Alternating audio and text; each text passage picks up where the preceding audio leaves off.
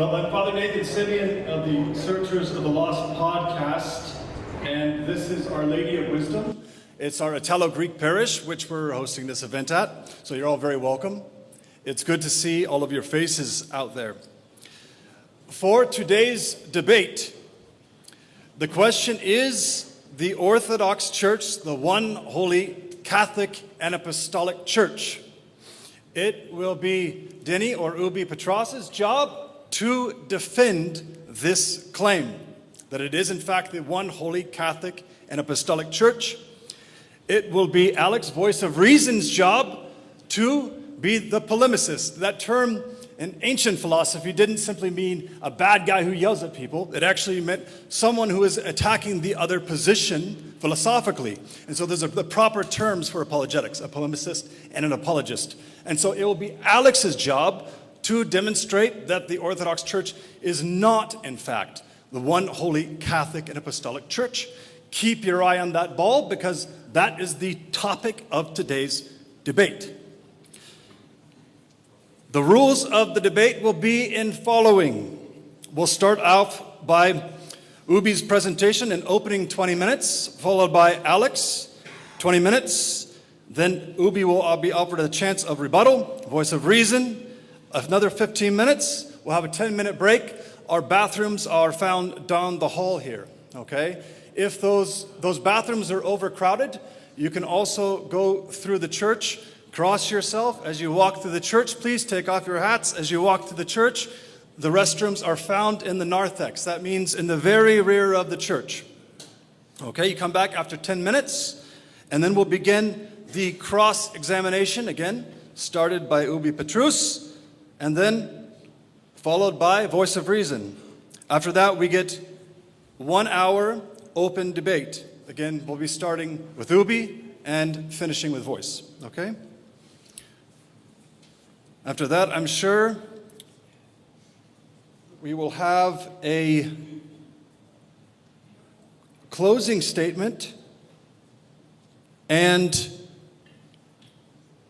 that's going to be for both sides, and then we're going to have another 10-minute break, and then we'll have a 1 hour question and answer period. If we go under in the presentations and time, that is, then it will carry over, okay? It will carry over into the final hour. Is that what we agreed on? The open debate. So we'll carry it over to the open debate. So I'll be keeping track of that. If you get hungry and you purchase food, it's outside. I think you can still purchase food through an application if you have your phone. But if you get hungry, we do have Philly cheesesteaks outside awaiting you. We also have a snack bar over here. So please go ahead and grab that if you're getting hungry.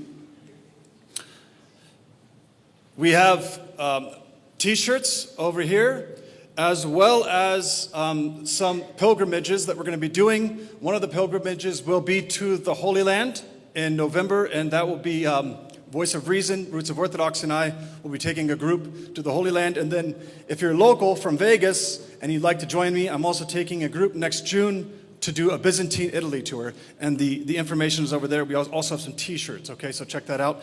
I also wanted to make sure, maybe you don't know this, I'm very, very cheap, and so I'm not paying either of our guys. And this is what they do. This is how this is what Alex does to make his ends meet. Ubi Petrus is actually a local electrician, so you can also ask him for that help. But if you want to be a kind and generous person, I have a tip box over there, okay? If you write a check, just put cash, because what I'll do is I'll split whatever's given to these two fine gentlemen, okay? Who have worked very hard for you and are getting nothing from Father Nathan, okay? Outside of the tip box that you leave behind, okay? That covers all of the basics. I want to just offer one introductory statement. You might be wondering why a Byzantine Catholic priest would want to host such a debate that appears divisive. Well, I will tell you why by using the words of both of our respective churches. Pope John Paul II in Ut Unum Cinct says, by engaging in frank dialogue, Communities help one another to look at themselves together in the light of the apostolic tradition. This leads them to ask themselves whether they are truly expressing in an adequate way all that the Holy Spirit has transmitted through the apostles. And that is what we're doing, frank dialogue with one another. Dialogue also means debate. From the Great and Holy Council of 2016, the Orthodox Council on Pentecost, we read the following: the Orthodox Church, which prays unceasingly for the union of all, has always cultivated dialogue with those estranged from her, those both far and near. In particular, she has played a leading role in the contemporary search for ways and means to restore the unity of those who believe in Christ, and she has participated in the ecumenical movement from its outset and has contributed to its formation and further development. This final line, we can all agree, Catholic or Orthodox, is absolutely correct. It is clear that in theological dialogues, the common goal of all is the ultimate restoration of unity, is faith and love. And you might put that a different way, okay? It's truth and love. We're searching for the truth and we're searching for love, okay? Meaning union with God. So that's the aim of our debate. And without further ado, I'll ask both of our presenters to come say hello for a second before we begin our formal debate. Since Denny is starting first, why don't you introduce yourself first?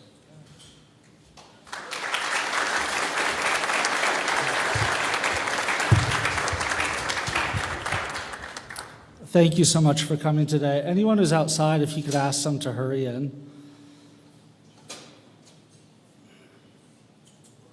We're good? Okay, good.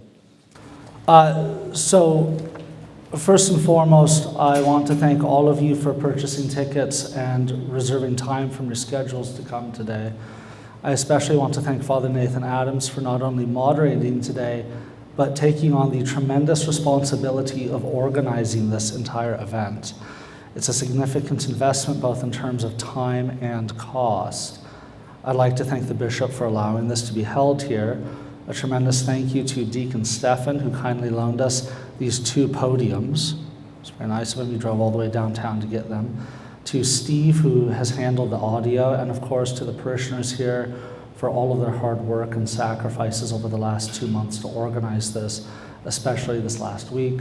I'd also like to thank Dan Yova, who created the amazing thumbnail. He won out 3/4 of the votes. And to Randolph Media for hosting the live stream.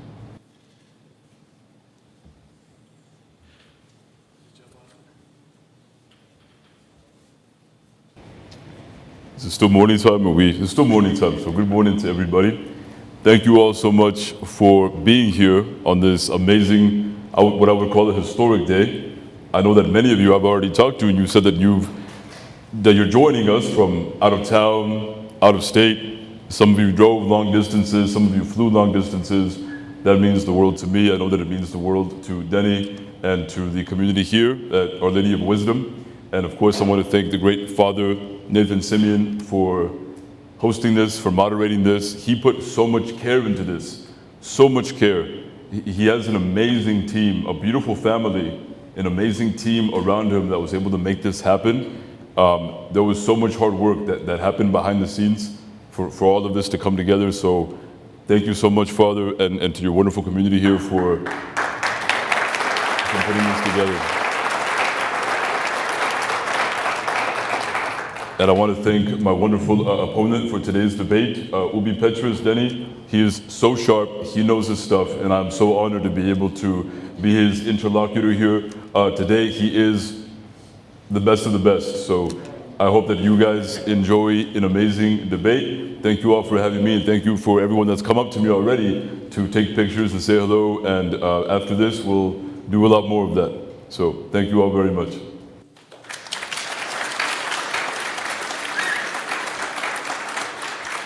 So I asked them to say hello to you so that they would both thank me in front of all of you guys. That's what I was shooting for there. So thanks, guys. You really pulled through for me. Truly, it was my parishioners who have done just everything. They met with me 3 times 15 volunteers, pulled together 45 volunteers. So they really did a lot of work. But I probably didn't like hype up our speakers enough. I assume that all of you do know who they are. Do all of you know who they are? Yeah, that's why you're here. Yeah, because you want a good debate. Okay, so you know that. You know that. These guys are both world-class apologists in their own right, and so having them together is it's really an incredible opportunity for all of us who are here. Okay, just one quick question for you all. I think it'd be interesting if we get a little bit of the demographics. Just out of interest, how many Orthodox Christians do we have here? Okay, so we're looking at about 1/20th, yeah? Keep your hands high. Yeah, you better represent if you're the Orthodox here. Hände hoch. How about Catholics? Do we have any Catholics here? Okay, all right. Let's make sure to guard Denny when he walks out of the room. Oh, I got your back, Denny. I got your back, my friend. How about Protestants? Do we have any Protestants in the house? Okay, we got a few of you guys. Any? Okay. The best beard in the house belongs to a Protestant. Oh, yes, do it. Right. Very cool. I'm surprised. All right, any Arians? None of you guys joined us? Oh, that's too bad. Okay. And anybody just seeking, they just want to know the truth, they're here to learn about the truth. Okay, great. Well, welcome. Thank you for joining us. All right, well, you're tired of hearing from me, I guarantee that. Let's begin with Ubi Petrus starting us off with the opening 20-minute debate. Real quickly, is there anyone outside who needs to come in? Okay. In the Nicene Constantinopolitan Creed, the Church is described as one, holy, Catholic, and Apostolic, giving rise to the phrase, the 4 marks of the Church. This debate focuses on whether the Orthodox Church fulfills the definitions of that, specifically one and Catholic. And I want to begin with 2 quotations from the late Pope Benedict XVI. The first is from the work Principles of Catholic Theology, quote, "Rome must not require more from the East with respect to the doctrine of primacy than what had been formulated and was lived in the first millennium." When Athenagoras designated him as the successor of St. Peter, as the most esteemed among us, as one who presides in charity, this great church leader was expressing the ecclesial content of the doctrine of the primacy as it was known in the first millennium. Rome need not ask for more. Reunion could take place in this context if, on the one hand, the East would cease to oppose as heretical the developments that took place in the West in the second millennium, and would accept the Catholic Church as legitimate and orthodox in the form she had acquired in the course of that development, while on the other hand, the West would recognize the Church of the East as orthodox and legitimate in the form she has always had. I want to repeat that. She has always had. Notice that verb tense. So for Pope Benedict XVI, it is the papal church that has developed, not the Orthodox Church, which has remained in the form we have now. In addition to having been Pope, Benedict had been the head of the Congregation for the Doctrine of Faith, formerly known as the Inquisition. So this is not a nobody. This is not a random bishop of a titular see. This is someone who understood Roman Catholic theology better than really anyone else. In an interview, he is asked how communications with the Orthodox Church have gone, and in his response, he expresses sentiments similar to what he expressed in the previous quotation, stating, quote, "These churches, the Orthodox, have an authentic doctrine, but it is static. It's petrified, as it were. They remain faithful to the tradition of the first Christian millennium, but they reject later developments on the grounds that Catholics decided upon these developments without them. For them, questions of faith can only be decided by a real ecumenical council, one which includes all Christians. Therefore, they regard as invalid what Catholics have declared since the split." So something that's static, something that's petrified is the same as it always has been, and that's how he describes our theology. I want you to keep those statements in the back of your mind as I describe ecclesiological issues faced by the first millennium churches and as my interlocutor rails against what he sees as divisions within the Orthodox Church. What I need to prove in this debate is that the Orthodox Church is one and is Catholic in the same sense that the authors of the Creed understood those terms. In order to prove that, I would like to focus on 3 historical examples. The first is St. Cyprian of Carthage, who wrote a short work entitled On the Unity of the Church. He saw the church as a communion of local churches who were one via admitting one another to the Eucharist, the members united together via adhering to their one bishop in each city. St. Cyprian died out of communion with Rome, having been excommunicated by Pope St. Stephen. The second is St. Meletius of Antioch, who also died out of communion with Rome. He was... There we go. Okay.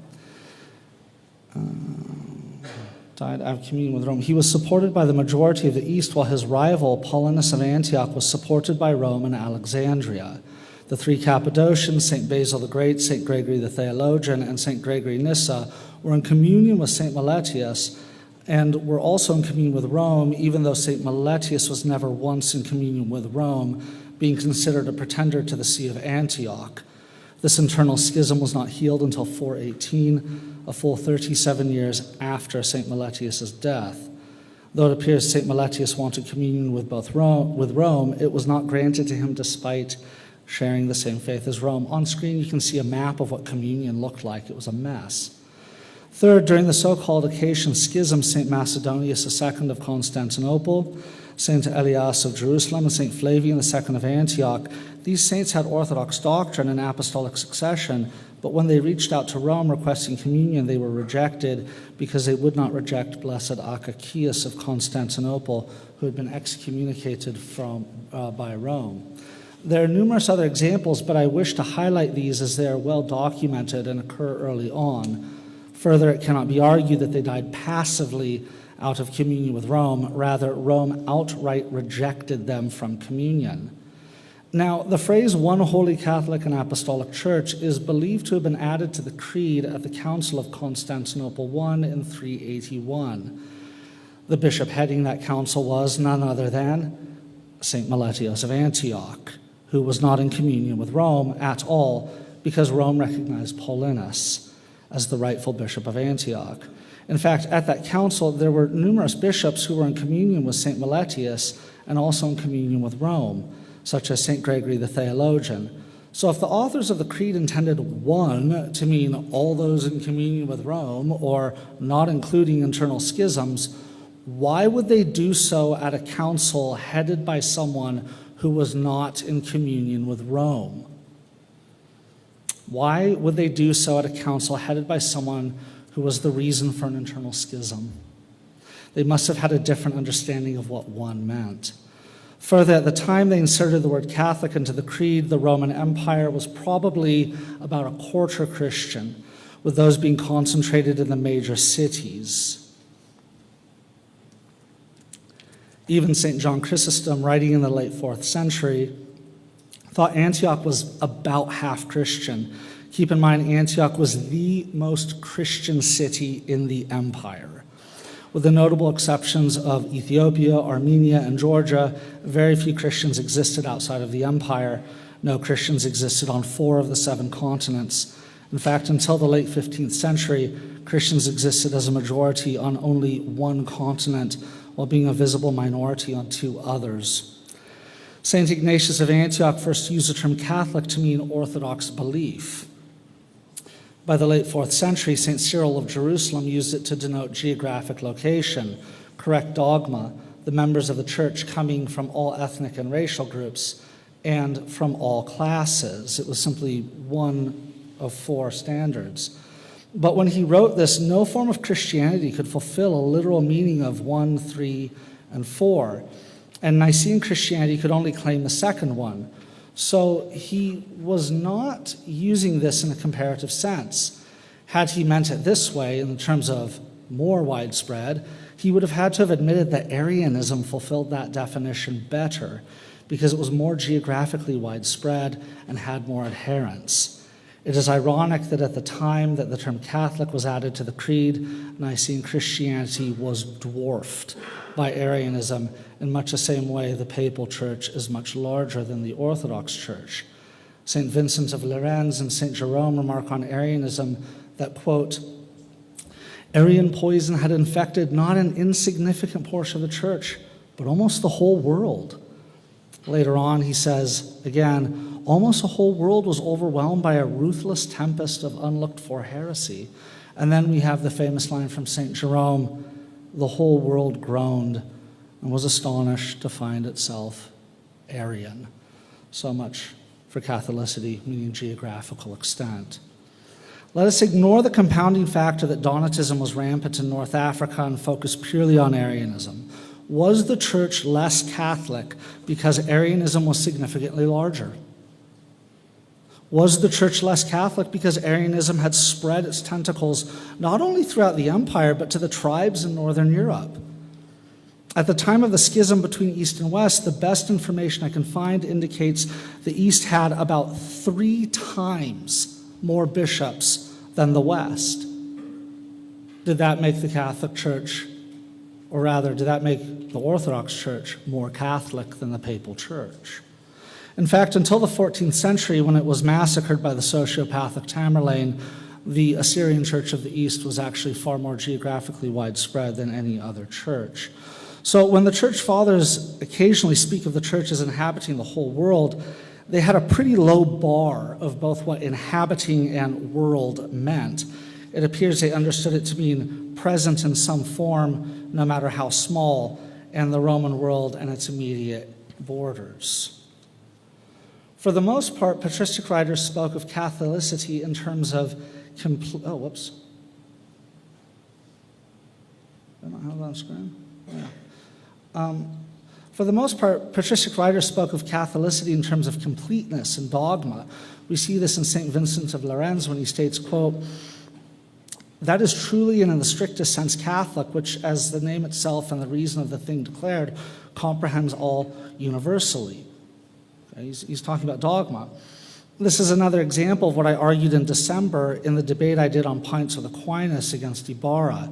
You cannot simply assume terms meant in the 4th century what they were defined to mean in the 15th or the 17th or the 19th.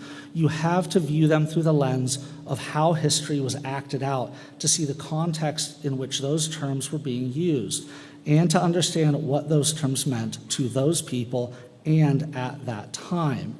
Anything else is simply anachronistic eisegesis. In other words, reading your current ideas back into ancient texts and not letting them speak for themselves. One of the various works I used to prepare for this debate is a work entitled Ancient Christian Doctrine, Volume 5, edited by Angelo di Berardino, professor of patrology at the Augustinian Patristic Institute in Rome, known as the Augustinianum. He was also at one time the president of the Augustinianum. The series goes through the Nicene Constantinopolitan Creed, providing copious patristic commentary on key points. And Volume 5 covers the line under question today. We believe in one holy Catholic Apostolic Church. Further, one of the consultors for the series is the Dominican professor and Archbishop Augustine di Noia, who is Undersecretary for the Congregation for the Doctrine of Faith, formerly known as the Inquisition. So as you can see, the editor of this volume and the editor of the series, one of them, they're not random people. They're highly trained, highly trusted members of the Roman Catholic administration, the Vatican. And this is what they write about this. The unity of the church was affirmed not only in rhetoric, but in organization. Each local church was led by a bishop in communion with other bishops, according to the principle of one bishop for one city and his territory. Unity was expressed by the celebration of the Eucharist. He continues on.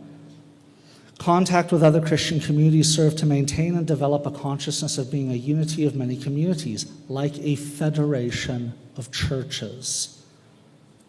For this reason, discussion and communication, and not imposition from above, created real communion between the churches. The foundation of unity is the same faith received from the church. So we see the first ingredient of being one church, that these various churches share one faith.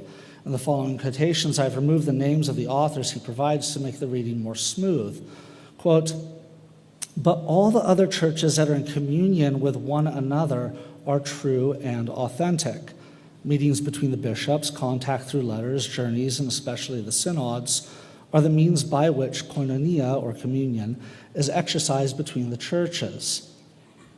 The ancient church assigned a preeminent role to the criterion of historic apostolicity as an irrevocable and necessary criterion to censure the unity and ecclesial communion of the one church of Christ." Here we see the second ingredient, apostolic succession. He then follows it with dozens of pages of patristic quotations on what creates unity, and after reading all of them, you come to the conclusion that apostolic succession combined with Orthodox dogma are the ingredients for valid sacraments, namely baptism and Eucharist. And it is the baptism we share and the Eucharist we share that make the church one. This is what St. Paul argues for in 1 Corinthians 10:17. This is also what we see St. Basil states, as you can see them on screen, because there's one bread, we who are many are one body, for we all partake of the one bread. St. Basil's liturgy, and unite us all to one another who become partakers of the one bread and the cup and the communion of the one Holy Spirit. This is why the celebrants at each liturgy commemorates a bishop who unites him to his equals, and patriarchs commemorate one another. All bishops who possess both apostolic succession and Orthodox dogma were obligated by the bonds of charity to admit one another to communion. When they did not, it was considered a crime against the unity of the church. But it did not mean the church lacked unity, only that those members lacked charity. That is why it is called an internal schism. Both parties remain within the church due to their apostolic succession and Orthodox dogma, but are temporarily not commemorating one another. That is the only way one can understand the situations of St. Cyprian of Carthage, St. Meletius of Antioch, and the three figures from the Acacian Schism.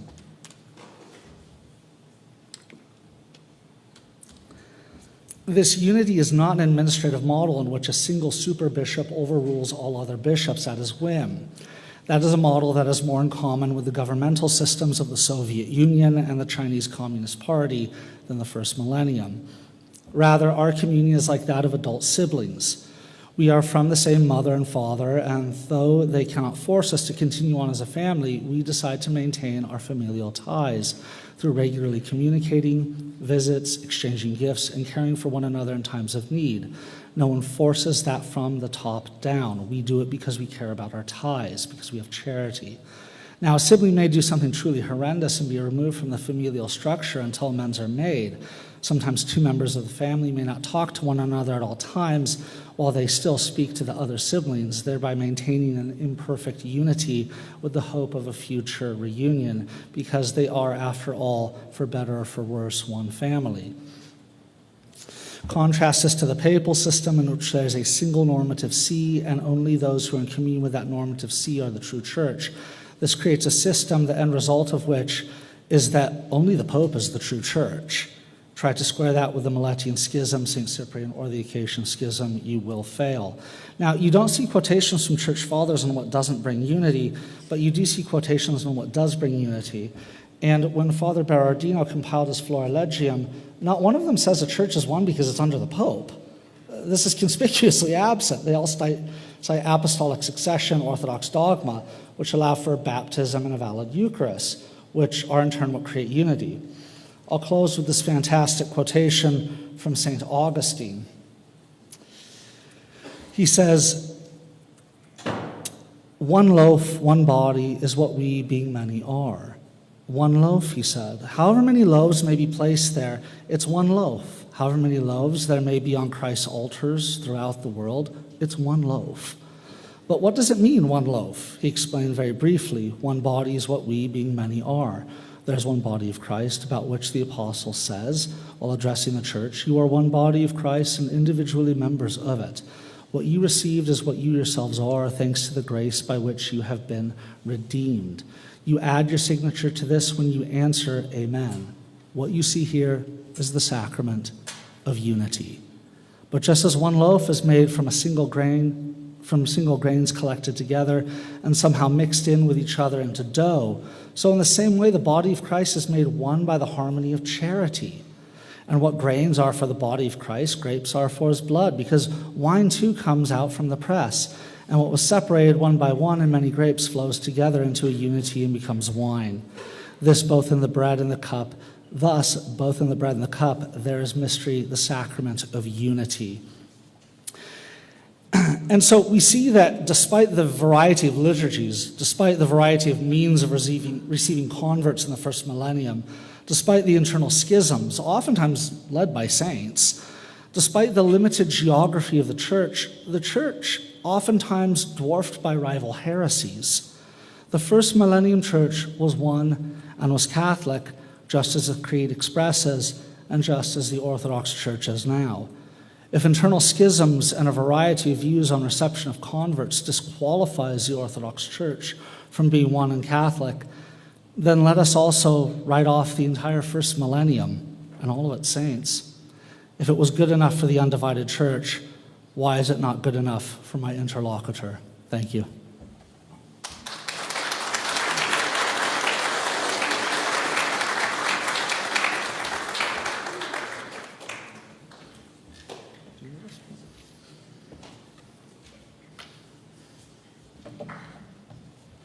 I'm not going to be using any visual aids for this part, so just my voice. Is that okay with everybody? Just the voice?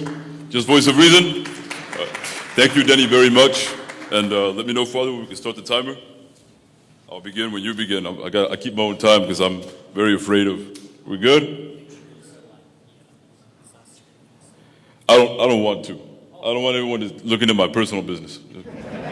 Alex, if you need more time, don't worry about going over. You're fine. I appreciate it. Ubie's the man. Another round of applause for Ubie, by the way, please. Thank you very much, Ubie. All right. Ready? All right, let's begin. Today, Eastern Orthodoxy is finally in the hot seat. All apostolic Christians believe that the church founded by Jesus Christ is visible and identifiable. The visible church is identifiable by 4 marks: 1, holy, Catholic, and apostolic. These 4 marks or 4 pillars are essential in identifying the true church, meaning that the true church must have all 4 of these marks. If any Christian communion is missing even just one of those 4, we can conclude that that communion is not the true church of Jesus Christ. The Eastern Orthodox communion claims to be the one holy Catholic and apostolic church. While it is holy and it is apostolic, today I will demonstrate that the Eastern Orthodox Church is not one, nor is it Catholic. It is missing 2 of the 4 pillars, and therefore it is not the true church. Let's begin with 1. Jesus prayed for his church to be one in John 17, and St. Paul says there is only one body. But what does it mean to be one? In Acts 2:42, we read that the first Christians held steadfastly to the apostles' teaching and fellowship, to the breaking of the bread, and to the prayers. They were all united in matters of faith and worship. St. Paul also tells us that the local leaders of the church have true authority, while the book of Acts shows that these local authorities were all united under one universal authority, which was established by Christ in Matthew 16, Luke 22, and John 21. So Christians are united in matters of faith and worship under a common governance. But is this what we see in the Eastern Orthodox Church? Are they united in matters of faith, worship, and governance? Let's look at each of these. When it comes to faith, we find that the Eastern Orthodox Church has internal disagreement and is not united. Eastern Orthodox bishops do not agree with each other on essential doctrinal beliefs. For example, they do not have a defined canon of Scripture. They cannot tell us how many books belong in the Bible. Some will say 73, others 76 or 81. Some will even say only 66. Why can't the Eastern Orthodox Church tell us how many books are inspired by God? They only need to provide one number, but the bishops cannot agree on what that one number is. Why aren't they one in this matter? How do we identify who's right and who's wrong? They are also not united in their soteriology. Some say that salvation can only be attained if one is a visible member of the Eastern Orthodox communion, and that there is no grace outside of it. Others say that there is grace outside of it, and even salvation, and others even go to the other extreme and believe in universalism, that everyone will be saved. In fact, universalism is becoming more and more mainstream as a belief in Eastern Orthodoxy, even though it's been condemned as a heresy by the Church, East and West, as far back as the 5th century. They're also not united in their understanding of the filioque, purgatory, transubstantiation, the Immaculate Conception, the role of St. Peter the Apostle, or the extent of the authority of the Bishop of Rome before the Great Schism. Why aren't the Eastern Orthodox united in any of these doctrinal matters? How do we identify who's right and who's wrong? Not only is there disunity in doctrines of faith, but they are also divided in their moral doctrines. The Eastern Orthodox are not united on the question of the morality of artificial contraception. Some Orthodox bishops refuse to call it intrinsically immoral and therefore allow for its use, while other bishops do call it intrinsically immoral and therefore say that it can never be used. If this is a matter of morality, which means that this can be harmful to souls, why can't the Orthodox Church come to one agreement on this matter? Contraception is either immoral or it isn't, and the true Church of Jesus Christ should be able to tell us whether it is or not. The Catholic Church promulgated its own teaching on contraception in the 60s, calling it intrinsically evil, which means it's always a sin to use. The ecumenical patriarch of Constantinople, Athenagoras I, stated his full agreement with Pope Paul VI, saying that he could not have spoken any other way. Why aren't the Orthodox bishops today in agreement on such an urgent issue? Why aren't they in agreement with the patriarch from the 60s? Why aren't they one? How do you identify who is right and who is wrong? A related issue is that of divorce and remarriage. The Bible and Christian tradition make it clear that divorce and remarriage is impossible, and that attempting to do such a thing is the sin of adultery. Many Orthodox bishops agree with this, but most Orthodox bishops today actually allow for divorce and remarriage up to 3 times.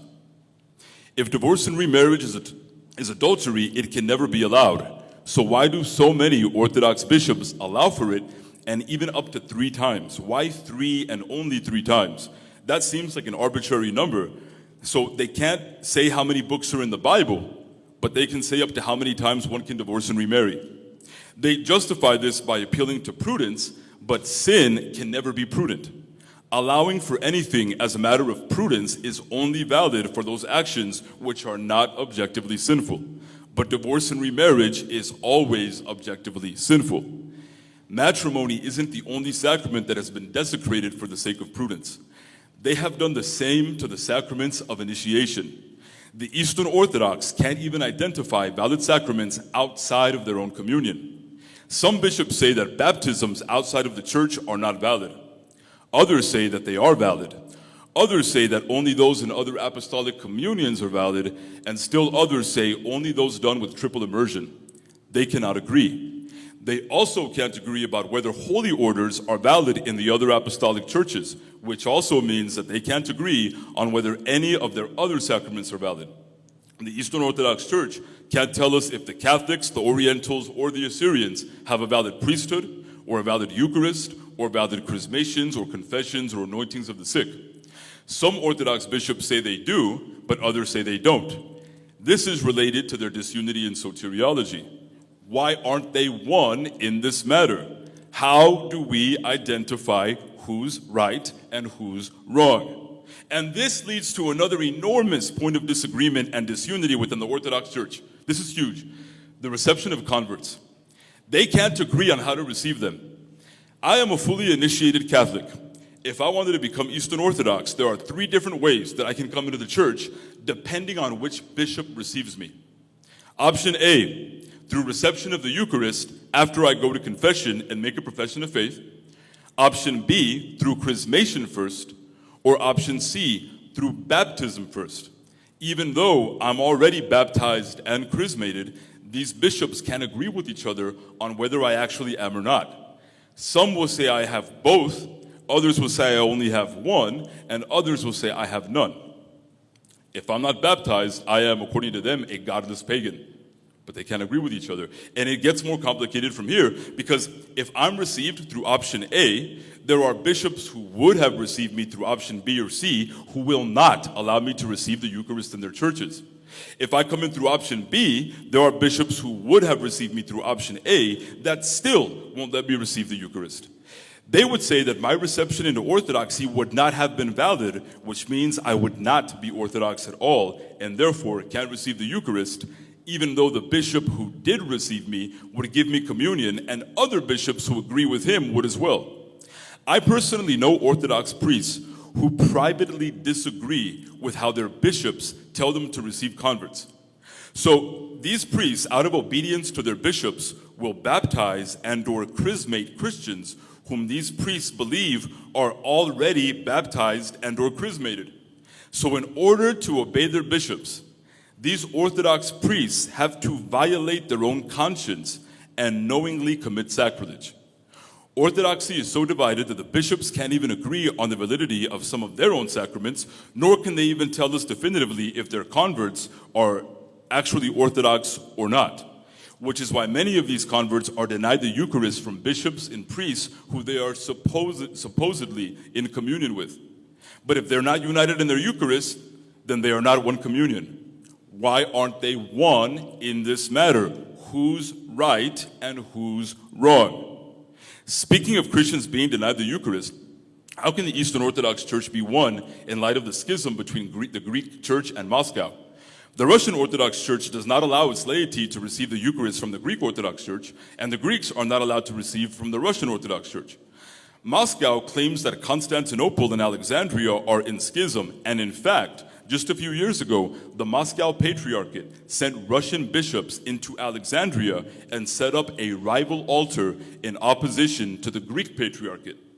Not only that, but Moscow has even stolen many Alexandrian priests and even bishops by convincing them to break communion with the Greek Patriarch Theodore II and join the Moscow Patriarchate. So we have a rival altar, stealing clergy, and a parallel church. They are not united in worship. So who's right and who's wrong? And all this break in worship is all because of an issue of governance, which the Eastern Orthodox are also not united in. How is autocephaly granted? The Orthodox Church can't give us a straight answer. Some say only an ecumenical council can grant this status, but some say that the ecumenical patriarch of Constantinople can do it on his own. But we know that neither of these options work in practice because the Orthodox can't even convene a universal council, and most of the autocephalous churches within Orthodoxy achieve that status apart from and even in opposition to Constantinople. In fact, after the fall of the Byzantine Empire, almost all of the churches that have since become autocephalous did so not because of any church decree, but because the states were automatically declaring the Orthodox churches within their own national boundaries autocephalous and independent of any other patriarchate. So these churches would even go into schism and just wait, sometimes for decades, until Constantinople would be forced to recognize their autocephalous status because of political reasons. Autocephaly in the Orthodox Church is about geopolitics and not about ecclesial rule. In 1970, the Moscow Patriarchate granted autocephaly to its churches in North America, now known as the OCA, but Constantinople has never recognized this status and claims that Moscow had no authority to grant them this status. Most churches side with Constantinople, but according to the OCA, the churches of Bulgaria, Georgia, and Poland do recognize their status. Moscow also granted autonomous status to the Orthodox churches of China and Japan, neither of which Constantinople has recognized. They claim to be united, yet they are not one in governance. After the fall of the USSR in 1991, Ukraine claimed autocephaly, yet Moscow immediately rejected it and Constantinople never recognized it. Ukraine wasn't even united in this because there were two different church bodies in that country claiming autocephalous status. But in October 2018, Constantinople finally announced that they would be granting autocephaly to those two churches in Ukraine.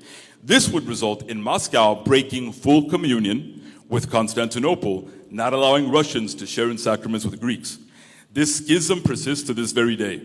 The disunity in governance is what led to the disunity in worship, which we've already covered. Is this how the Christian church is supposed to operate?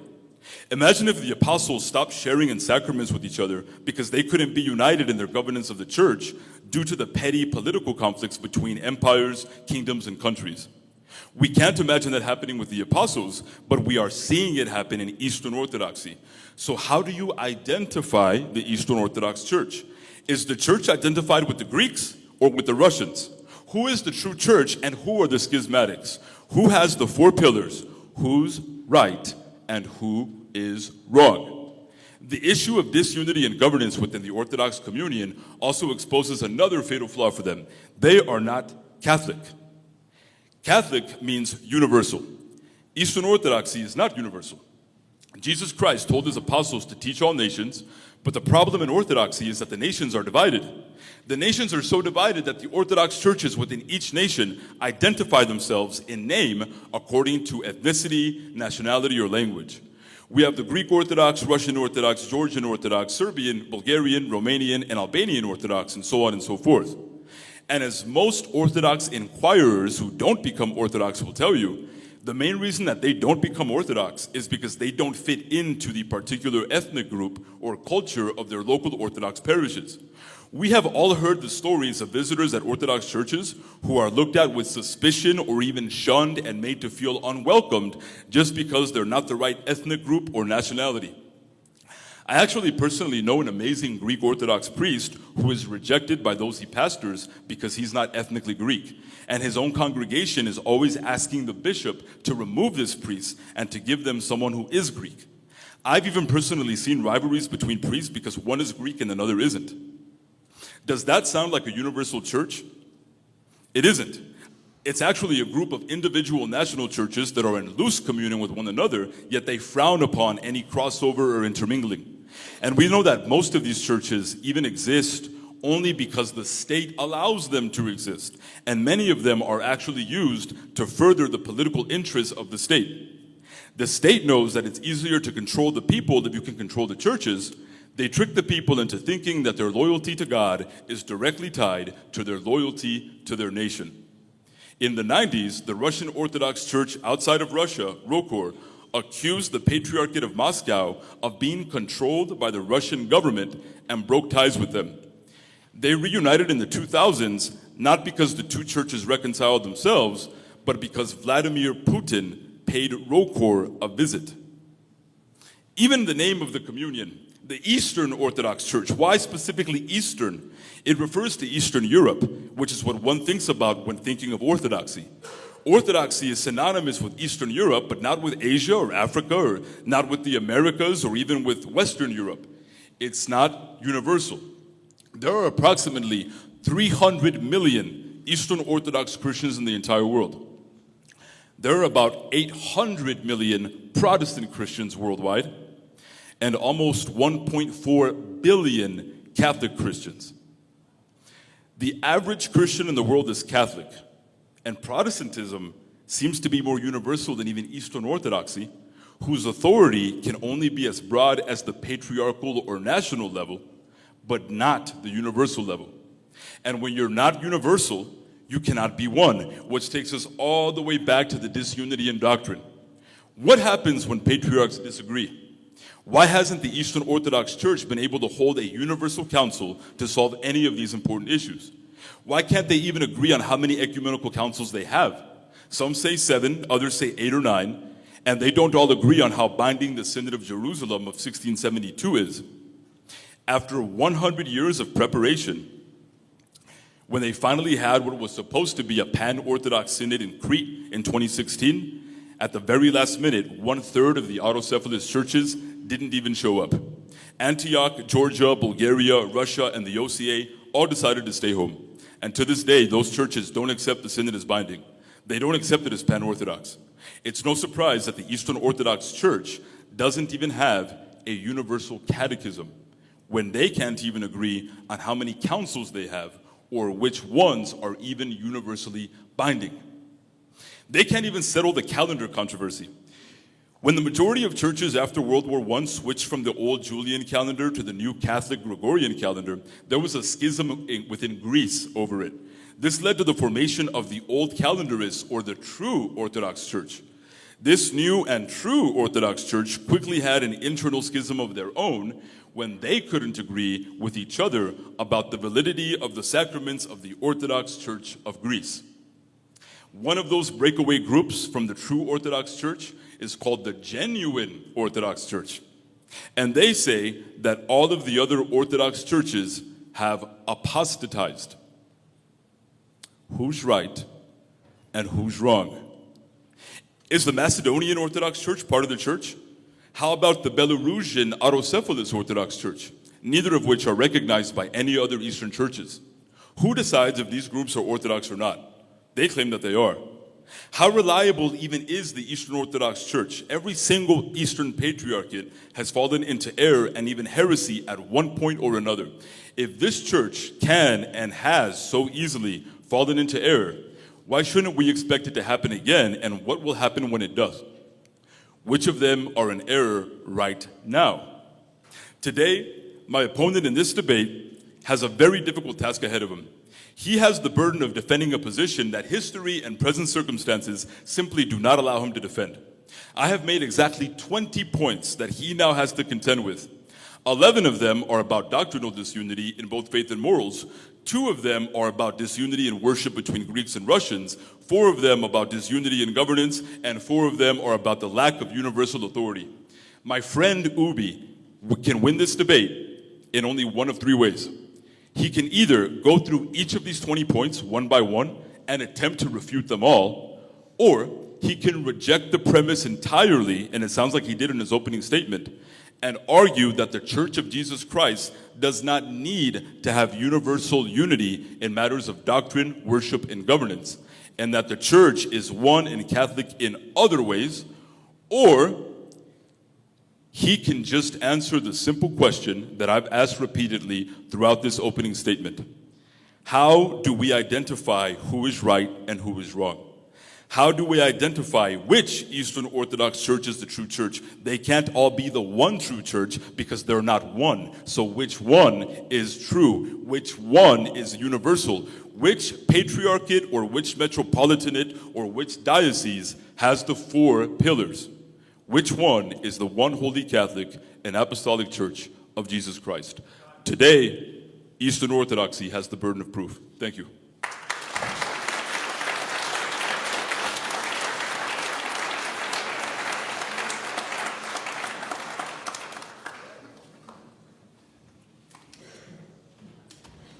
Okay, at this point, we're going to begin a 15-minute rebuttal with Ubi, and then we'll have another 15-minute rebuttal with Alex, and then we will have a nice break. Is there anyone outside who needs to be let in? What was absolutely conspicuous in that presentation that you gave was that you cited absolutely nothing official. It was all just he says, she says. That was pathetic. That was awful. I mean, I expect that stuff from like Michael Lofton, but some Orthodox done did say that, and some Orthodox they done did said this, but they ain't got no magisterium. Well, okay, so you need to actually cite official documents. So, all right, for example, which documents are you citing to show how churches receive people? You don't have any. I've read them. We receive people in the same way. I've been Orthodox for 22 years. I've never once had someone refuse me communion because I was received by chrismation. Never once. And I've been to St. Anthony's. I've been all over the world. So I think that's more so a fantasy, or the person who told you that was maybe melodramatic.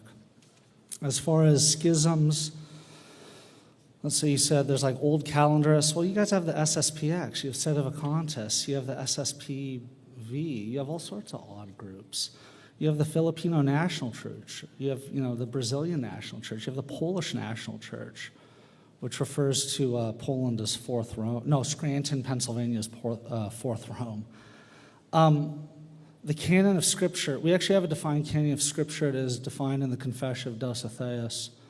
The numbering of the books is different because some churches consider certain books to be 1 or 2, but it's the same content with notable exceptions. I want to say it's like 4th Esdras, one church accepts and another doesn't. But no one's excommunicating each other over these. And so you have to ask yourself, if we use the first millennium as the standard, was there a unified canon in the first millennium? No, there wasn't. Okay. Let's see. Not united in soteriology. What are your official statements for saying that? You don't have any. On universalism, I have yet to meet one person in person who's a universalist. I mean, David Bentley Hart goes on there and goes, well, you know, some Orthodox say this. I'm thinking, well, okay. I need actual names. We need stats. Contraception. The Catholic Church had no stance on contraception until the 60s. Was the Catholic Church deficient until the 1960s?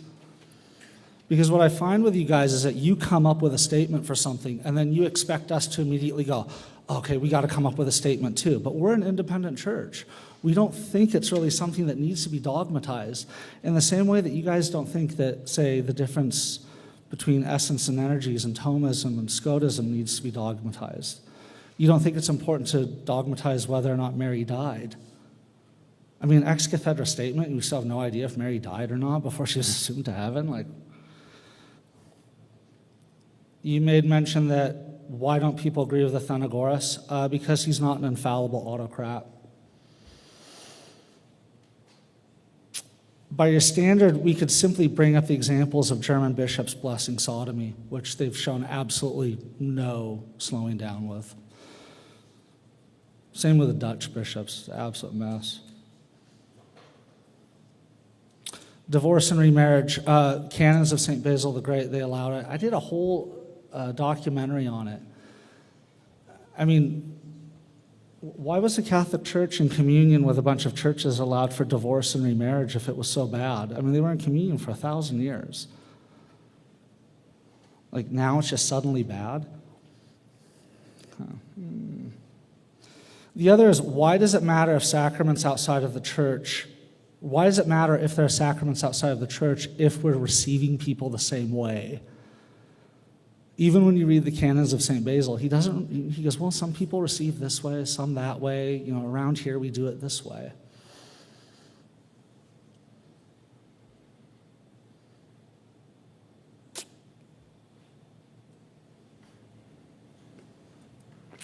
Let's see. The Russians are allowed to receive from the Greek Church. It's a one-way schism. Constantinople did not reciprocate against Russia. You mentioned rival altars, parallel church. That sounds like when Latin missionaries came into Byzantine Catholic Church land. I mean, just right away, the first thing they did was say, oh, you're married priest? No, you got to be celibate. Oh, you have a beard? Oh, no, shave that off. Leavened bread? Forget it. They set up rival altars throughout. I have yet to see anyone disagree on the mother church being the source of autocephaly. The question is who the mother church is. So the debate between Russia and Constantinople right now is who is the mother church of Ukraine. And we see debates like that again in the first millennium. I mean, you look at how Jerusalem became a patriarchate. You had to get the emperor involved. It had to do with a jurisdictional dispute between one of the bishops in what is now the Patriarchate of Antioch or Jerusalem and Antioch. And that was in, the first part of the first millennium. As far as the apostles not getting along, yeah, we saw throughout the book of Acts they don't. I mean, we saw that Mark just abandons Paul. We see St. Paul tell off St. Peter. We see St. Peter fail miserably in that sense. We see them dispute over whether or not believers need to be circumcised. I mean, they did break communion. It was fairly normal. I've been attending Greek parishes for I don't know how long. About 22 years ago, I converted. I've never had issues with anyone. I'll tell you where I did have issues, though, was I tried to attend a Maronite Catholic Mass, and they weren't very friendly. It was, like, well, you're not Lebanese. What are you doing here? I mean, case in point, I mean, I drive by to get here. I drive by a Greek church that has 95% English liturgies. I drive by an OCA church that has all English liturgies. I drive by an Arab church that has about 90% English liturgies. But I also drive by a Maronite church that has a Tagalog liturgy, an Arabic liturgy, and an English one, and a Spanish one. I drive by a Korean Catholic church that has not a word of English. It is completely Korean. I mean, by that standard, it's like, where would I fit in?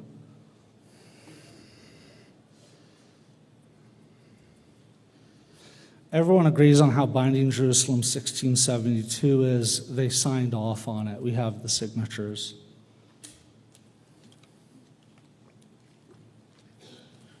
If anyone wants to disagree with that, we can point out Catholic bishops who disregard Vatican II.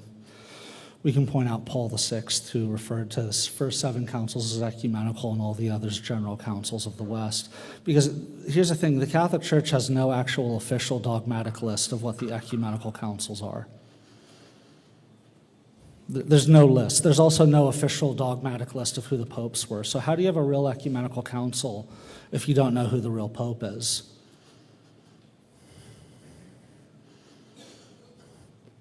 At Florence, Pope Eugene referred to Florence as the 8th ecumenical council. It's not now.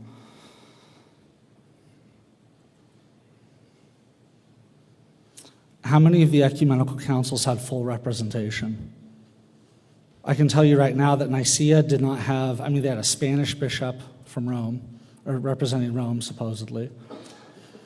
The Second Ecumenical Council began as a local council, and it wasn't received into the West until, it's mentioned at Chalcedon in the mid-400s, and then really until the early 6th century it wasn't received. Ephesus, a schism blew up during it. It took a couple years to solve. You also had Acacius of Beroia, who was in communion with both sides, who fixed it. At the Fifth Ecumenical Council, the Pope was excommunicated, had to come back and apologize and admit he was wrong. At the Sixth Ecumenical Council, I think you actually did have full representation. And at the Seventh, you only had 2 patriarchates there. The 3 others were priests whom the emperor summoned and said, hey, how about you pretend to be these people? Which is why the Photine Council right away, one of the goals was to make sure that everyone accepted the Seventh Ecumenical Council. So by your standard, the first millennium just keeps failing. You would not do well in the first millennium church. You really wouldn't. We have a universal catechism. It was formulated in 1642 at Yasi. It's extremely boring, though. But I think you're overemphasizing what you consider the official catechism of the Catholic Church to be. It is not magisterial. It cites magisterial documents. It's updated regularly. You pointed out heretical patriarchs and bishops. There have been numerous heretical popes. We saw Vigilius, he's council excommunicated him. He thought it was not acceptable to condemn people after death. He was wrong. We have Honorius. We have Pope St. Vitalian, who endorsed monothelitism and monoenergism for years until he finally turned around. We have Pope Liberius. Also, how do we know who the real pope is?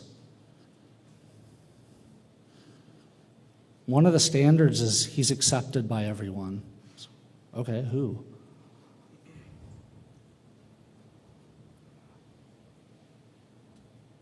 Anyway, I'm done.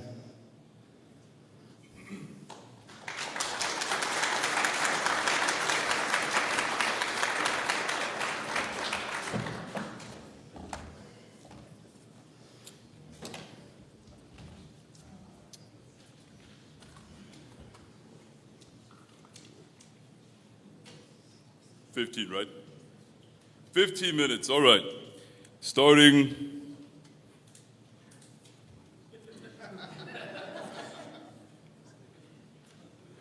now. Well, I have to say, I am very impressed, but at the same time a little disappointed because, Ubie, my friend, you did exactly what I know you were going to do. I knew that you were going to come out and say that I showed no sources. Don't worry, my friends. I have my laptop plugged in. I'm about to show you all the sources that say everything that I said in my opening statement. And you did the other thing that I was really hoping you wouldn't do, but you wasted your time because you have spent your entire rebuttal and actually a big portion of your opening statement debating Catholicism, Ubi, we're not here to debate Catholicism. We're debating Eastern Orthodoxy. These people paid good money because the ticket said is the Eastern Orthodox Church, the one Holy Catholic and Apostolic Church, and you have not proved that yet, Ubi. As a matter of fact, it looked like Ubi did actually take one of the three options that I gave him. I said that there was one of three ways he could attempt to win this debate, and it looks like the option that he chose is to basically say that the true Church of Jesus Christ doesn't need to be united in matters of faith, worship, or governance. So according to my friend Ubi, the true church doesn't need to be united in any of those things. In his opening statement, he brought up the Pope Benedict quote about East and West, about patron primacy. Ubi actually contradicted himself because he was pointing out, again, arguing against Catholicism, even though we're not here to argue Catholicism. He said that that Pope Benedict said that the Eastern churches don't need to accept anything more than what they accepted in the East. But that contradicted the point that he was making, trying to say that the Catholic Church now is trying to enforce things that were not believed in the first millennium. So which is it, Ubi? Are you correct, or is Pope Benedict correct? Because according to the quote that you read, Pope Benedict isn't trying to force anything on the Eastern churches from after the first millennium. He mentioned development in the West, not the East. He said that the Eastern Orthodox Church is petrified. If that's how he wants to describe it, okay. He mentioned Cyprian of Carthage. You know what's so interesting about Cyprian of Carthage? The baptism controversy about if we should rebaptize those who get baptized outside of the church, if we should rebaptize, that was actually settled during the time of St. Cyprian. The reason St. Cyprian was excommunicated was because he was saying that you should rebaptize, but then the North African councils, which the Eastern Orthodox Church accepts, those North African councils said that St. Cyprian was wrong. And he also mentioned the Synod of Jerusalem in 1672. Canon 15 of that synod says that you do not rebaptize converts. But many of the Eastern Orthodox churches do. So who's right? The Eastern Orthodox churches of today, that the majority of them do rebaptize, or the Synod of Jerusalem in 1672? Oh, he brought up St. Meletius of Antioch and the Meletian Schism. The thing that he left out is that the Meletian Schism actually wasn't a schism. They weren't in schism from Rome. The Meletian Schism was an internal conflict within the Church of Antioch over who was the correct bishop. But when you look at the two guys that were claiming to be the correct bishop, Paulinus and Meletius, guess who they both appealed to? They both appealed to the Pope. And they said the Pope is going to straighten this out. And what he said about Meletius not being in communion with the Pope, that's not true. Not a single Orthodox scholar would ever say that. And quite frankly, Ubi, I'd like to see your sources on that. And then he brought up the Occasion Schism. The Occasion Schism is that unfortunate event in history where all of the Eastern Orthodox Christians became monophysites. They became monophysites for about 50 years, Ubi. They were monophysites. They all fell into heresy. And who had to bail them out of monophysitism? The Pope. It's called the Formula of Hermisdas, who received them back into the Orthodox Church, into the true Orthodox Church, because they fell into monophysitism. Constantinople I, not in communion with Rome. That's weird, because Pope Damasus had legates there at that Constantinople I. So what do you mean that they weren't in communion? He had legates there. That Arianism is more geographically widespread. So according to me, that would mean that Arianism is more universal than Orthodox Christianity. Well, paganism was more universally widespread than Orthodox Christianity during the time of the apostles. Does that mean that Christianity was wrong? Because the Christian church started with just 12 guys and a few other guys. Let's see. And the arguments that he was giving about unity, about being united in the Eucharist, well, that would include all of the other apostolic churches. He said that baptism and Eucharist make the church one, and by saying that, he's actually just conceded the debate, saying that baptism and Eucharist make the church one. Ubi, you now have to pick who is Orthodox. Is it Greek? Is it the Greeks, or is it the Russians? Because as you've already pointed out, you conceded, the Russians do not allow for their people to receive the Eucharist from the Greeks. So if baptism and communion makes you one, he has to pick who's one. He has to decide who's in and who's out. According to his own standards, he's going to have to pick a side. Let's see. Oh, and then again, he said imperfect unity, and then he contrasted that with the papal schism. We're not arguing Catholicism. He said that nowhere does it say in the sources that he had that the church is one because it's under the Pope. We're not arguing Catholicism. He mentioned again one loaf. Again, let me just bring up the schism between Constantinople and Russia. They don't share in the one loaf. He had his despite discourse, where he was saying, despite all of these things in the first millennia, they were still united. Well, the reason that they maintained the unity in the first millennium with all of these issues is because they actually were able to get together to hold an ecumenical council to fix these issues, which is something the Eastern Orthodox Church hasn't been able to do since the Great Schism. So, and he conceded that they don't need to be united in those three ways. So, I don't know how much time I have left. I'd like to plug in my computer so that I can show you guys all of the. Is that it? Oh no, I still got some time. So I can show you guys all of the great sources. Let me read the ones that I have printed out here first, though, because so first of all, he brought up the schisms in Catholicism, right? We're not debating Catholicism. He brought up the Confession of Dositheus. What's interesting is that the Confession of Dositheus teaches quite a few things that most Orthodox today do not actually hold to. Like the Confession of Dositheus, I have it right here. The Confession of Dositheus says, is it really universally binding? Because Canon 15 of that council says that converts are not to be rebaptized.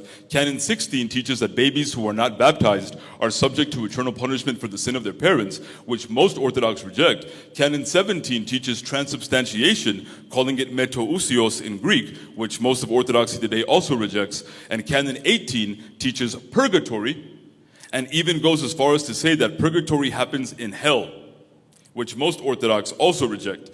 Maybe this is why Metropolitan Callisto Swear said in his 2015 book that that council's statements of faith have in part been received, but in part set aside or corrected. There's a good source for you, bud. What else do we have? So he brought up no canon in the first millennium. Well, it's interesting because the North African Code, the same code that actually said that Saint Cyprian of Carthage was incorrect in his understanding of rebaptism, they actually did codify the canon at the councils of Hippo and Carthage in 393 and 397, and those councils were actually accepted by the Eastern Orthodox Church. And Ubie is correct that 1672, the Synod of Jerusalem, actually does have the same canon that those councils have, that the Catholic canon has. The only problem is that the Philaretic Catechism from Moscow from 1830, that catechism explicitly says, and I have it here, don't worry, Ubie, explicitly says that those 7 books are not scripture, that they don't belong in the Bible. They have the Protestant canon. He said, the question is about who is the mother church. Well, Ubie, when is the Eastern Orthodox Church going to decide who is the mother church? Is it going to be Constantinople? Is it going to be Moscow? Who is the mother church? Because Moscow claims to be the mother church, claims to be Third Rome. They said that Constantinople lost its place as New Rome, and now Constantinople is Third Rome. Ubie, in this debate, my friend, I'm afraid that you're not going to have to decide between the Greeks and the Russians if you have any chance of winning. He brought up Latin missionaries. We're not debating the Catholic Church. He also said that the apostles were not unified. He brought up all of the problems, the personal conflicts that the apostles had that we read about in the Bible. He literally threw the apostles under the bus and said that they are not unified. But they were actually united in matters of faith, doctrine, and governance according to the Bible. So according to Ubie, if you have personal disputes, that also means that you're not unified. He just said the apostles are not unified. That is crazy. He talked about the Maronite Catholic Mass and how he tried going there one time and that he was met with an icy reception. Ubie, I'm so sorry that you went to a Catholic church and they said, oh, look, that's Ubi Petrus, the guy that for 20 years has been trying to disprove Catholicism. That's kind of weird, so I'm sorry you got an icy reception, Ubie. It's probably the line of work that you chose, but we can talk about that during the cross-exam, don't worry. Oh, okay. So languages in liturgies. He said, where would he fit in? Well, I happen to recall that he listed all of these churches that do the liturgy in English. Ubie speaks English. He's been speaking English during this debate, so I think you would fit in any of those. He brought up Catholic bishops who disagreed with Vatican II. We're not debating Catholicism. He said that there's no list of popes. We're not debating Catholicism.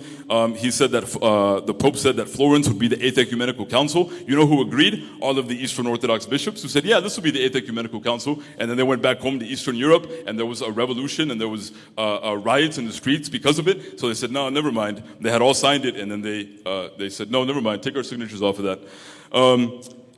He said that Pope Vigilius was excommunicated in Constantinople II. Are you sure, Ubie? Because Constantinople II did remove Vigilius from the diptychs, but when that council was actually officially published, the official acts of that council do not have Pope Vigilius' removal from the dictics, which I already know you know, Ubie. And as a matter of fact, the only reason Constantinople II is actually a binding ecumenical council was because Pope Vigilius ratified it himself. And when he did it, he didn't even mention the council by name. So he only let Constantinople II be binding because he had the authority to do it, which is why the emperor had to kidnap Pope Vigilius from Rome, drag him all the way to Constantinople to force him to ratify the council, even though he could have had the Patriarch of Constantinople in that very city do it. He could have had Alexandria do it, or Antioch, or Jerusalem, because the Roman Emperor Justinian, who was a Monophysite, by the way, he actually had all of the patriarchs in his back pocket because he put them there. He was literally removing and putting in patriarchs. Why did he feel the need to have to go and drag the Pope from Rome all the way to Constantinople to make him sign Constantinople II? Interesting. If the Pope, but we're not debating Catholicism, guys. Let's keep going. He says that something about the Universal Catechism of 1642. I already brought up the Philaret Catechism from the Russian Orthodox Church from 1830, which explicitly contradicts almost everything that was taught in the Synod of Jerusalem in 1672 about like what books belong in the Bible and don't belong in the Bible, about like transubstantiation and all these things. The Philaret Catechism, 1840. Ubie, I think you might have to tell any Russians in the audience, anybody that goes to the Russian Orthodox Church, that they may not be Orthodox. I don't know. He talked about heretical popes. We're not debating the papacy. He asked, who's the real pope? And we are not debating the papacy. Let's talk really quick, while I have time. Let's talk a little bit about, I don't know if he even touched, about universalism. He said he's never met a universalism. Well, Metropolitan Hilarion in 2008, the Russian Orthodox scholar bishop, in his presentation at the First World Apostolic Congress of Divine Mercy held in Rome in 2008, he said this. He argued that God's mercy is so great that he does not condemn sinners to everlasting punishment. And he said that the Orthodox understanding of hell corresponds roughly to the Roman Catholic notion of purgatory. It's a metropolitan that said that. Dr. David Bentley Hart, which Ubie mentioned. There's also Father Aidan Kimball from Eclectic Orthodoxy. There's the Archpriest Sergius Bulgakov. There's Paul Evdokimov, Saint Sophrony, the Archimandrite Lazarus, and Metropolitan Callistos Ware, who said in the Inner Kingdom, the Collected Works, Volume 1, Crestwood, New York, 2000. There's the citation for you, Ubie. He said, dare we hope for the salvation of all? And a lot of scholars actually will say that, yeah, Metropolitan Callistos Ware was actually a universalist. Should we talk about contraception? I don't even think Ubie touched on that. I don't think he wanted to talk about contraception because that's a hot button issue that he didn't want to bring up. But let's talk about contraception because so there are many Greek Orthodox churches that say. Let me actually plug this finally in so you guys can see some sources that I had. And I know how to do this. They told me how to do this before we started. I think I got it. Check this out. Is it working? Is it working? Did I do it right? Did I break it? Did it not work? Did it not work? Help me, you young boy. You know how to help me, please hurry. There's time. The clock is running. Hurry. I'm sweating. Yeah. All right. Woo, my man, get out of here. Thank you. All right, I love this guy right here. He's the man. Bishop Timothy Callistos Ware said in his book, The Orthodox Church, concerning contraceptives and other forms of birth control, differing opinions exist within the Orthodox Church. In the past, birth control was in general strongly condemned, but today, a less strict view is coming to prevail. Not only in the West, but in traditional Orthodox countries, many Orthodox theologians and spiritual fathers consider that the responsible use of contraception within marriage is not in itself sinful. And we also see here, right here, Meyendorff, one of the greatest Eastern Orthodox scholars in the game, Meyendorff, he said this, straight condemnation of birth control. So it says that it never, where it's in red where it says never claiming universal validity, one question which actually requires a personal act of conscience. These are forms of birth control which will be acceptable and even unavoidable for certain couples. And He says the question of birth control, its acceptable form, can only be solved by individual Christian couples. So this scholar right here says that the Church of Jesus Christ isn't able to solve this issue for you. It's up to yourself. You can keep going. No, we gotta respect the time. A few more minutes, please. What does the audience want? A few more minutes. What does the audience want? You want the voice of reason to keep going? You probably want Ubie to get to. Oh wait, we have a break after this, don't we? We have a break. All right. Okay. Cool. All right. Excellent. Thank you, Ubie. Ubie's the man. Another round of applause for Ubie, really quick, because he's. Thank you.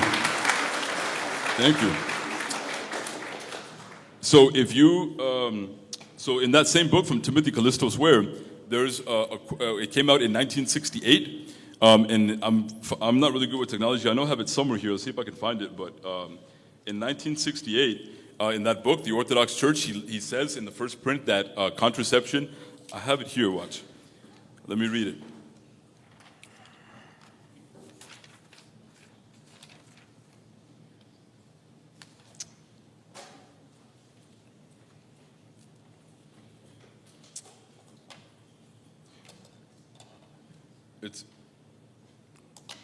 Well, I lost it. I'll pull it up here in a minute. I can do it during the hour-long thing. But in the first edition of that, 1968, he actually says that contraception is forbidden. And then when it was reprinted in the 80s, it went back to like a more moderate stance. Well, there's some speculation about whether it can be permitted or not. And then in 1994, I believe, which is when the latest version of that book came out, it says that it's pretty much allowed. So if Eastern Orthodoxy is the true church, how do we identify it? And why is it that, Callisto's Ware, Metropolitan, has gone back on what the Orthodox Church has taught? So there's so much more that I could get into, but I think I covered everything that Ubie brought up. Thank you for the extra time.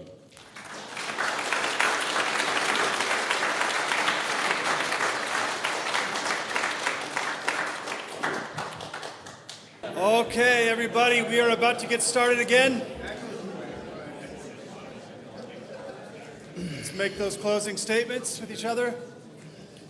We now will begin a 15-minute cross-examination from both sides. Then we'll have an open debate for 1 hour, and then we'll have 5-minute closing statements from each side. Okay?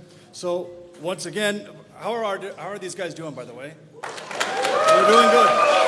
They're doing good.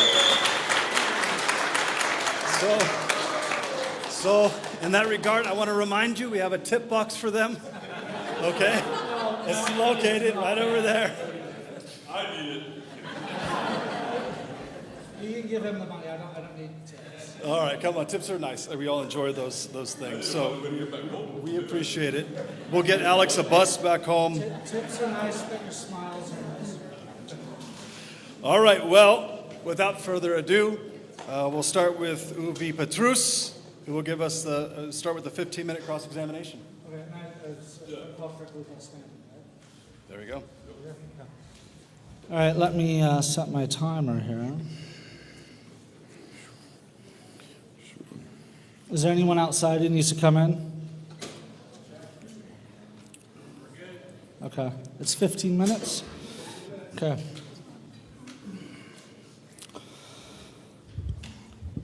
Alex, would you agree that internal schisms, such as the current one between Constantinople and Moscow, or in the past ones between Antioch and Jerusalem, or the ecumenical patriarchate in Bulgaria, or between Rokor and the Moscow Patriarchate, are a common feature of the Orthodox Church, and that something from the Catholic perspective makes the Orthodox Church fail the litmus test of Rome? Is the question, do these schisms make the Orthodox Church, does it invalidate it? I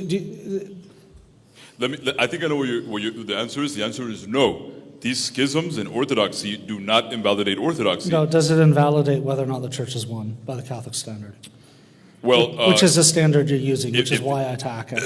If Eastern Orthodoxy is true, it wouldn't violate it, but you have to identify which one is the true church. So if people break away from the true church of Jesus Christ, people are going to do that because we have free will and we're sinners.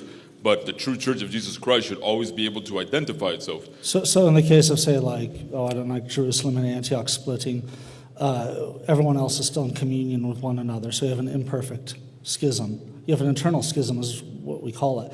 So do you see that as invalidating the claims of the Orthodox Church to be one? You're talking about the Eastern Orthodox Church? Yes. Do you see that schisms like that, internal schisms where you have two parties not in communion, Right. but they're in communion with everyone else? Do you see that as invalidating the claim to be one? It does if the true church can't be identified. Okay, so if I were just to say, I mean, how you're then positing a situation where, how do I phrase this? Okay, well, I'll move on. And to the maybe next one. if I clarify, if Jerusalem and Antioch go into schism with each other, we should be able to identify who's actually in schism and who's Orthodox. But you can't because, you cannot because they're in communion with everyone else.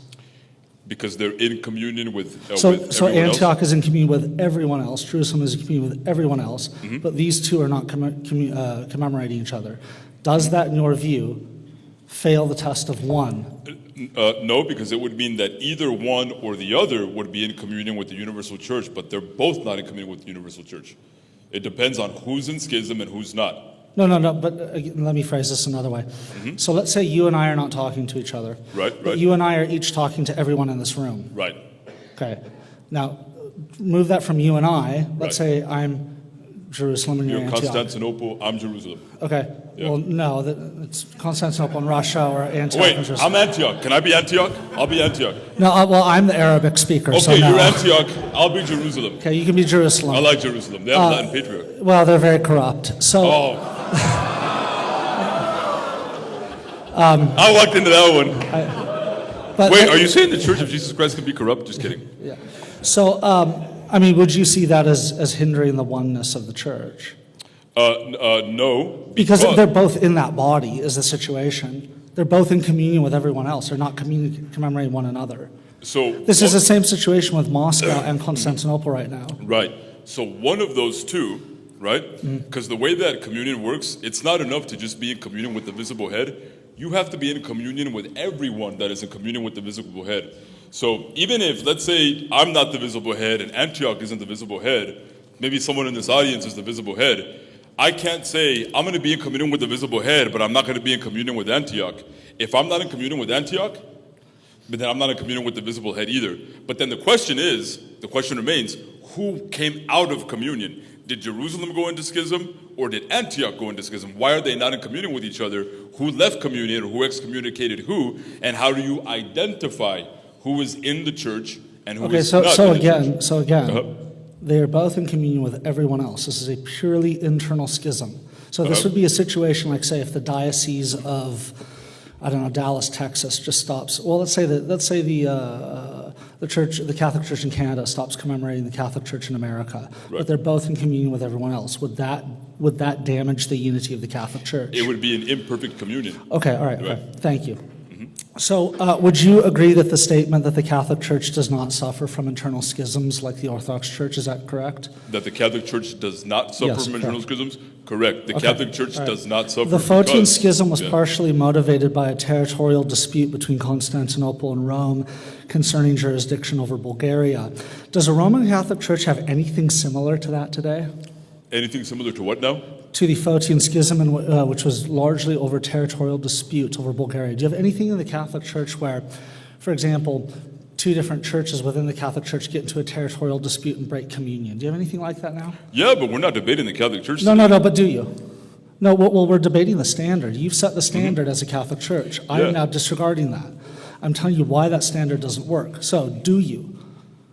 Do you see anything like that in the Catholic Church today? Where people leave the Catholic Church? Yeah, but No, the Catholic that's not. Church No, is that's still not what I said. I said, would you agree with the statement that the Catholic Church does not suffer from internal schisms? internal schisms. Oh, I'm sorry, Mr. I apologize, Mr. No, the Photian Schism was partially motivated by a territorial dispute between Constantinople and Rome concerning jurisdiction over Bulgaria. Does the Roman Catholic Church have any similar situation like that today? Over land? Not that I know of. Okay. Same question. Can you think of anything similar to that within the Orthodox Church today? Similar over territory? Well, for example, like I mentioned in my opening statement, the autocephaly of the OCA is something that Constantinople has never recognized. And again, the Belarusian autocephalous Orthodox Church, the Macedonian Orthodox Church. These are all bodies that claim to be Orthodox. But no I mean, other no, I'm Orthodox asking about religion. schisms over territory. Schisms over territory? So like, say, like Ukraine. Yeah. Okay, all right, so, okay. In the 5th century, Pope St. Boniface entered into a protracted dispute with the Church of Constantinople over control of the Balkans. It finally resulted in the emperors handing control of the Balkans to the Church of Constantinople, who then refused to return it to Rome. This culminated at the 7th Ecumenical Council, when the Pope, in his letter, requested that the Church of Constantinople return control of the Byzantine Rite parishes in southern Italy and the Balkans to Rome. But the council simply ignored it. Can you think of anything similar like that in the Catholic Church today, or is that a problem the Catholic Church just doesn't have now? No, the Catholic Church doesn't have that problem. All right. Oh, wait, I'm sorry. No, you're right. They do. Like what? Well, we're not debating the Catholic No, Church. I'm so asking. No, I'm asking because I'm attacking your standard right now. So we are debating your standard, and you don't want to, because you realize that if we debate this. Oh, hold on, wait. I'm the one interrupting because I'm asking you. Oh, you're right. You're right. Yes. Interrupt. Yeah. Thank you. No, we're attacking your standard right now because you're judging the Orthodox Church by the standards of the Catholic Church. I'm pointing out to you exactly why that standard is absolute nonsense. Okay. So what is it in the Catholic Church today that coalesces or is similar to the situation of Pope St. Boniface and the Church of, Pope St. Boniface getting into an argument with the Church of Constantinople? Over territory? Yeah. I don't know. Okay. Same situation. Can you think of anything similar to that now in the Orthodox Church? Over territory? Yeah. Ukraine? Okay, there you go. Can you think of anything like the Meletian schism within the Catholic Church today? Over who is the ordinary of a particular territory? I'm sure it happens more often than we think. Really? Where?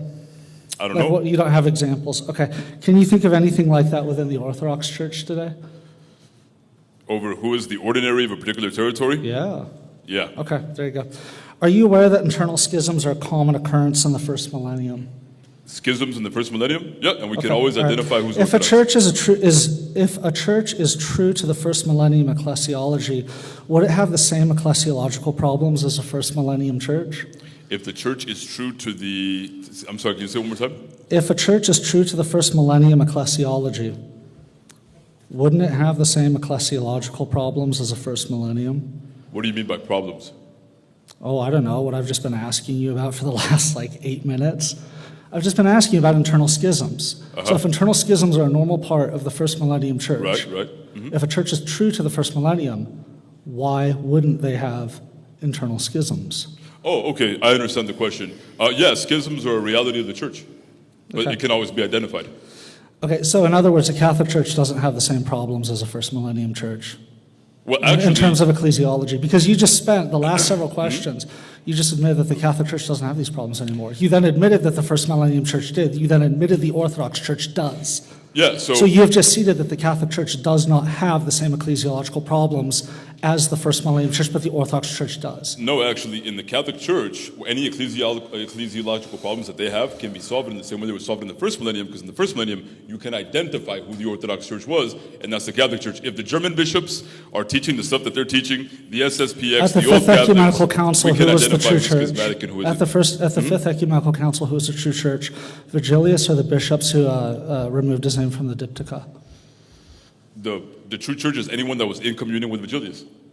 Someone who was excommunicated. He wasn't. His name was No, removed. his name was removed. That's excommunication. They're no longer communicating with that person. If you do not communicate with a person, communion, they are excommunicated. Okay, so you are saying that someone who was removed from communion, who then later had to admit that they were wrong, that you had to be in communion with them to be in the true church. Well, actually, he didn't admit that he was wrong. No, and he again- did in the letter. No, to he actually in the did. letter to Eutychius. In the letter to Eutychius, which is in the Acts of the Council, he admits that he was wrong. He says he was led aside by Satan, and then he cites St. Augustine, saying this is an example of someone who admitted they were wrong. So again, if someone has been excommunicated, can a pope be excommunicated in the Catholic Church today? Nope. Okay, so you don't have the problems of the first millennium church. All right, next question. So, if a church is, let's see, were the Gallicans and Febronians part of the one Holy Catholic and Apostolic Church prior to Vatican I? Who now? The Gallicans? The Gallicans, were they part of the church before Vatican I? Yeah. I don't know. You don't know. What about the Febronians? Say it again. The Febronians? I don't know who these people are. Okay. The Gallicans were about 1/4 of Catholicism. Everything under the French crown was Gallican. Uh-huh. Okay. Was there a uniform method of receiving converts in the first millennium? A uniform method of receiving converts? What are they converting to? From What are they- anything. From anything? From any schismatic group. From any Well, let's schismatic just say schismatic group. Let's just say I don't know, from say Novatianism. Oh, from Novatianism? It would depend if their baptisms were valid or not. Okay, so was there was there a uniform way of receiving people? Was it? I mean, because the way you're making it out to be is that the first millennium would have just immediately baptized everyone. Were there different standards between different churches? Because when I read the canons of St. Basil on baptism, he goes, well, some people do it this way, some people do it that way. It depends on what the situation is and who's being brought back into the church. It depends on if they had already received a valid baptism or not. Because I'm sure, as you know, and you'll admit, that there were different ways of doing it, but it wasn't because the church didn't have a uniform standard. It's because some people's baptisms outside of the Orthodox Church were valid and others weren't. So they had Why to did Pope St. Stephen accept Gnostic and Marcionite baptisms? Gnostic and Marcionite baptisms? I don't know if that would be the case, but if that's the No, case, he did. St. Cyprian goes after him for it. St. Stephen, the standard was not St. Stephen because he accepted Marcionite and Gnostic baptisms. Uh-huh. Yeah, if he did, it would have been because he determined that they had a valid baptism because they used proper form and matter. Really? That's the only reason he would have accepted it. Okay, so you think that there were Gnostic and Marcionite baptisms that had proper form and matter? Say that again? You think that there were Marcionite and Gnostic baptisms that had proper form and matter? Maybe there were if they baptized with water in the name of the Father, Son, Holy Spirit. I can guarantee you none of them were. I'm sorry? Okay. I'd like to see a source for that. Just kidding, bro. I'll dig it up during it's a letter of St. Cyprian of Carthage. Let's see. These are from my subscribers on Patreon. They have questions. Oh, boy. If Roman Catholicism theoretically became outsized by another Christian group, would you still view it as the true church? If Roman Catholicism was what now? Became outsized Outsized? by another Christian group, would you Yeah. still view it as a true church? Yeah. Okay, so even though it wasn't the largest, even though it wasn't geographically spread throughout the world? Because it would have the other pillars as well. Okay, so you only need 3 of the 4, not 4 of the 4, as you argue? It would have all 4, but it doesn't mean that there was other non-Catholic groups that could be bigger. But I would like to point out that Catholicism is the largest religion in the world, and we're not debating Catholicism today. I'm still waiting for you to prove Eastern Orthodoxy. We're debating the standard that you've set. And you don't want to debate that standard because it's an embarrassment for you. That's why. Ooh. That's why you keep detracting from it. Okay. 1 minute. Next question.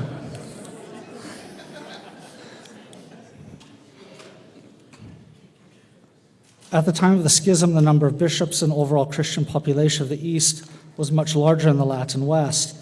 Using the size argument, wouldn't this make the Church of the East much larger? I'm sorry, say it again. How can we say that the church, the papal church, was the true church, that it fit your definition of Catholic, if it was only 1/4 of the schism between East and West? Because we identify the church with its head. So then size is not an issue at all.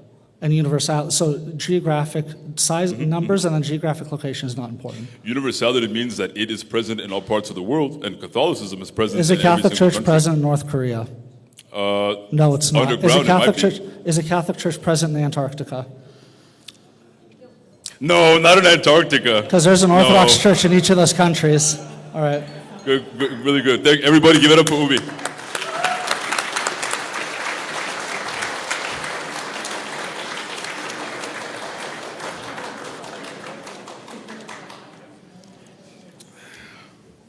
Got me with the Antarctica one. That's those penguins.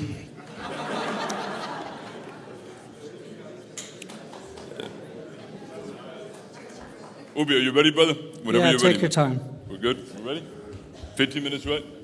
Okay, we'll begin. So for these questions, I just want to know what the Eastern Orthodox Church teaches. Okay. Question number 1. Is the use of contraception objectively sinful? No. So what about all the churches that teach that it is objectively sinful? I need to see official statements on that. Sure, I'll send them to you. But if there are churches, if there are churches that teach that contraception is indeed intrinsically evil and sinful, are those churches in schism? No, it just means Why the not? issue isn't settled. So they're not. So the issue isn't settled in Orthodoxy. It's not an issue that So needs they're to not- be settled. So the issue of the morality of contraception is an issue that doesn't need to be settled. Okay, remarriage after divorce objectively sinful? No. No. Well, depending on the circumstances, St. Basil allows it in certain circumstances. Oh, we'll get into that in a little bit. Is marriage okay? So this evening, after this debate, we're going to be celebrating the Divine Liturgy in this Catholic Church. Will that be a valid Eucharist?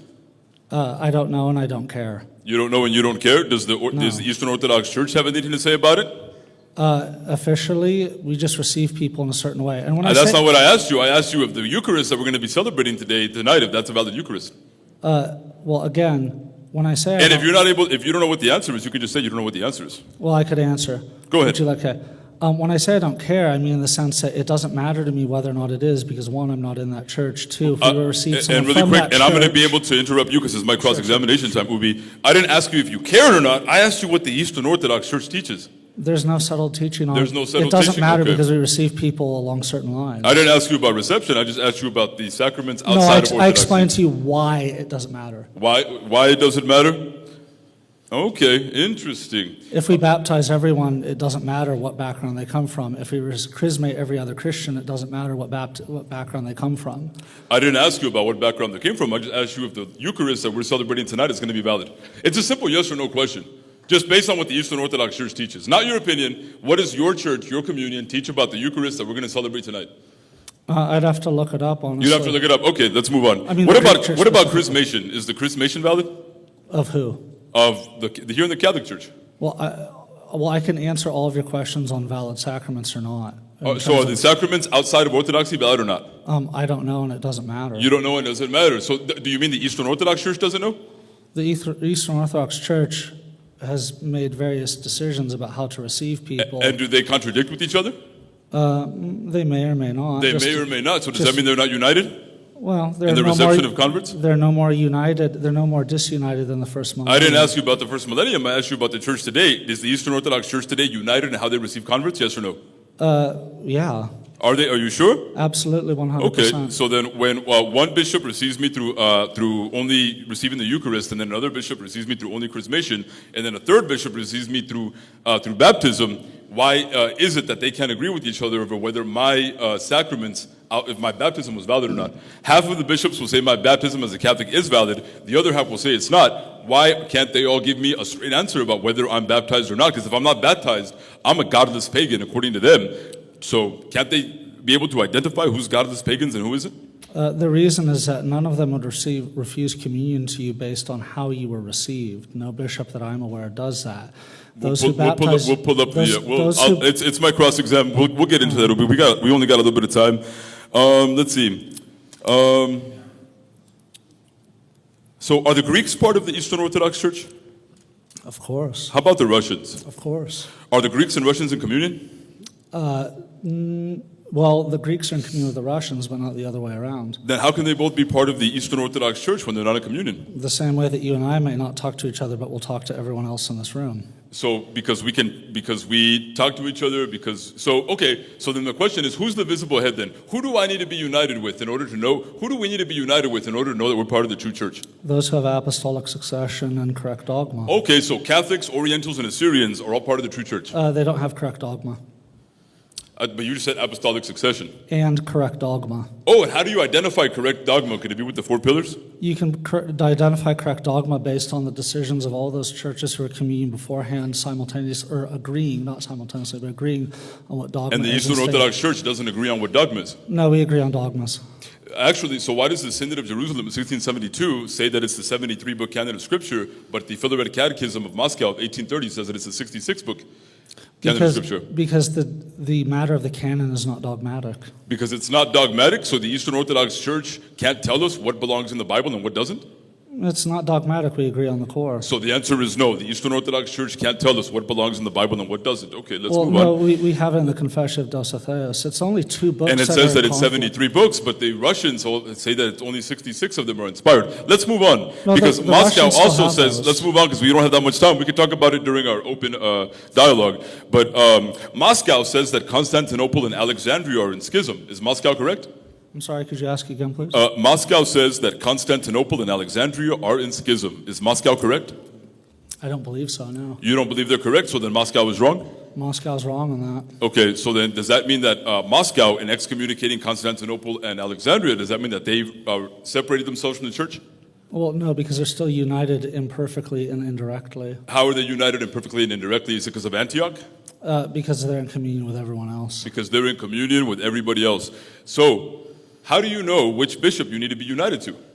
Because we don't have a normative head. It's those with apostolic succession, correct dogma. Those with apostolic succession and correct. So let's say that I excommunicate everybody that I don't like, and I'm just in let's say Antioch, for example, because Antioch claims to be in communion with both Moscow and with Constantinople. As long as we all have one bishop that we all have in common, can we say we're all one true church, even if the rest of the bishops don't talk to each other? But we're all united to Antioch, so are we still one church? Are you referring to one in the sense that the framers of the Nicene Constantinopolitan Creed intended the term? Did you ask me a question? This is my cross-examination. I can ask. Ask me. Oh, was it a clarifying question? Because my question was. Is this a clown show? Or are you serious? Hold on. No, it's a good question. My question is, Antioch claims to be in communion with everybody, right? I understood your question. Then I asked you, do you mean one in the terms that the First Council of Nicaea and Constantinople intended the term one? Do you mean one in that sense, or do you mean one in the sense that medieval canonists in the West framed it? In the way that the church has always intended one to mean, like what the Bible teaches, one in worship, in doctrine, and governance. That's what the Bible teaches.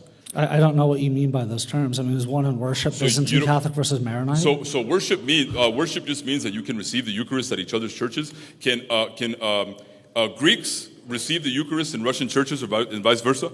For the most part, actually, the Russian bishops will give it, yeah. For the most part, Russian bishops will do that, even though the Patriarchate officially says no? So now are you saying that those Russian bishops are disobeying their own Patriarch? I think that, honestly, they are, and I think that the situation between the Greeks and the Russians is absolutely tragic, but I don't think it's anything outside of the norm of the first millennium. So you were saying that the Church of Jesus Christ, from the very beginning, all the time, that they were always to be disunited in matters of worship, doctrine, and governance, and that's fine, and that's still true unity, because they all had somebody in common that they were talking to? Well, you said that they ought to be, or that they could be? That they were. The question is, were they? Even if they were all, just because they had one bishop in common, just because we're all in communion with Antioch, we can consider ourselves one church, even though Moscow is setting up a rival patriarchate in Alexandria. That's not a schism? If your question is if they could be, the answer is yes. If your question is ought they to be, the answer is no. My question is, are they? I want to know who's in the Orthodox Church and who isn't. Everyone is in communion with, everyone who has apostolic succession, correct dogma. It's a sin against charity not to commemorate people who have those two. And you would agree that Moscow doesn't commemorate Constantinople or Alexandria, even though Moscow and Constantinople and Alexandria have apostolic succession, and according to you, they have correct dogma, but Moscow doesn't commemorate them. So are they one church, even though they don't commemorate each other? Yes. They are one church? So Moscow can say Alexandria and Constantinople are in schism, I'm not in communion with them, and you say that's still one church? Yes. Okay, all right, let's move on. Let's see. Who can grant autocephaly? I'm sorry? Who can grant autocephaly? It's the mother church, is typically. And who's the mother church? The one that founded that church. The one that founded that church? So does that mean that Russia was able to grant autocephaly to the OCA? Yeah, in that case, yeah. So Russia's correct about that? The thing, though, is that you have to, it's initiated by one group and then proclaimed by all. Can you show me where the Eastern Orthodox Church teaches that whoever founded that territory, that they're the mother church of that territory? Yes, actually, it's in the Preconciliar Documents to Crete 2016. It's called Granting Autonomy. It touches on autocephaly. Oh, okay. Would that be from the Council of Crete? Yes, it would. Oh, did you know that Antioch didn't accept the Council of Crete, and neither did 4 other patriarchates? They didn't reject it. They actually signed off. Actually, they did reject it. No, they signed off on the Preconciliar Documents. Actually, that's not true. But no, yes, it is. I read them right before I got here. They signed off on them. We can get into that. Antioch, and actually not just Antioch, but 4 other patriarchates said that the Council of Crete was indeed not binding. And that's kind of awkward because you just said that because everyone is in communion with Antioch, that must mean that we're all one church. But then you also just said that Crete is binding, but Antioch doesn't accept Crete. Antioch is out I of the did not church. state that Crete was binding. I said that everyone signed a Is Crete, pre-conciliar is Crete document. universally binding? No. It's not universally binding? Only those documents that everyone has agreed to are universally binding. Oh, so the only universally binding documents are the ones that everybody agrees upon. Eventually, that's how we decide dogma. Is that so it's just about consensus? Well, it's just about the So it's a Vincentonian democracy? The canon. Church of Jesus Christ is a democracy? You just vote on it? Oh, the bishops do. Do you realize, because you said it yourself in your opening statement, that there were more Arians in the early church than there were Orthodox Christians? So does that mean that if they had gotten together to figure it out, all of the Arians would have voted for Arianism, and Arianism would have been Orthodox Christianity because they had more because people? the church is not a democracy. It Wait a forms on second, the church is consensus. not a democracy. You just said that whoever accepts them, everyone that accepts them, that's how we identify That's not what Orthodoxy. that's but not now what I you're said. saying it's not a That's- democracy. No, that's not what I said. Which is it? That's not what I said, and Okay, you're being which is it? dishonest right now. Which is it? What it is all those churches, when they all agree together, that's what it forms. It's not a democracy. So, it's a so when they all agree consensus-based. together, and what if one disagrees? Or what if 5 disagree about Crete? Well, then it's just held off until whenever. Oh, so then it's not. So what if just one disagrees? Well, So it's it's just held off. So then you can't identify what is Orthodox and what isn't unless everybody agrees on it. And Until if all even one those person churches that were in disagrees, communion, until all those churches that were in communion prior to formulating an agreement. so Yes. Ubie, is this the reason that the Eastern Orthodox Church hasn't been able to have an ecumenical council since the Great Schism? Because they can't agree with each other on what is and what isn't? Or maybe we just don't think there's important issues to So discuss. you think in the last 1,000 years, there have not been any important issues in over 1,000 years that the Eastern Orthodox Church has had to address in 1,000 years. Well- We had 7 ecumenical councils in the first 700 years of Christianity, one every 100 years, but in 1,000 years, there haven't been any issues that the Eastern Orthodox Church needs to No, we address. have Thank the you, Parliament- we Ubie. have the We got to move on Parliament because we don't have much time. councils. Is purgatory an Orthodox doctrine? Is purgatory an Orthodox doctrine? In some, well, you could say that like there are views similar to it of post-mortem purification. Yeah. And, so you would say that the Council of Jerusalem taught it, right? Yeah. And is the Council of Jerusalem of 1672 binding? It's been accepted by everyone. Anyone who denies it is not So why do so correct. many Orthodox reject purgatory nowadays? Because so many Catholics accept homosexual marriage and contraception. You just said that Eastern Orthodox reject purgatory because Catholics accept. No, that's not what I said. Say it again, please, because my heart I said- stopped. Say it You again. said- Say it again, please. I misheard you, Ubie. Say it again. Please say it again. You said that some Orthodox reject purgatory, and then you tried Uh-huh. to use that to write off a binding council. And I said, well, if that's a standard, why don't we just write off Catholic moral teaching? Oh, we're not debating Catholicism in this debate. How funny that you keep bringing that up and you can't stay on topic. My But question you was, would not hold if yourself to that standard hold either. on a second. We're not pretend that I'm not Catholic, Ubie. Pretend I'm not a Catholic. Pretend that I'm All an right, so Eastern let's Orthodox. pretend. Hold on a second. So It's wait, my let's cross- pretend hold on, then hold that on, you're hold just on. using the Roman Hold on a Catholic second. I standards. pretend that I'm an Eastern Orthodox inquirer and I'm trying to make sense of Eastern Orthodoxy and I'm asking you these questions because I wanted to make it make sense. You said that Jerusalem 1672 is a binding council because everyone agreed upon it, which I agree with you, by the way, it's true. But now there are bishops today that say that it's not binding and they actually disregard the canons of that council. My question to you is, if it's binding and they reject it, does that mean that they're not part of the universal church?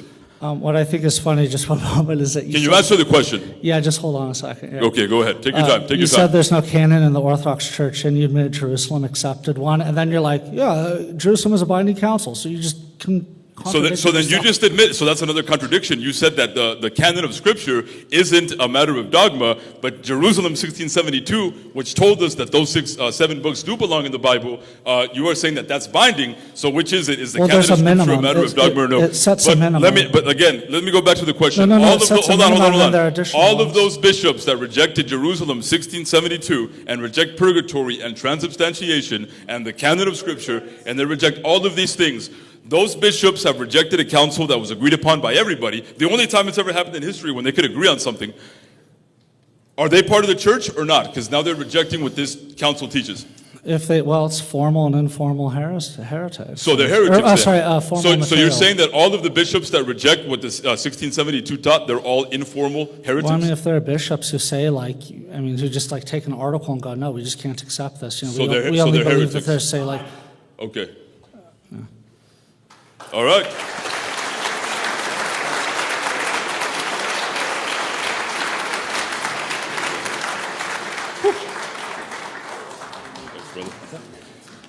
One second, man. Let me get the food out of here. Are you guys having fun? Yeah.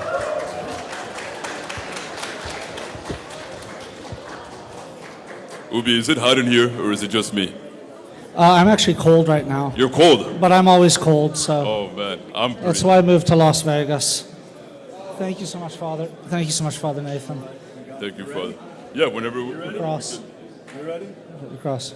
Let's get it on. All right. Yeah. Okay. I have a question for you, Alex, right away. Wait, let us know. Do we have? I think we have an extra 4 minutes on it too, right? We have an extra 5 minutes. Oh, so nice. Thank you. It was only 4.5 when I stopped early, so I appreciate the extra one. They spoil us around here. Huh? Yeah. So, a question for you: can dogma be set as a minimum? Can dogma be set as a minimum? What do you mean by that? So, could you say that X is dogma, but you can believe something beyond that? As long as it doesn't contradict X, yeah. Okay, and you can do the same with practices, correct? Yeah. Mhm. Okay, so that's a situation with the canon in the Orthodox Church in Jerusalem, 1672. That's an It sets issue a of what? minimum. That is a situation of the canon in the Orthodox Church in Jerusalem, 1672. It sets a minimum because the book's under dispute, and they're not even under dispute. It's Yeah. two specifically, and I forget their names. I think it's Fourth Maccabees and Right. Third or Fourth. Third Esdras. Esdras, yeah. Now, as for the canon in the Catechism of Saint Philaret, it has to do with whether or not the books are. I mean, I think they use different terms more so as I've researched it. They don't reject those books.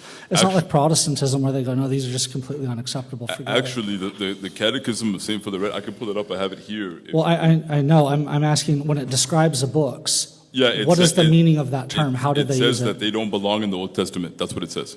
Can you get the actual quotation? Yeah. Well, let me find it really quick. I have it ready. Because Russian I have it right Bibles here. have those books in them.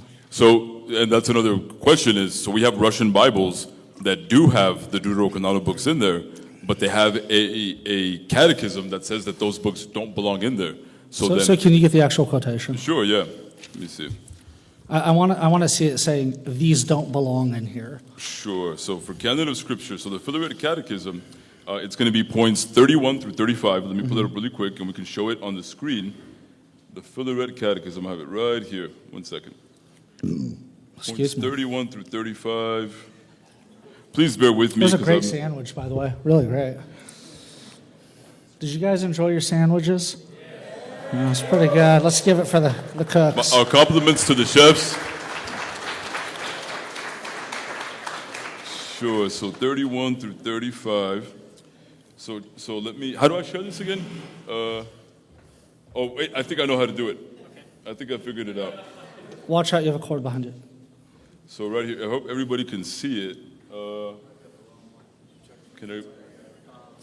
we good? Can you just read it? Because Sure, the yeah, time yeah. is counting down. Sure, yeah. So the Philaret Catechism, starting in point 31, it's a question and answer format, as you're aware. So the question 31 says, how many books are in the Old Testament? And then they quote St. Cyril of Jerusalem, St. Athanasius the Great, St. John of Damascus reckon them 22, agreeing therein with the Jews who so reckon them in the original Hebrew. So Athanasius, this is just a citation. So it says, only the ones that are in the Hebrew, that's the 66 book canon. If we keep reading on, it says, why should we attend to the reckoning of the Hebrews? Because, as the Apostle Paul says, unto there were committed the oracles of God. And by the way, these are all Protestant arguments, because the Russians were heavily influenced by Calvinism. And then if you go down to 34, why is there no notice taken in this enumeration of the books of the Old Testament, of the books of the wisdom of the son of Sirach, and of certain others? And it says right there, because they do not exist in Hebrew. How are we to regard these last named books? And it says, Athanasius the Great says that they have been appointed of the fathers to be read by proselytes who are preparing for admission into the church. So right here, when the question asks how many books are in the Old Testament, it says in 31, it says the 22 book canon, which you know corresponds to the 66 books that Protestants have in their Old Testament. And then it goes on to say, they explicitly ask about those other books. So where and does they it say say that, they don't that they're belong? not Hebrew. Because it asks how many of the books are in the Old Testament. It says those, and then it says, it says, why should we attend to the reckoning of the Hebrews? Because they have the oracles of God. And then it says specifically in 34, how are we to note I need to zoom in on this.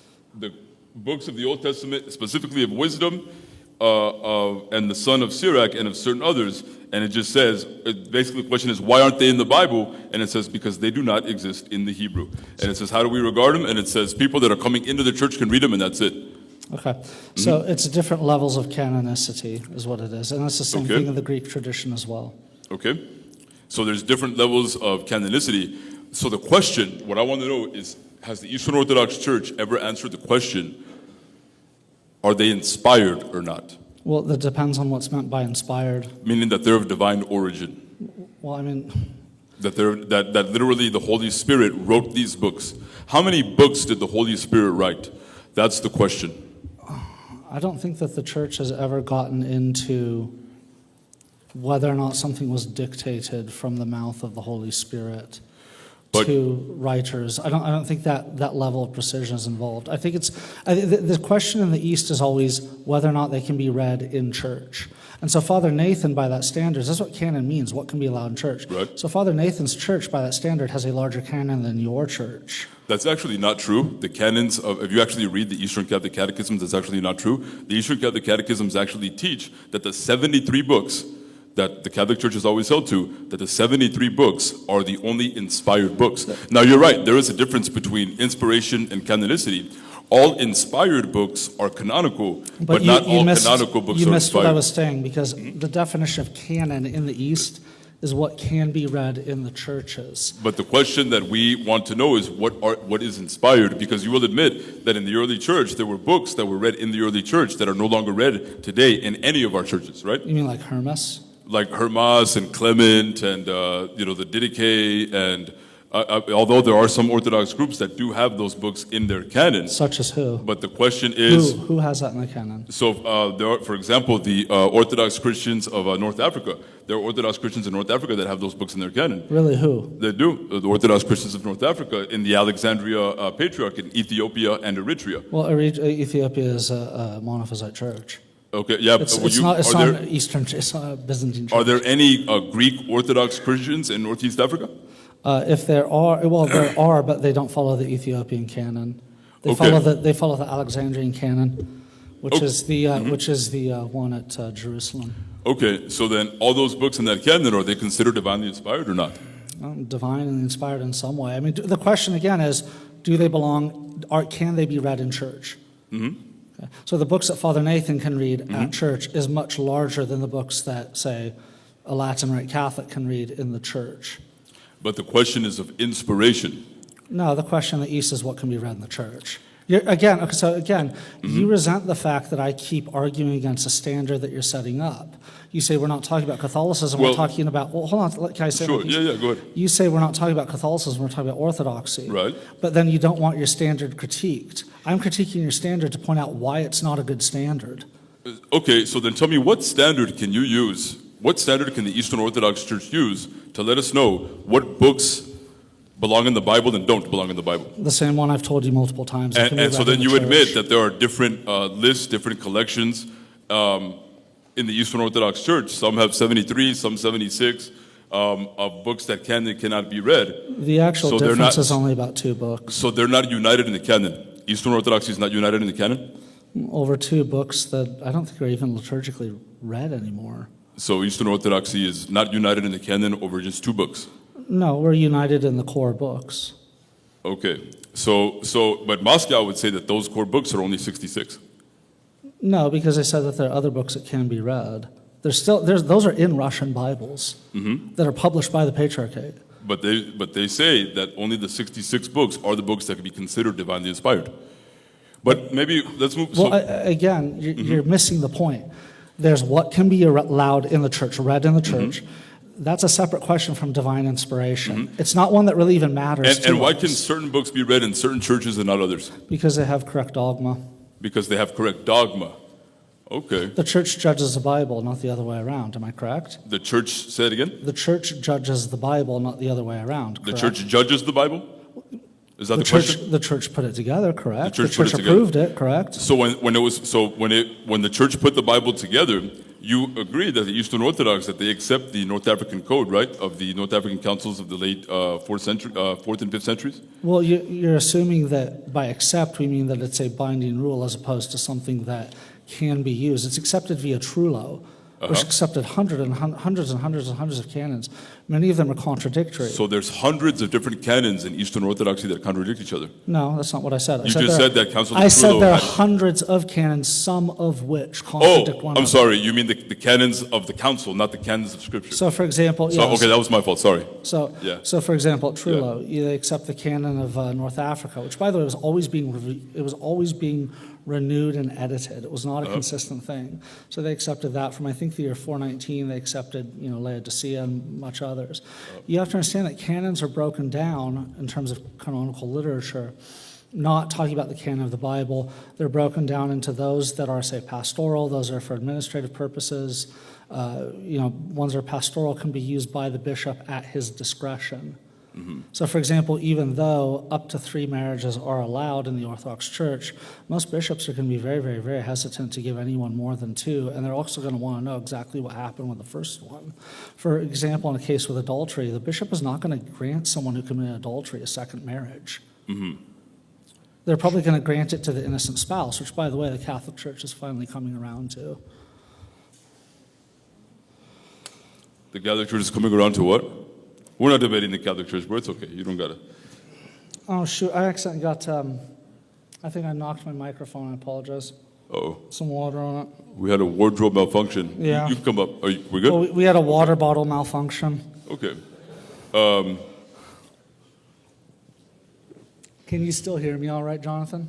So what do you make of the medieval canonists and scholars that say that, so for example, there's a Father Patrick Viscuso, he's an Orthodox professor of canon law at the Antiochian House of Studies. I have his book. And the book, The Orthodox Canon Law.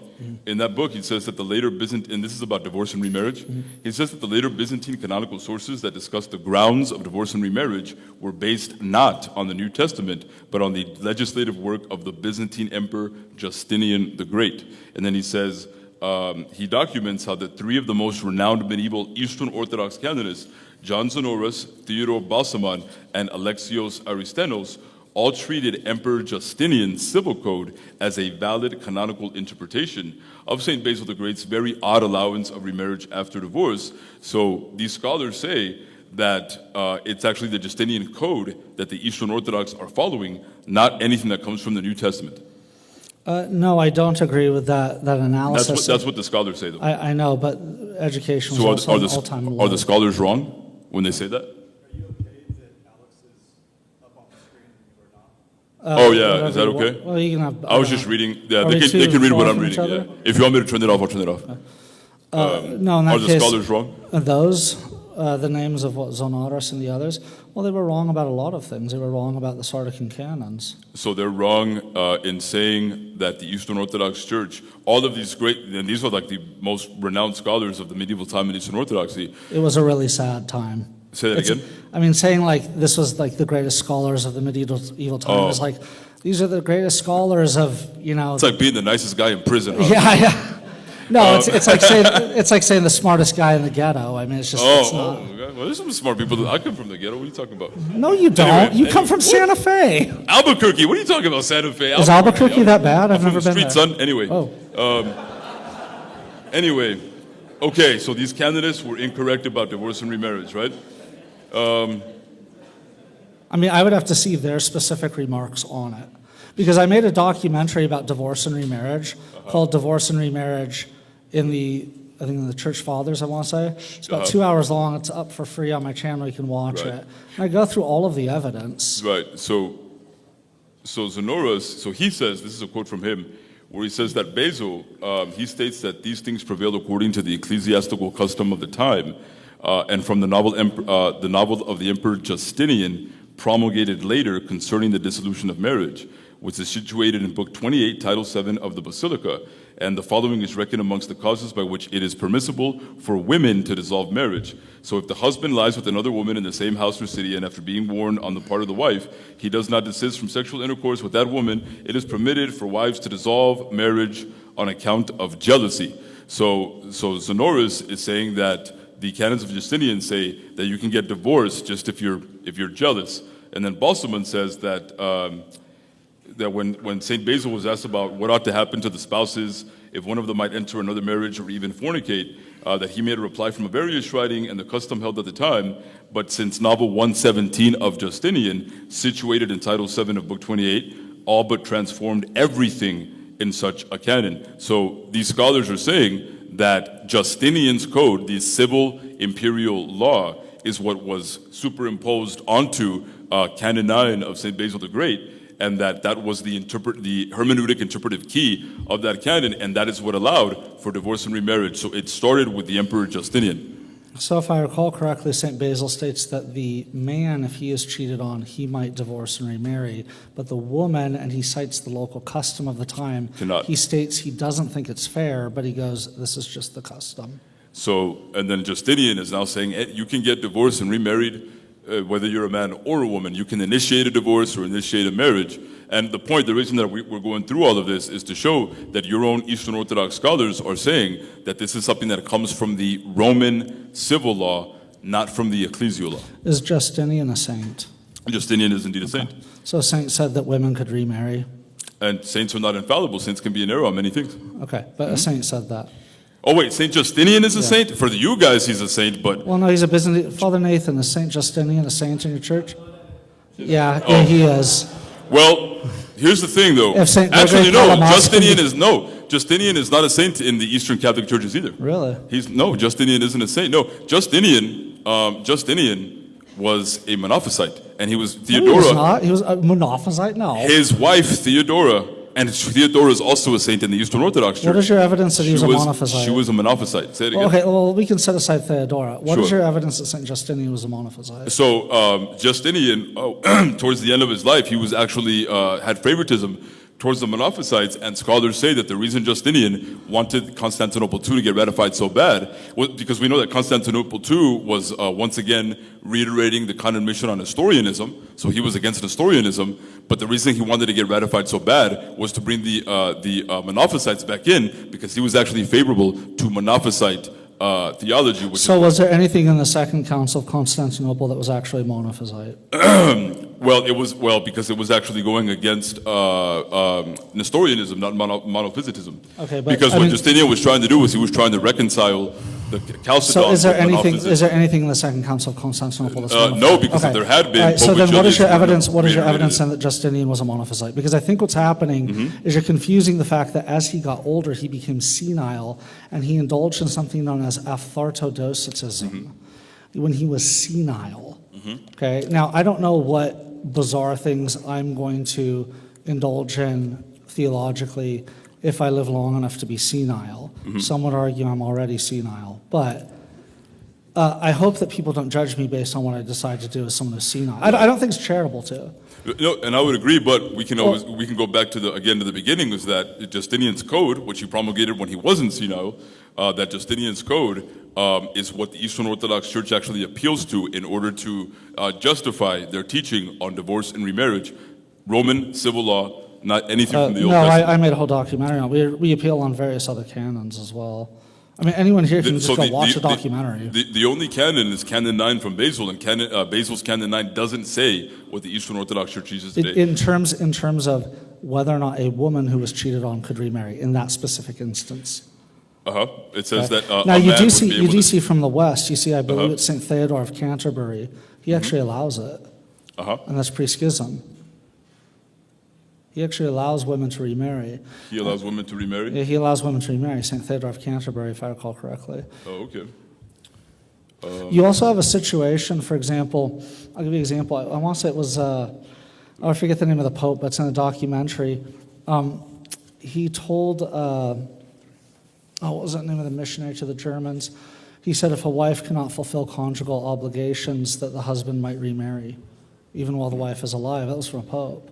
You have synods from Rome, I believe in the 800s, even allowing for remarriage after divorce. One second, I'm trying to pull something up.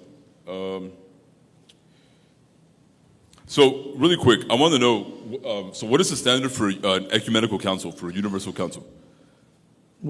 Can you define ecumenical? Because there's a historical meaning to that. You're right. I don't like the word ecumenical because we know that it means imperial, just a universally binding council. What is the standard for a universally binding council? The standard is that everyone who is in communion prior to the definition accepts it and remains in communion after. Prior to what definition? The definition they decide to promulgate. The definition that was set to promulgate the council? So let's say a council is called and there's 10 churches there. Yeah. Let's say 8 of them accept it and 2 don't. Well, Okay. That's not really a binding decision, is it? Because if it's based on consensus, you have to have the consensus. So you have to have, okay, so you're saying that you have to have a consensus of the entire church in order for a council to be binding, but you would admit that a lot of our ecumenical councils from the first millennium didn't have a consensus, right? Yeah, and they weren't binding councils until they did.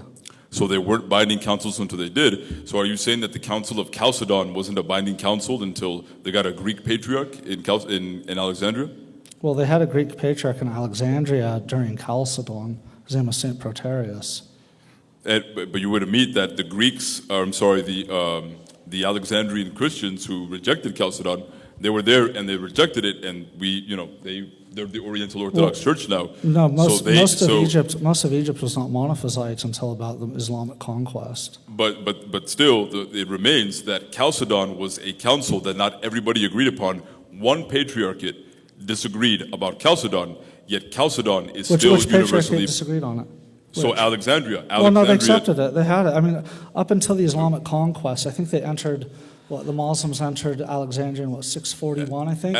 So until prior to that, do you realize that in the mid-6th century, there were only 4 or 5 Monophysite bishops out of a synod of 100 bishops? But according to your standard, though, just with those 4 or 5, That's not my standard. you're It's saying a decision that of the synod. You're saying that if there's even one No, I didn't say that's that. not universal. I didn't say that if there's even one bishop in a synod is decided, just like in the Roman Catholic Church, it is overwhelming majority. And so in most cases, a patriarch will not vote against a synod because they can depose him. And so even in the case of the Armenians, all 3 Catholicoi of the Armenians accepted it. The inheritor of the Armenian Church, the Armenian Chalcedonian Church, is actually the Georgians. But you would admit that Alexander Dioscorus did not initially Chalcedon. He rejected Chalcedon, and that's why they excommunicated him, and that's not known as. No, the they excommunicated him because they summoned him to a council 3 times, and he refused to come. It's in the actual conciliar acts. Are you saying that Dioscorus actually accepted Chalcedon? I'm saying it doesn't matter because they summoned him 3 times. Hold on. You just said that there needs to be consensus, but then when I bring out an instance where there isn't consensus and a patriarch disagrees, you said that now it doesn't matter. So why in is the that apostolic inconsistent? canons, does it say that if a cleric is summoned 3 times, after the 3rd time, the council may depose them for non-attendance? Does it say that? Okay. That is the condition under which Dioscorus was deposed. The council then went on to formulate a definition without him because he broke the canons and was deposed canonically. That's why. Because he wasn't part of the church? He was deposed because he wouldn't show up even though they kept summoning him. And so at that point, he wasn't part of the church? He was a deposed clerk. Okay. So, I mean, he might be as a layman, but Okay. he was no longer the patriarch. He's no longer a bishop. He was no longer a priest. Who can depose patriarchs now? Well, the situation in Bulgaria, and I want to say, was it 95 or 98, I forget, they had a situation where you had rival patriarchs. And so you had the ecumenical patriarch summoned an ecumenical council, well, so-called ecumenical. It wasn't imperial, but all of the patriarchates came together. They decided who the lawful patriarch was. They decided in favor of Maxim, and they went home, and it was done. So when you say that we can't handle a council, we can't call one for, say, 1,000 years, we called one in the 90s. We had the Paulimite councils. And is it universally, the Paulimite councils? So first of all, the one in the 90s, was that universally binding? Every single patriarchate accepted it. They all showed up. They all voted in favor of Maxim. So in the 90s, they had a universally binding council. Yes. And you mentioned Constantinople V, right? So Constantinople 5 that's a universally binding council? Well, the series of councils known as the Ptolemaic Right. Councils. Okay. I mean, how could they not be when we commemorate them during Lent? No, well, I actually agree with you, but here's the problem. So Constantinople 5, which is actually a collection of 3 synods, right? 1341, 1347, and 1351, which taught Ptolemism. But the thing that Eastern Orthodox always failed to bring up is that there was actually another synod that was held in 1345, in which the ecumenical patriarch of Constantinople actually condemned and excommunicated Gregory Palamas, as well as Palamas' disciple, Isidore Bukiras. But 2 years later, a supporter of Palamas, John Cantacuzene, became the emperor. Cantacuzene. There you go, thank you. And he called the synod of 1347, in which he deposed the patriarch of Constantinople, John XIV, and he replaced him with Isidore Bukiras, who was the exact guy that John XIV had just excommunicated 2 years before. Mm-hmm. So what we see here, the reason that Constantinople 5, or the Ptolemaic synods, are considered binding on Eastern Orthodoxy is because a Ptolemaic emperor put in a Ptolemaic patriarch, and together they enforced Ptolemism onto the entire church. And it's exactly like what happened with the Code of Justinian that allowed for divorce and remarriage in the imperial law. You could say that the Ptolemaic councils were enforced through the imperial power, and that would be the only... Do you venerate St. Gregory Palamas as a saint? Say that again? Do you venerate him as a saint? I sure do. Do you yep. celebrate his memory in the council's sure memory? do, during yep, the- Okay. yep. So in other words, the emperor was unright to do it. It's theologically correct. But here's the problem Because that I'm asking because on you. the one hand, you're criticizing how they did it, but then you're like, oh yeah, he's a saint. The theology is perfectly acceptable, but beware. Yeah. I'm talking Okay. about the canonical implications of, you're saying that an emperor is able to just remove a patriarch that he doesn't like and put in a patriarch that he does like. Well, legally they can do that, but that doesn't make dogma. What makes dogma is what makes dogma is again all of the patriarchates agreeing. And by the way, let me just say that saying that Gregory Palamas is a saint, what that means, all that means is that he's in heaven. It doesn't necessarily mean for us that he was right in every single thing that he taught. Is my grandma a saint? Say that again? Is my grandma a saint? Is your grandma a saint? Is your grandma dead? Yeah, I hope she's a saint, brother. yeah, I hope so. I mean, Is so she- saint just means you're in heaven. You're in heaven, right? Okay. You think your grandma was infallible? Oh, she's a wonderful lady. Oh, okay, all right. We'll leave it at that. Well, speaking of, I'm glad you brought that up, and not your grandmother, rest in peace. We're talking about Palamas. So, okay, so you as an Eastern Orthodox, you actually, so you would say, for example, Constantinople I, the Ecumenical Council of Constantinople I, that is a binding council, right? It's binding on your conscience. Well, I mean, Is yes. it at this is point, it dogmatic? At this point, yes. At It's this dogma- point. okay. At this point, Right, yes. because it was accepted at Chalcedon. Well, the Western Church, they didn't explicitly accept it until the early 500s. Okay, so you would say something about Constantinople 2 and 3, right? It's dogmatically binding for all Orthodox? Once all of the patriarchates accept it, there's no choice. And then Constantinople 4 as well? Yeah, once all of the patriarchates accept it, there's no choice. Okay, did all the patriarchates accept so your Constantinople 4 is Constantinople 869? Did And- what? So Constantinople 869, right? That's the What one about it?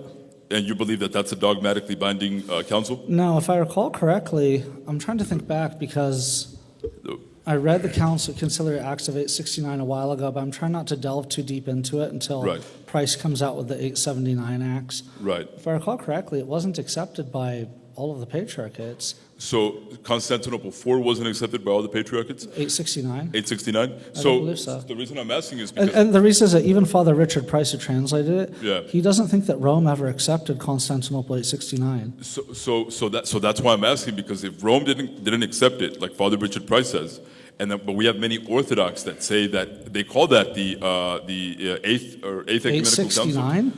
869 or 869? 869 is the one that was abrogated. I'm talking it's called the Eighth Ecumenical Council by some Orthodox. 879. Constantinople 4. Yeah, 879. 879. Yes. What Okay. about it? So you consider 879 Constantinople 4 to be an ecumenical council? Well, it's a binding council, yeah. It's a binding universal Everyone's council. accepted that. It's 869 that Father Price thinks Rome didn't accept it. Right. The first session had 12 bishops. Okay. So then what? Okay. Well, again, we're not debating Catholicism, but okay. So No, you agree- yeah. mentioning 12 bishops is not Catholicism. Right. So you accept from everything from Constantinople 1 to Constantinople 5. I know this might be a little awkward, Ubie. I would like to direct your attention towards the screen. What is it? There's something that I wanted to show you. Give me 1 second. I wanted to see, there's 2 quotes that I have that I'd like to show you. There's 2 quotes that I don't know if you're able to see it on the screen. So there's 2 quotes side by side. I know it's super awkward because I mean, maybe I could just read them to you. Sure, read them. Okay, there's 2 quotes side by side. So one quote says, basically it's saying, Well, who are they from, first off? well, I'll get to that, but there's a reason that I'm going to get to that because there's something that I want to. Yeah, go ahead and read it. I'm losing patience here. Okay. Here you go. Me too. If anyone, however anyone calls. If, however, anyone, yeah, you're reading it, and the audience is reading it too. So, no character of the nature, we do not tonight to respect calls on the calls.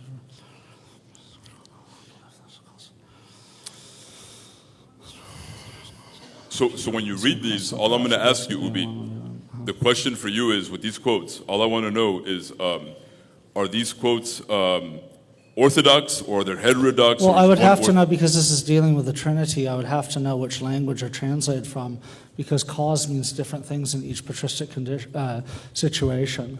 So in Greek, for example, it's aitia, and that refers to something that that hypostatically generates another hypostatic. Right. Hypostasis, whereas in Latin, cause, it just means anything that's involved. So the first quote, would you say that was that Orthodox or was that heterodox, the first quote? What language is it translated from? I don't know. It's from Greek. It's from Greek, okay. Yeah. Because it was originally written in Greek. So the question that I have for you is this the first quote Orthodox or heterodox? Can you read the quotes out loud? Sure, yeah. So basically, the part that is the most important is where it says, for one is direct. So it's talking about the Trinity, right? About the procession of the Holy Spirit. It says, for one is directly from the first cause, and another by that which is directly from the first cause. So it's saying the Father begets the Son, and then the Holy Spirit comes from the Son. So that's the first quote. I mean, again, I'd literally have to look at it in Greek and Latin to see if it's translated correctly. I mean, well, for one, it's directly from, because what happened is that you get translations from Greek done by people who have an axe to grind, and they start to import in Latin terminology. So for one is directly from the first cause, another by that which is directly from the first cause. Yeah, so you've been Eastern Orthodox for 20 years, so just what you know as an Orthodox, is the first quote Orthodox or is it heterodox? That part in red. I need to see it in the original language. You need to see it in the original. You read Greek? Yes. You read Greek and you can Absolutely. See. Do you? Do you? No, I don't. I don't read Greek. That's why I'm showing it to you in English, because I don't read Greek. Well, I thought for the audience. You read Greek. We have an English-speaking audience, so I think we should stick to English. But just taking that at face value, would you say that quote is an Orthodox quote or a heterodox quote? Just at face value. Just what I presented here on the screen. What would you say? Or if you want to maybe read the second quote, and I'll read it out loud for the audience too. Maybe the second quote might be easier, because the second quote, the relevant part, also talking about it just went out. Oh, did it go out? Hold on. Sorry about that. No. I unplugged it. Let me reshare it.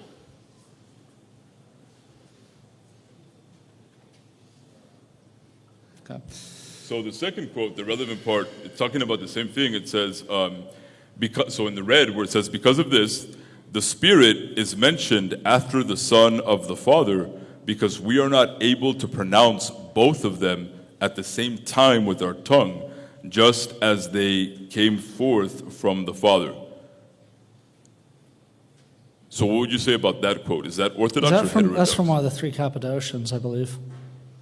The second one is from the Cappadocians? I think so. I'm not really into Trinitarian thought in terms of like the filioque debate. Okay, all right. So yeah, that's not your expertise, it's right? not my wheelhouse. I'm more into history, but I mean, okay. I would something like that. I would have to look at the whole work and then look at the languages. But would you, based on just what it says there in English, would you be comfortable in saying that one is Orthodox and one is heterodox, or they're both Orthodox, both heterodox? What would you say? Well, again, I'd have to see it in the original language and You look would at the have to whole see it in word. the original language? Yeah. So would you agree that they contradict each other based on what you said? Because basically one is because you brought up the filioque, it seems like one is teaching the filioque, but another one is saying no. Another one is so saying... one of them teaches a hypostatic procession. From Yes, the one Father is and teaching a Son. hypostatic procession of the Which Holy one do you Spirit. think is? It's in the first one. So let's see. So maybe read it again and tell me if that is Orthodox or not Orthodox. And you might want to read the entire quote from the top so that you can, and again, bear with us guys, this is important. It's important to this debate. For those of you who love filioque and all that, and both Ubie and I admit that neither of us are that's not really our expertise about, the filioque, but both of us do know enough that we'd be able to tell if one is Orthodox or one is heterodox. Is it distinguished from another? But I believe that is that one is a first cause, another is a cause, and again is that which is of a cause we recognize another. Distinction, that one is directly from the first cause, another by that which is directly from the first cause. One begotten abides. The first one, honestly, whoever's dealing with it is dealing with it in terms of Aristotelian logic. Just speaking about causes and various causes. So that could really be, anyone from, whenever. And then the second one, the first one, the Spirit would seem to be a son. The second one, though, seems to be more so from the Cappadocians, but I'm not seeing anything about a hypostatic filioque in it. I don't see anything saying that the Spirit proceeds from the Father and the Son as from one cause, which is a hallmark of the filioque.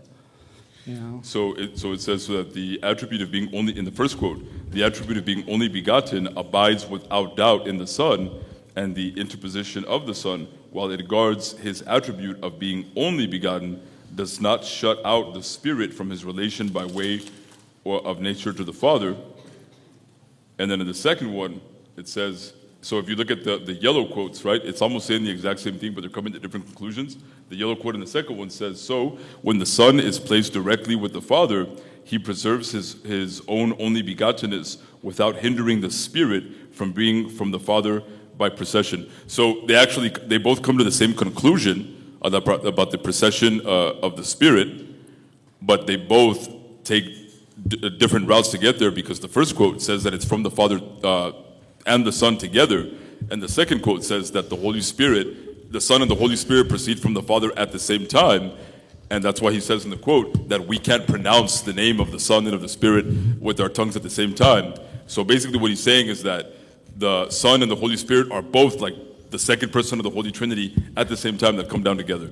Would you say that that's Orthodox or is that heterodox? Well, I don't think that's what he's saying, because your position, in order to prove a hypostatic filioque, you have to say that the Spirit proceeds from the Son and the Father as from one source.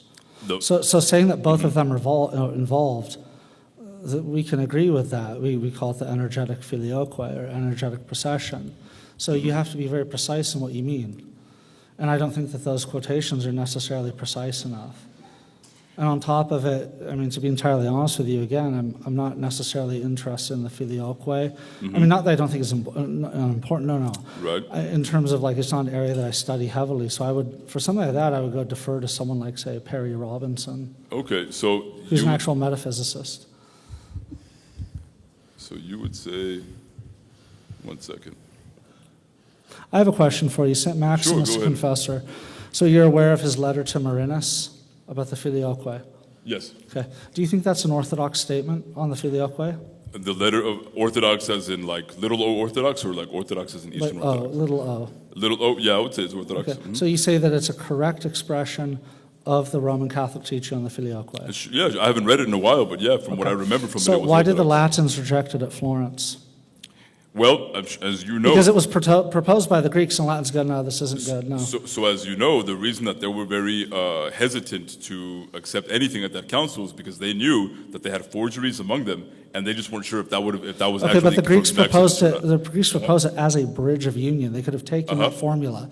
The Greeks took that formula, and at Florence they go, no, this isn't good enough. This formula is faulty. Right, and they say that the reason they didn't, if that was the one that they rejected, because we're not too sure what it was that they actually rejected. No, we're quite sure. We're quite sure, because the Greeks came and they go, if we word it this way, is this an acceptable form of union? And the Latins at Florence said no.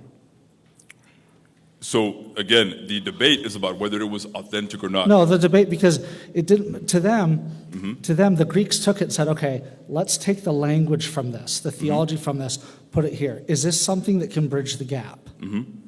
So it totally removes whether it's authentic or not. It's purely the theology itself. But you would say that the Eastern Orthodox bishops still signed off on whatever the decision was at the beginning, right? For what? And at Florence. No. The Eastern Orthodox bishops didn't accept Florence when it first happened? Well, there were 32 bishops there. 30 of them accepted it. Right. And then you have hundreds of other bishops back home. And then those councils there, when they went back to it, because here's the thing, does the signature of a legate, is that binding upon the person who sent them? Is the signature of a legate binding? Upon the person who empowers them. The signature of a legate binding upon the person who empowers them? No. Okay, because all of those bishops there were legates.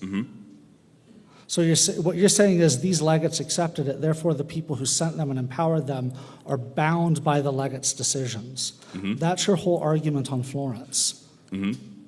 That the legate signed off and then they went back and then they reneged on the... Your argument hinges on a legate binding the person who empowers them, as opposed to the person empowering them having to affirm the legate's decision because a legate's decision is typically just a rain check. I don't know if you guys are old enough to remember what a rain check is. It's okay. I see some ladies there who look very young, but you remember it. Yeah, you go, well, I'm going to put money down on this, and if I don't come back by a certain time, I don't get it. It's sort of like a minor down payment. Right. Well, that's what a legate's decision is. Now, if you argue that a legate's decision does indeed bind the person who sent them, you have to accept that Pope Nicholas, accepted the deposition of Ignatius because his legates accepted it. Now, Nicholas didn't. He didn't back up the decision of the legates at all. In fact, one of them he just hushed away, and the other he hushed away for a bit. And then I want to say he got a bishopric somewhere in Italy, probably somewhere nice with air conditioning. But I know, I want to take my shirt off too. It's hot.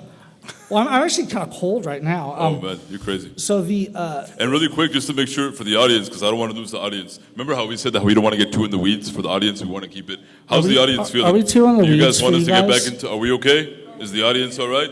Can we okay? Just making sure. Maybe we need to get back to what are we debating again, Ubie? We're debating the Eastern Orthodox Church is the one Holy Catholic and Apostolic Church. Yeah, so sure. let's get back to that. Let's discuss that. Okay. Okay. So according to the Eastern Orthodox Church, Hey, what's that noise back there? All right. oh man. Yeah. I'm surprised at how many women there are here today. There's quite a few. I mean,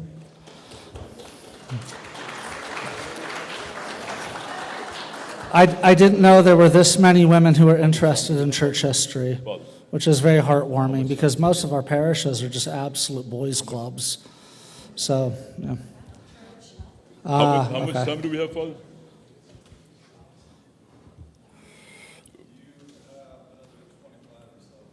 Another 25 or 23? All right. Okay. All right. So what do you want to talk about? Let's talk about the thesis of the debate. Make your best case for why the Eastern Orthodox Church is one and Catholic. Because it follows the standard of the first millennium. And what is that? That standard is that you are one because of apostolic succession and correct dogma, which then are the ingredients for baptism, valid Eucharist, which are the unifying factors as discussed. Okay, so you're saying that correct dogma is how you identify the four pillars? With apostolic succession. You have to have both. It's like a mother and a father. Well, apostolic succession is one of the pillars, right? Apostolic? Yeah. So the way that it works is that you find the church with the four pillars to be able to identify what is dogma.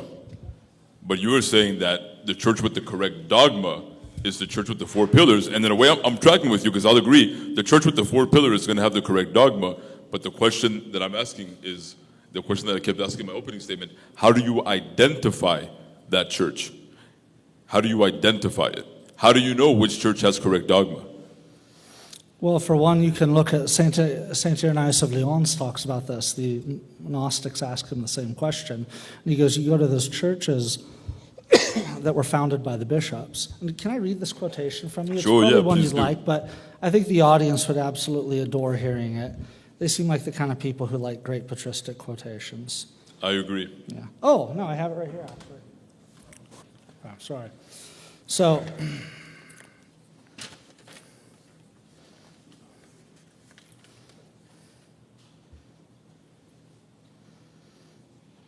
okay.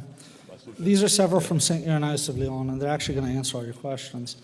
So, this is from Against Heresies 5:20 and then 1.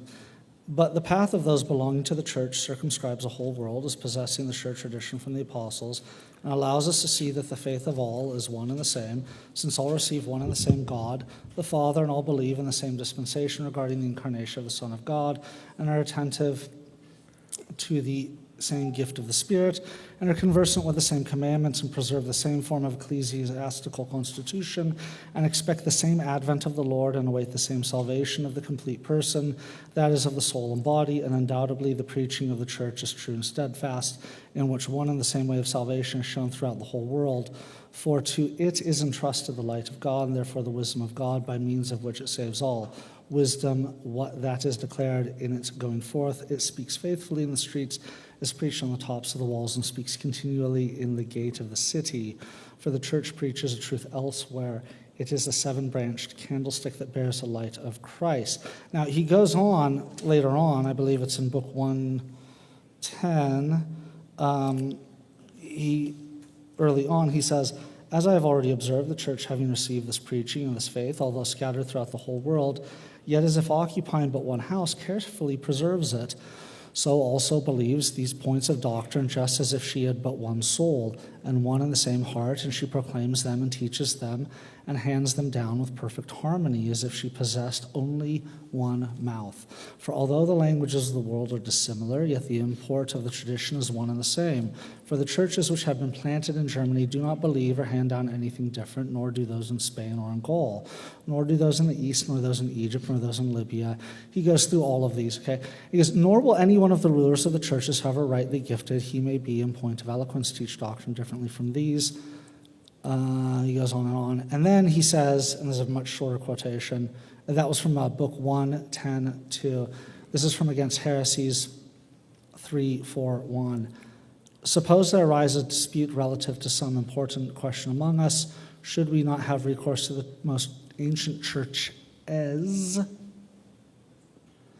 plural, with which the apostles held constant intercourse, and learned from them what is certain and clear? In regard to the present question, for how should it be if the apostles themselves had not left us writings? Would it not be necessary in that case to follow the course of the tradition which they handed down to those to whom they did commit the churches? So St. Irenaeus of Lyon, his standard is those churches that were founded by the apostles.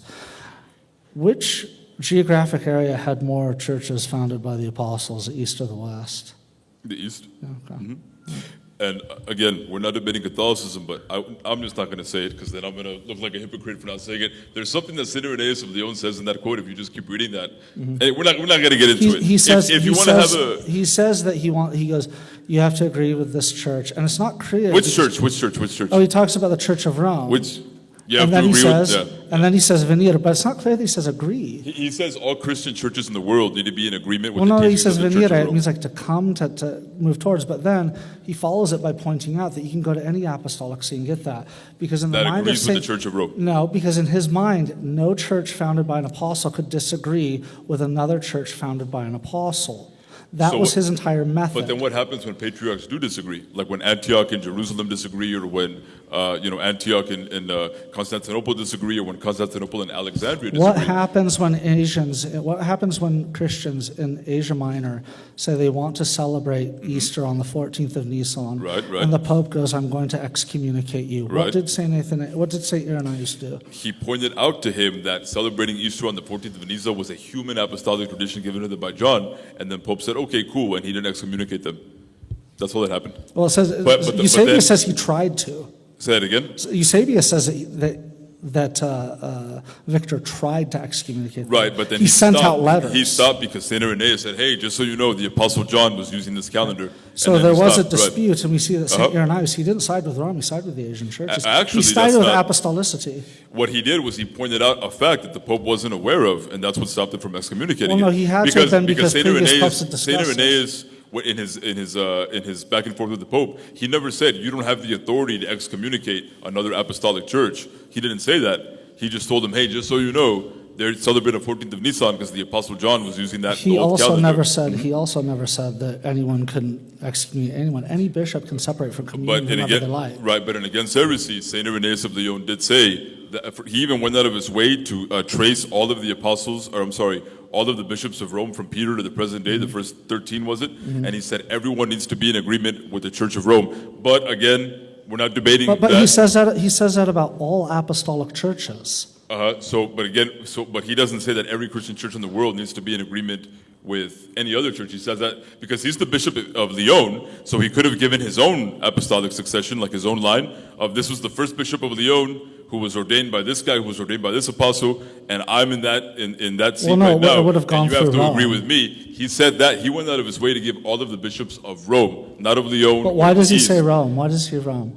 Because he Because- says it's the most famous church. Because he's Catholic. Saint Irenaeus was Well, Catholic. what's the reason that he gives? He What's said- the exact reason he gives? Because of Peter. He goes. It's your name, he goes- Ubi Petrus is Latin goes, for where Peter no, is. Saint The reason that Irenaeus Saint Irenaeus said Saint Irenaeus says the reason why he because chooses that's where Rome is Peter was. because it's Uh-huh. the most famous church. Because he said it's because it was where Peter was. He said it was the church of Saint Peter, and he also mentioned Saint Paul. But he says every Christian church in the world needs to be in agreement with the Church of Rome because. Why is it the most famous church? Because it was the church where Peter died. Peter and Paul So were martyred. how do you? But again, so, I'd like to. no. How do you Sure. then square that with this? Sure. Suppose there arise a dispute relative to some important question among us. Should we not have recourse to the most ancient churches, Right. with which the apostles held constant intercourse and learned from them what is certain and clear? He speaks of all the churches that the apostles founded as being able to Sure. determine what's certain and clear. Wait, in regard to the present question, for how should it be if the apostles themselves had not left us writings? So the problem that you have is you are trying to take an unclear statement from him, from the word, it's venire, it's convenire, if I recall correctly. The word agree is like a fourth or a fifth meaning of that. Latin verbs are incredibly unclear. So it's not really clear what he means by, like, is it agree? Is it come with? Is it like coincide with? We don't know. But we do know absolutely without a doubt what he means here. And he states that all apostolic churches are a resource for us to find out what is certain and clear. So you're saying this, And that's, by the way, right. against heresies 3, 4, Right. 1. Yes, yeah, absolutely. So you read that quote twice, and you kept putting emphasis every time you said church is instead of church. When you put the emphasis on church is, are you maybe implying or insinuating that these churches were not united? You wouldn't say that, right? They No, were united? I'm implying that it's a federation of churches, just as Berardino, the professor from the Anglo. So then it goes back to Augustinianum. my question. Today in the Eastern Orthodox Church, when patriarchs disagree, what happens? They sort it out amongst themselves. They sort it out amongst themselves? Okay, if they can't sort it out amongst themselves, what happens? They always do. They all what? They always do. Well, they haven't yet with Moscow and Constantinople It's only and 3 years Alexandria. in. So 5 years in, something like that. We've had other schisms that, in the early church as well, that were able to be solved right away with an ecumenical council. Why haven't they been able Such to do as that what? yet? Which ones were solved by an ecumenical council? Oh, let's go down the line. So what schisms were solved by an ecumenical council? Yeah. We're going to go through all. So we have, so Nicaea 1, And can you yeah. define what you mean by healed or solved?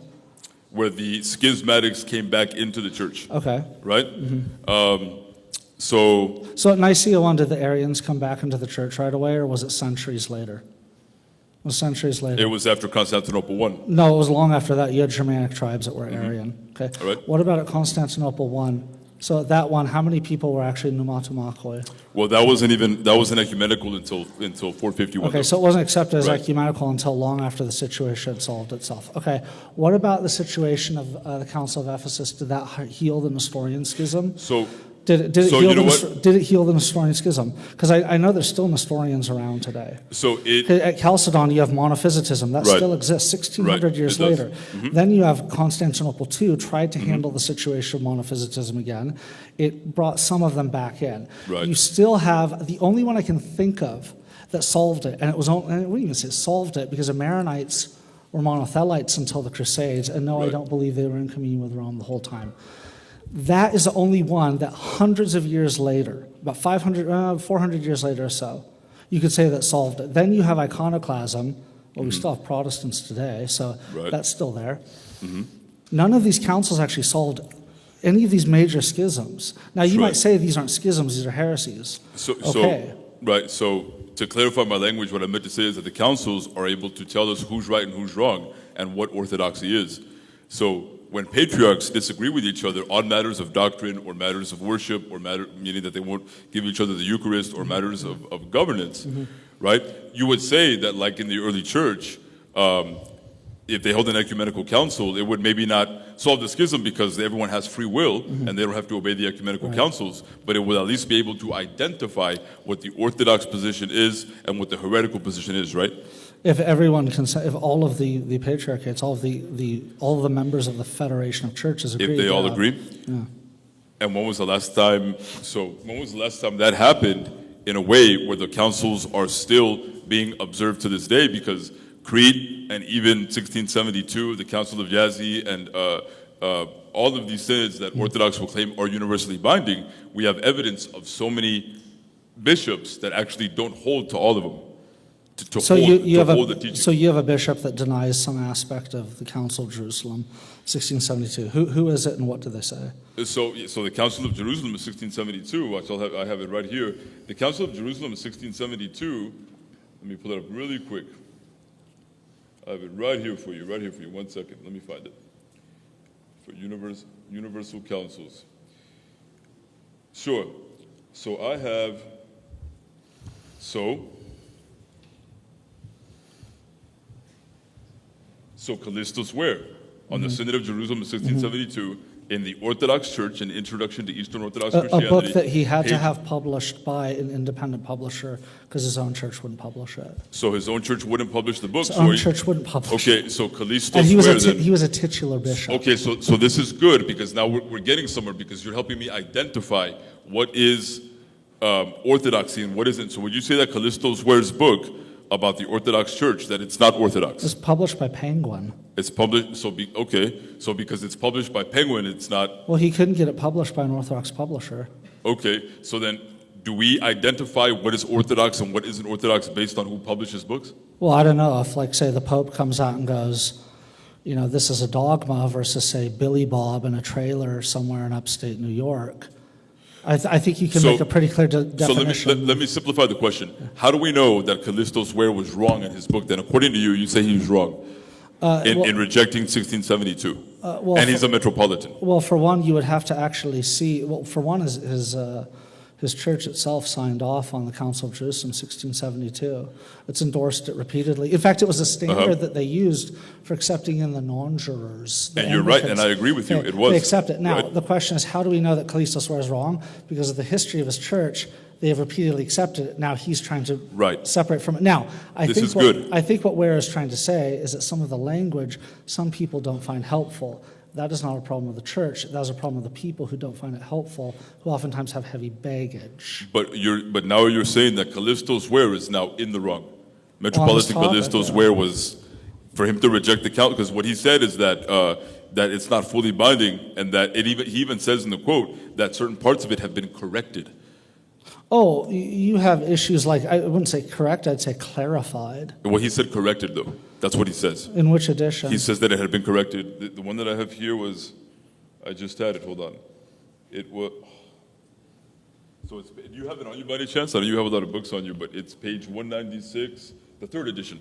I don't typically recommend that book. I don't, So the and third most right. parishes don't. Yeah. So the third It's edition. not in my parish bookstore for a good reason. So the third edition on page 196, he says that there are aspects of that council that had to later be corrected. Well, okay, so in the case of the Nicene Creed, do you know how many versions of that were floating around? by Right, there was a lot of 700? versions. Yep, So, yep. yeah, they corrected it. There was an Armenian version that had all sorts of interpolations. So then, so you're saying that because we know that there's when you say the Nicene Creed, do you mean after Constantinople I? Yeah, I mean, no. I mean Nicaea. Nicaea I. So nobody uses the creed from Nicaea anymore because we use the Niceno-Constantinopolitan Creed. Well, some of us do. Right. And, well, I know what you mean by that. That's a low blow. Just I know what you mean. I know what you mean. You guys don't say the Filioque at your parish, do you? No, we don't. Oh, okay. But the Eastern Catechism says that the Filioque is Orthodox theologically. So sad. But we don't have. This isn't a Filioque debate. But anyway, so the point is that Metropolitan, Callisto Swear, in the third edition of his book, said that council had to be corrected. So would you say that he is the one that is now, he is in error for saying that, right? I think he's mistaken in that. Callisto Swear had a lot of odd opinions on his own. Okay. There's a reason why he was a titular bishop. Okay. So then you don't accept this book because it was published by Penguin. No, I just don't think that it's not something published. It's not binding. You would say that it's not binding, well, no, right? it's not something that would have what you would call an imprimatur in the Hill Obstat.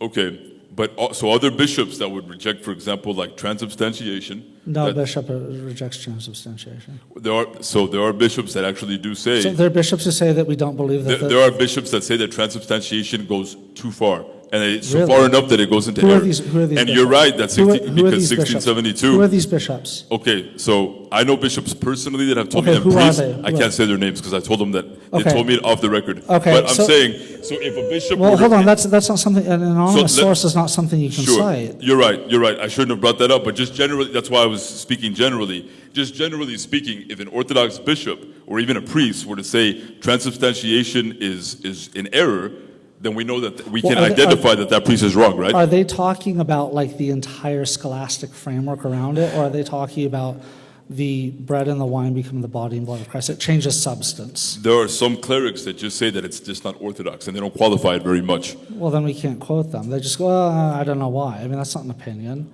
I mean, that's an opinion, not an actual, like... No, I'm misphrasing that. They need to explain why, what it is. Here's my situation that I find, I'm sorry. The situation I find is this. You find people who get hung up on certain language in the Confession of Blessed Dositheus. Right. Mm-hmm.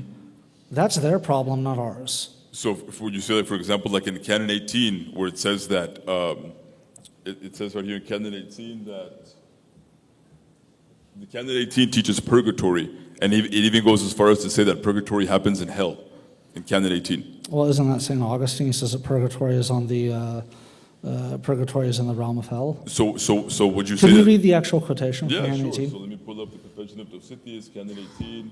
How much time do we have, Father? Just want to make sure. 4 minutes. So I got to do this quick. Confession of Dositheus. Let me pull it up really quick, and I guess we'll have to end on this, Ubie.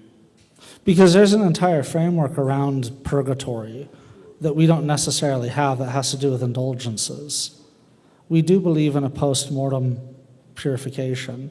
So Canon 18. And you see that in things like the toll houses. Sure. So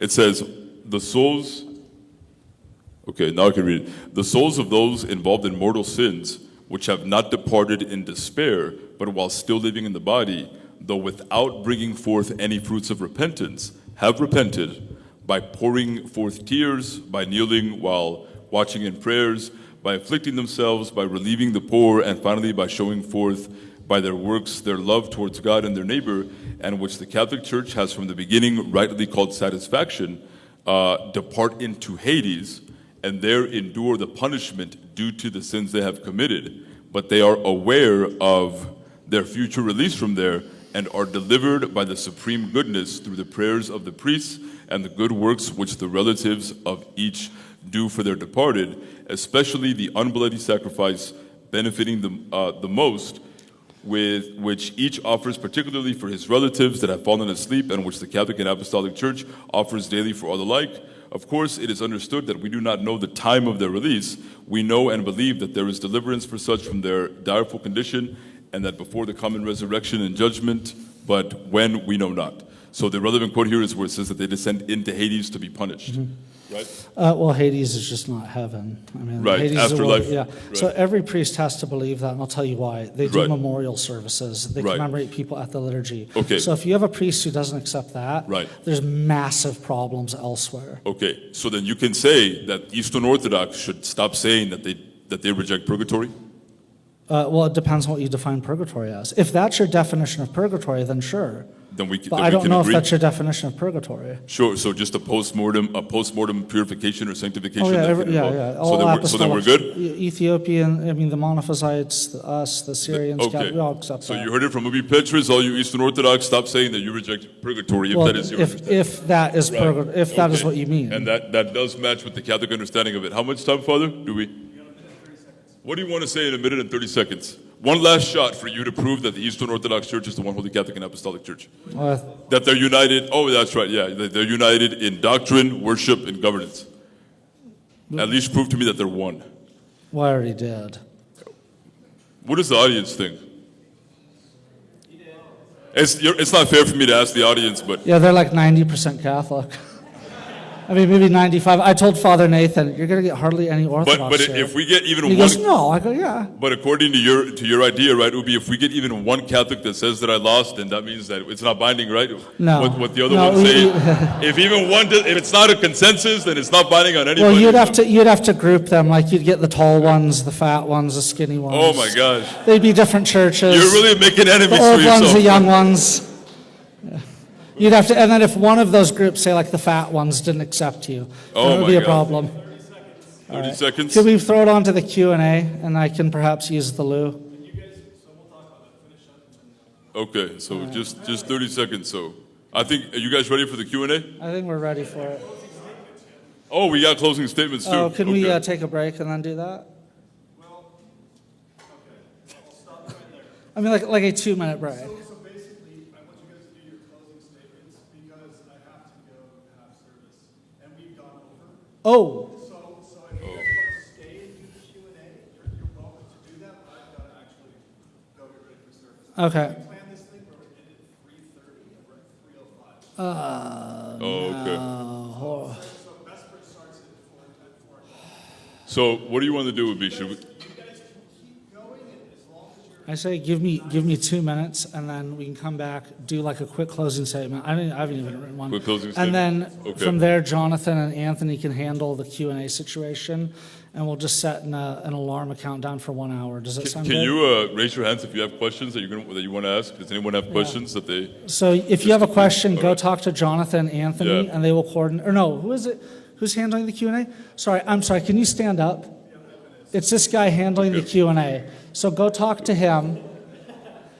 By the way, yeah, we have a lot of people here. Yeah. Keep it on topic, please. The comments to a minimum. Yeah. You want to have a question and not load questions and not 2 or 3 questions. You want to have one question and you got to tell which guy you want to answer the question. Yeah, there we go. And you, I will be here for that, so I'm trusting you and also the big guys in the back. The rule is you come up, you state who the question is for, okay, and then you ask it, one question per person, you get to the back of the line if you're, okay. Yes. All right, I set the alarm, we got 59 minutes and 32 seconds. 59 minutes? Okay. We're probably not going to use all of it, right? But, Here, let's start it over. All right, we have a full 60. oh my gosh. A full 60. Okay, hi. My question's for Alex, Voice of Reason. You mentioned that the Eastern Orthodox Church hasn't summoned a council recognized as ecumenical in centuries, and that this challenges its claim to be the one holy Catholic and Apostolic Church. I was wondering how you would respond to the historical reality that in the first millennium, the Bishop of Rome did not convene ecumenical councils either. They were called by Roman emperors, not the Pope. The Pope participated through legates and often ratified the decisions, but he didn't initiate or govern those gatherings. In fact, as Roman Catholic Bishop Christopher Butler acknowledged during his ecumenical work around Vatican II, the absence of the Eastern churches at Vatican I and II calls into question their universal or ecumenical nature, suggesting these may be local councils rather than ecumenical. With that in mind, I'm curious if the Pope didn't call ecumenical councils for the first 1,000 years, and if the Orthodox critique is that true councils require the whole Church's participation, how does the lack of new ecumenical councils by the Orthodox without an emperor or a united Christendom invalidate their ecclesiology? So the Catholic position is that the Pope doesn't have to convene a council, nor does the Pope even have to be at a council. All the Pope has to do is ratify the council. So other bishops could even get together, hold a council, and if the Pope wants to ratify it, he can make it universally binding. So the Pope doesn't have to be involved in every single last detail. And even in the early church, we know that the Council of Chalcedon was called at the behest of Leo, Pope Leo. And also, I believe, was it Nicaea too, that the Pope, he asked the emperor to convene it too. And the reason that ecumenical councils had to be convened by emperors is just because in the ancient Roman Empire, there was no separation between church and state. There was a distinction. So the imperium, the state, had to also ratify something if it was going to be accepted by the imperium. So the Pope doesn't have to convene or even be at a council. All he has to do, like in the first millennium, was ratify him. And I would also point out that, even in Nicaea I, which happened in the East, the head of that council was the Pope's representative, Saint Hosius of Cordoba. He was the one that was running the show because the Pope told him to. So, really good question. Thank you. Hello, awesome debate, first of all, by the way. So my question is for Ubi Petrus. So under your model of what the true Orthodox Church is, then how can I, or what is a good reason by using your model to abide by the Orthodox Church and not the Orientalists under the eyes of a Christian discerning the two during Chalcedon and after its completion? Can you repeat that again? There's a lot of feedback in my hearing. Yeah. Okay, sorry. And let me apologize to you, Ubie. The reason that I kept saying what when we were doing our questions is the same reason. I'm having a really hard time hearing up here. Yeah. So that's why. I also have very poor hearing. Yeah. Oh, okay, So if okay. there's an echo, it's hard. Yeah. So by using your model, why should I accept the Orthodox Church and not the Orientalists under the eyes of a Christian at the time of Chalcedon by using your model? So if you're talking about the monophysites, so correct me if I'm wrong. It's why should you side with Chalcedon and not with, say, the monophysites? So, if you were living at the time of Chalcedon, am I correct? Yeah, pretty much, yeah. Okay. So the reason is that even what are now the monophysite hierarchies, they accepted it early on. There's an excellent book on this entitled The Rise of Monophysitism by Friend, F-R-E-N-D. And he describes that the monophysite hierarchies were effectively just people similar to a situation like, say, Lefebvre in the Catholic Church, where they just break off and they go on ordination sprees. Jacob Baradeus founded the entire Syriac, or almost the entire Syriac Church, ordained tens of thousands, supposedly, people. You have one bishop in Egypt who ordained 72 bishops. They were down to 4 or 5 monophysites in Egypt. The overwhelming majority of those synods were Chalcedonian. Even I can't remember which emperor it was, but after Chalcedon, he pulled the bishops on it, 1,600 bishops. And only one very, very local synod said they didn't accept Chalcedon. So the monophysites were really like a late 5th century breakaway movement who went on ordination sprees. Now the question is, why did they become semi-large? And the answer is because the Muslims invaded and then favored them, because the job of most invaders is to stoke or ferment dissension so that you can divide and conquer. Did that answer it for you? Yeah. Okay.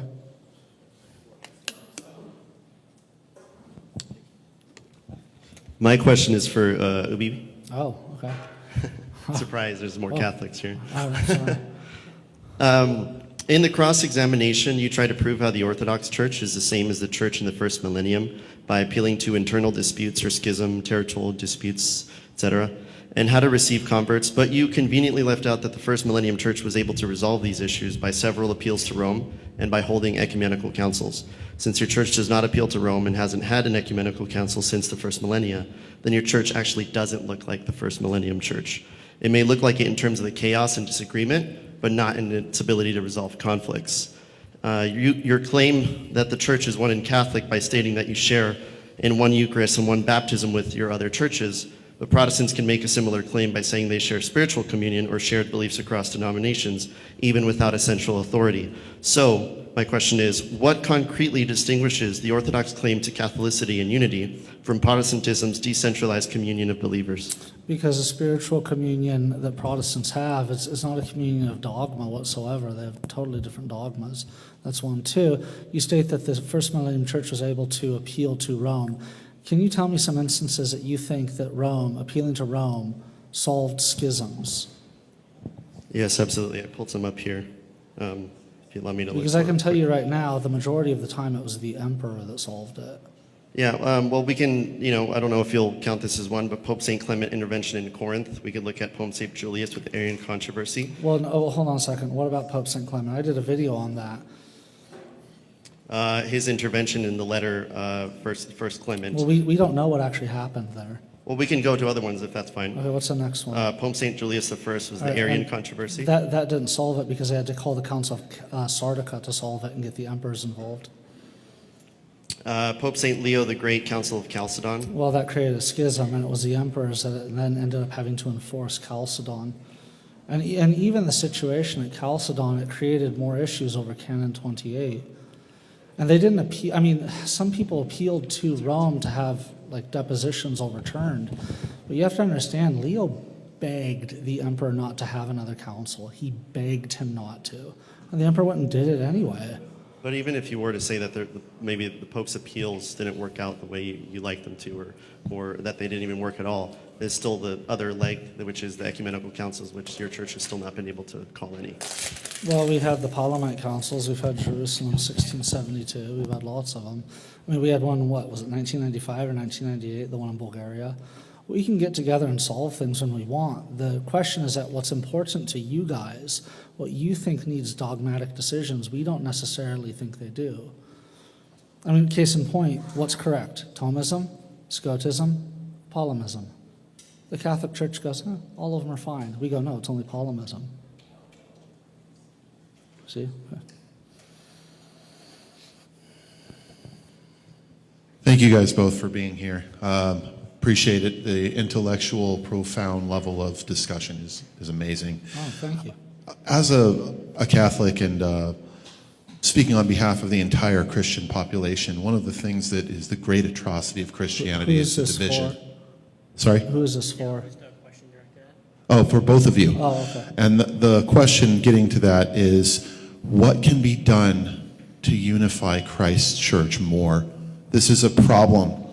Christ loves every single one of his followers, and we have profound division. And I can only imagine how sad that makes our perfect God. And so the question is, for all Christians, what can be done to unify us? And I know that that's not geared specific to this debate, but it's definitely a big part of the spirit of it. First, so what I would say is the only way that the divisions can be solved is when all Christians realize that you can't have Jesus apart from his church, and that if you're going to really follow Jesus according to how he's calling all of us to follow him, you follow him by following his church, because the theology of the church is that the church is actually the continuation of the incarnation in the world. So Jesus Christ remains with us here in the world through his church. So we have to be united to that church, and we have to follow that church to know, objectively speaking, that we are indeed following Jesus. The problem with all the division is that there are many Christians of all different stripes and denominations that run around and they claim to follow Jesus, but they're all following him in a different way. So the question is, well, how do you know objectively that you truly are following Jesus? And the step one of that is to find the true church. And then once you figure out what that true church is, find the true church, then you'll be on your way. And it all comes from, I want to follow Jesus according to how he wants me to follow him, not how I feel like following him, not what I think is right. It's what is the objective standard of how to follow Christ. And I think that's the first step, and we can only get through there through education so that people realize that. I think that Christians need to, they need better theology of the church, of what the church actually is. On a very practical level, what each person can do, I mean, you should just be a Christian, fast, pray. give alms, attend services. Because the thing is that caring about the divisions amongst others is really, it's a distraction from caring about the divisions within yourself and your own issues with the passions. And if you heal yourself, or not heal yourself, but if you allow yourself to be healed through the means that, say, the Orthodox Church is a fasting, prayer, okay, you're going to be much more effective in that. But the goal shouldn't necessarily be to try and heal whole communions. It should be to heal yourself, or to allow yourself to be healed. That's what I think. But all that's really above my pay grade, because I'm just a peon of a layman. It's... Well, no, there was a priest here earlier. Where did he go? Yeah. He went to go celebrate that Eucharist, and you're not sure if they're valid or not, but it's... Just kidding. All right. Hello, you guys. Thank you for the great debate. I really appreciate it. This question is for Ubie. So my question is, with the admission of Pope Leo XIV, the topic of reunification is highlighted once again. It says, knowing that the West has papal authority to lead the charge, who would lead the charge in reunification for the East if their oneness or unification isn't totally clear? Well, you're dealing with a federation of churches. That's what you're dealing with. So, ideally it would be the Patriarch of Constantinople, but ultimately, let's say were it to happen, which I'm convinced it never will. I'm not convinced monophysitism and everyone else will ever come, or not. I know they're not actual monophysites. I know that they're radicals. They're Cyrillians, but the Oriental communion, that will never heal. The Eastern, Western thing will never heal. None of these will. The thing with Moscow and the EP, I think that'll probably heal. Probably, I don't know. Let each of the patriarchs die and new ones come in, and they'll heal. So I would say the ecumenical patriarch would lead it. The problem is you're dealing with a federation of churches. And so one of those quotations from Pope Benedict, I think it was the second one, he talks about this. You're dealing with a federation of churches. And so that's our strength right there. You can't just come in and strong-arm everyone. You could not come into the Orthodox Church and strong-arm it into a Novus Ordo Byzantine liturgy. No one could do that. So things develop very slowly, in very superficial ways. So I'm sorry I can't really answer your question more than that.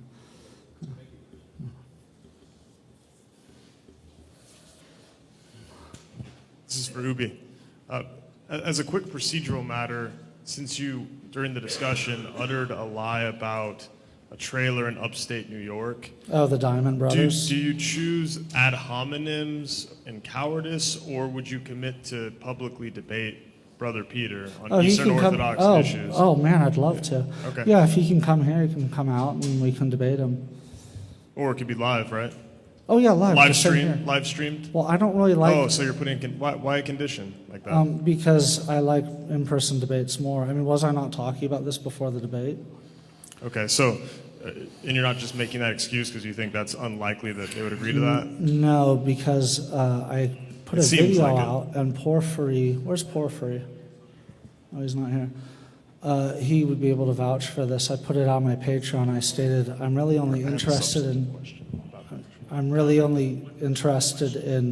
in-person debates. They're more entertaining.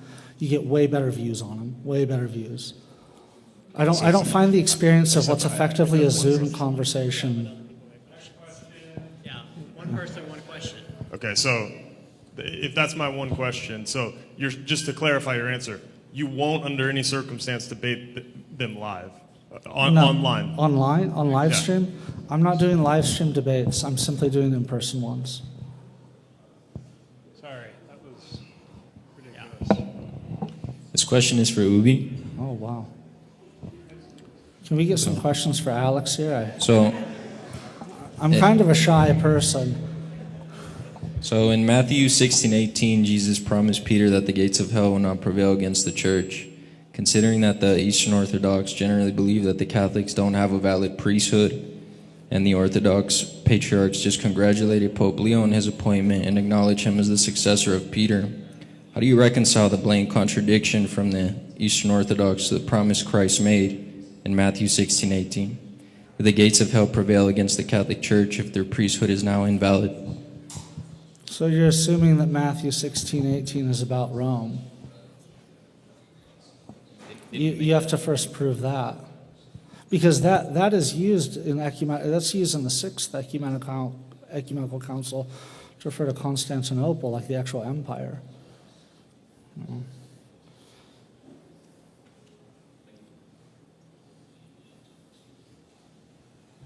Can I have a water by chance? Oh, thanks. You're a sweetheart. Got you, brother. Thank you. Anything for you. My question is for Ubi. Ubi, if you're, I trust as a Catholic that the Pope would not lead us into error when it comes to faith and morals. With that in mind, would you trust the patriarch of your church if he came back into communion with Rome? Would you trust him and follow his lead? It's a great question. Yeah, I mean, if I was under him, yeah, I'd have to. You know, I mean, if he just, there's a certain line. I mean, if he said all of a sudden, like, there's a fourth member of the Trinity, you'd have to, no, like, okay, this is ridiculous. But we have to really base I should rephrase that actually. If there was a consensus among the churches, yeah, I would have to humble myself to that. But bishops can do crazy, weird stuff. So.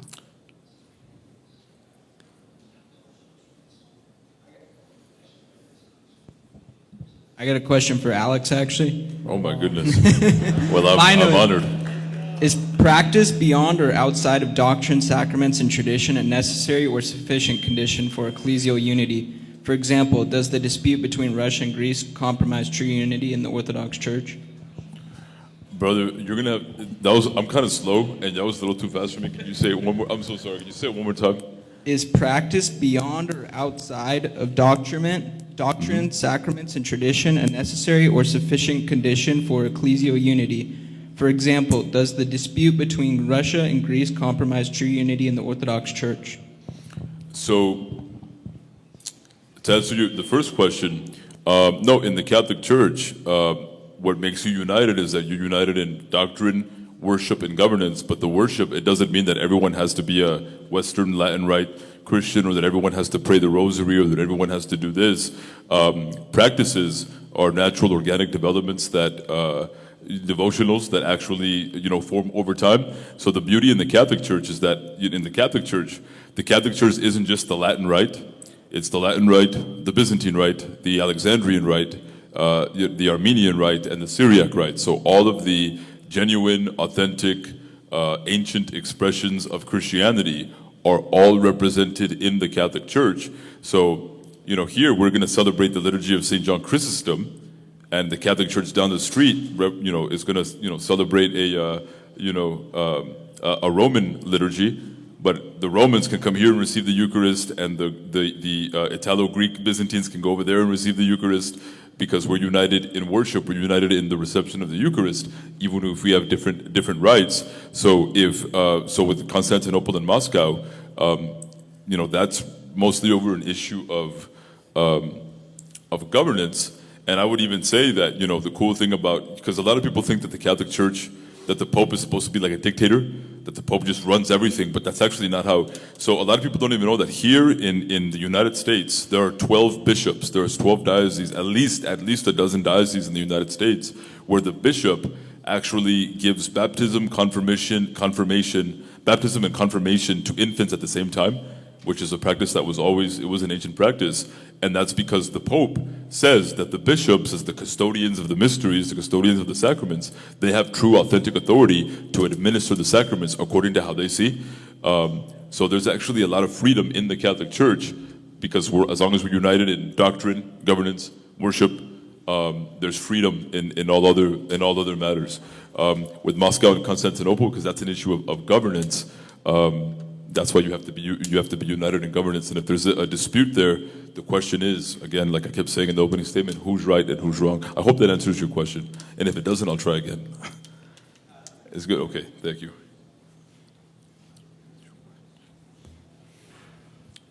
So my question is actually for Ubi again. By the way, I'm a Maronite Catholic. Are you Lebanese? I'm not Lebanese, nor do I speak Syriac, and my priest is from Lebanon. So if you're ever looking for a more welcoming environment, I'm sorry that you had a terrible experience. No, this was no. When you see him, does your priest say things like "Ça va bien, ya Elbi"? I have no idea. He doesn't speak the language. He doesn't know what that man says. We'd love to have you over. You listen to Lebanese people, and they'll start counting in French, and then switch over to this sort of, very cute sounding Arabic, and then randomly throw in French words and then English, and so it's like "Ça va bien, ya Elbi." It's like, oh, okay. So I had a question about the Council of Florence. You briefly touched on it, but maybe I'm looking for some clarification. If the Council of Florence was a valid ecumenical council, freely attended, theologically thorough, and signed by the Eastern bishops, on what ecclesiological basis can it be later overturned by popular election, and does this not imply that the authority of the church resides more in retrospective consensus than in the teaching office of their bishops and the council? Okay, so that was a very good question. That was very, very good. So the issue with the Council of Florence that we have is you had 32 bishops from the entire East were sent to Florence. Some of them were legates of Antioch, some of Alexandria, some of Jerusalem, etc. You had 30 of those 32 sign off. Now, as the discussion went about legates themselves, they cannot bind the person who sent them because they have authority, because the person who sent them has power, right? So a legate is simply putting a rain check on something. It's not even really a down payment. It's hey, we want this, we'll be back for it. So they had to wait for the home synods to actually sign off on it. And I mean, at the end of the day, you probably had 10% of the bishops, even if you said those bishops didn't renege on it. Maybe I have to look at how many bishops there were in the 1440 or so, or 1439, but I'd assume you have maybe 10% of the bishops ever even signed off in Florence. Now, you do have the situation where after the council and the Patriarchate of Constantinople, they tried to enforce it. And when Constantinople fell, the last liturgy that was celebrated in Hagia Sophia was a Byzantine Catholic service. So it is based on consensus of the bishops. Does that answer it? Oh, thank you. By the way, was I correct about there being a Tagalog service, or was it Spanish? At the Maronite Church, is there a service that's in Tagalog, or is it in Spanish? There's only English and Lebanese in mine. I'm in Utah, so. Oh, I'm talking about the one. Okay, all right, because I drive by it regularly, and sorry. Well, thank you so much for coming out. That's really nice of you. I appreciate that. Hello, guys. Hello, Ubie, Alex. Nice seeing you guys again. Thank you guys for coming. And for all the people here, I thank you guys. I think we're very thankful for the event. Very edifying, very efficacious. Thank you. My question is for Alex, to keep it his tippy toes, more on his toes, rather than Ubie. I'm an Orthodox. I recently converted last year. I was debating between East and Rome, coming from a Protestant background. Yeah. I'll get to my question, but just to give you context. And although a lot of people are flocking towards the Apostolic churches, the Orientals, Roman Catholicism, and Eastern Orthodoxy, one thing I found, and many other people found, was that while there is spirituality in the Roman Catholic tradition churches, or the Orientals as well, systemically, within theology, it's more consistent within Orthodoxy once you look into it, in my humble opinion, and many others think likewise as well. And also there's a spiritual decay within Protestant churches, but not only there, but to some extent within the Catholic churches as well, because of the modernization, because of the liberation in the West. Now, the question is, because of that, why is it that some people are flocking from even Rome towards the East? Maybe not hugely, but still people are going there either for the spiritual nourishment or holistically more, and also for the theology.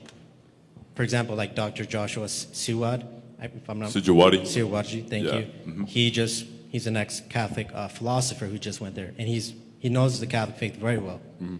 And so because of people like him and other layman people, why is it that you, Alex, think that that's the case here in the West due to the state of the church in the West here? Sure. So let me just start off by saying that Joshua Sijuwadi has actually been, I don't want to say condemned, but a lot of Eastern Orthodox theologians don't claim him because they say that he basically teaches, he has a heretical view of the Trinity.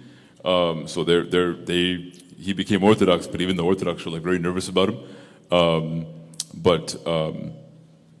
So I think that in the West, and this is something that we see in the West, is that in the West, things that are foreign are very sexy, and anything that's Eastern, that's foreign, it's like sexy, so they want to go there because they find it to be sexy, right? That's like really, really what it comes down to. They're like, oh, this is different. This is exotic. They like exoticness.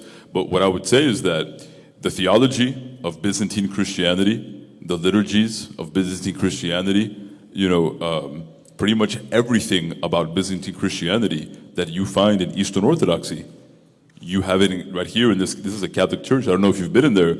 You're welcome to join. You're going to think you're in an Orthodox church because everything that you can find in Eastern Orthodoxy, everything that you find and that you love in Eastern Orthodoxy, you also have it in the Catholic Church, in the Eastern Rites. But you also have the universal magisterium that is able to basically answer all of the questions that Eastern Orthodoxy isn't able to answer. You know what? I think it's valid if you're a Westerner but you feel called maybe to the Eastern tradition. There's nothing wrong with that. I'm a Westerner that I was called to the Byzantine tradition. I'm a Roman Catholic that practices as a Byzantine. There's nothing wrong with that, and that's the beauty in the Catholic Church is that you can do that. You can be a Roman Catholic and you could go to a Byzantine Catholic church and everything is fine. And but like with the other Apostolic churches, let's say you're a Byzantine in the Eastern Orthodox and you really want to experience the Syriac liturgies. You don't have that in Eastern Orthodoxy, but you have it in Catholicism. Or if you want to experience the liturgy of Saint Isaac of Armenia, you don't have that in Eastern Orthodoxy, but you have it in Catholicism. Everything that is good about Christianity, that is ancient, that is authentic, that is beautiful, including the theology, you can be a Catholic, and Palamas, Saint Gregory Palamas can be your guy, and you can love Palamas, and you can Father Nathan Simeon is a Catholic priest, and Palamas is his guy. So everything that you're looking for, we have it here. We have it here, and the thing is that most Westerners don't know. They don't know about the Eastern rites of the Catholic Church, and I really believe that if they knew, they wouldn't have to go through the process of leaving the Catholic Church and then going to Eastern Orthodoxy. They could literally just, if there's one close by, go to the Byzantine Catholic Church down the street. If there's one down the street, and go there, and you'll be happy. And you're able to walk in on day one without announcing yourself, without having to talk to the pastor or anything, and you can go and you can receive the Eucharist, and you're good. Because we're united in worship, united in doctrine, united in governance. But the cool thing in the Catholic Church is that there's different theologies that you can hold to that don't contradict each other, that are all fall under the doctrine that is binding. So always remember that. Theology isn't binding in itself. Doctrine is what's binding. So you're bound to the doctrine, but the theology is how we understand, how we think about the doctrine. And the beauty of the Christian faith is that the Westerners have a way of thinking, the Easterners have a way of thinking, the Syriacs have a way of thinking. But the cool thing is that they have all of these different ways of thinking that lead you to the same doctrine. That's what you're looking for, is doctrine. Thank you very much. That's a great question.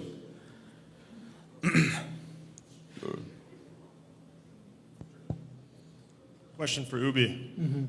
Under your concocted standard that the most recent 1,000 years of Christianity must track the first 1,000 years of Christianity, does it not give you any pause whatsoever that the Orthodox haven't been able to convoke an ecumenical council in the last 1,000 years when 7 such councils were convoked in the first 1,000, or that the Orthodox have been in a form of subjugation for the last 500 years under Islamic conquest, the Tsar Peter, communism, etc., while the Catholic Church engaged in widespread evangelization in the first 1,000 and second 1,000 years?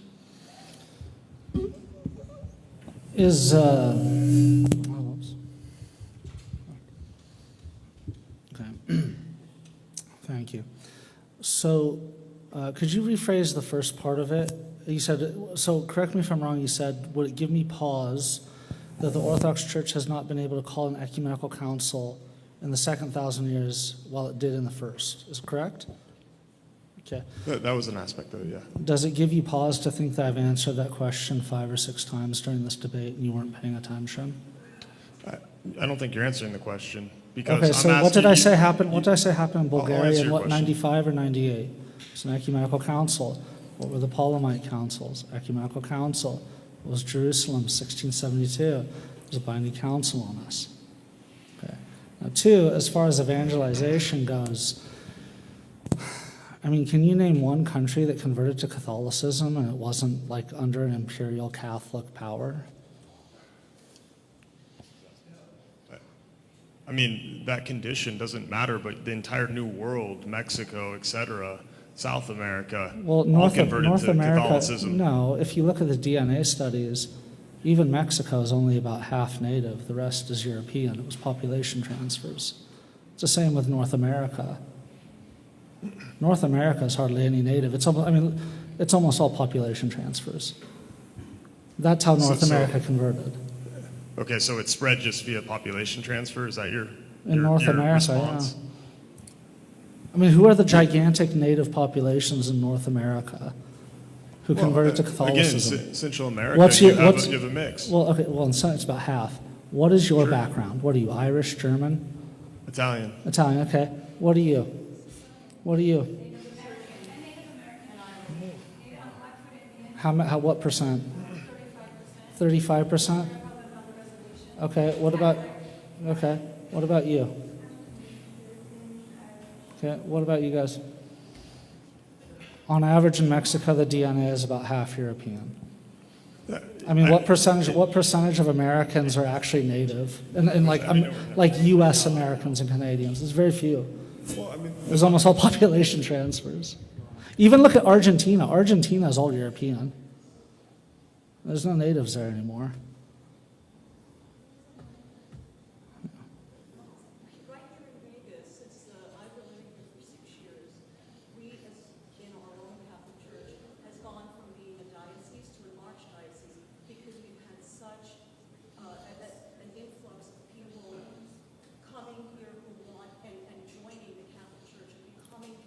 And so there are a lot of people newly finding the Catholic Church and newly being drawn to the Catholic Church.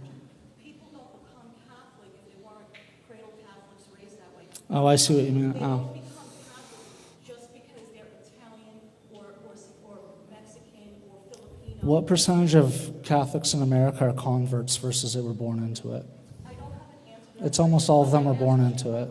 But I'm making a statement about whether or not people become Catholic because they're drawn to the faith. Oh, yeah, there's that. Versus being dictated to because of their genetics. Well, I don't think you should follow anything because of your genetics. My point is that the majority, he said North America, South America, they converted. I said it was a population exchange. That was my point. This year, in our archdiocese, there was the largest amount of people coming into the church in the whole history of our archdiocese. Well, congratulations. More people are coming into the faith. All kinds of Yeah, speaking of that, I'm an evangelical just trying to figure things out here. So this is for Voice of Reason. It's kind of like flipping the topic, I guess, so hope you forgive me here. But what do you think makes the Catholic Church, and I know this, you could talk about this for hours, but like a 1 and 2 minute answer, the Universal Catholic Apostolic Church? I know that wasn't the topic of the debate, but yeah. What do I think makes the Catholic Church that? Because we see clearly from Scripture and from tradition that Jesus Christ established the church with one particular, with one head. There's a church with one head. The first one was Peter the Apostle, and the unique successors of Peter the Apostle always had that authority of the one head, and the ecumenical councils of Ephesus, Chalcedon, Constantinople III, and Nicaea II, they all teach that the Bishop of Rome, the unique successor of Peter, is the head of the Christian church. So the reason that I'm Catholic is because the Catholic Church can identify its head.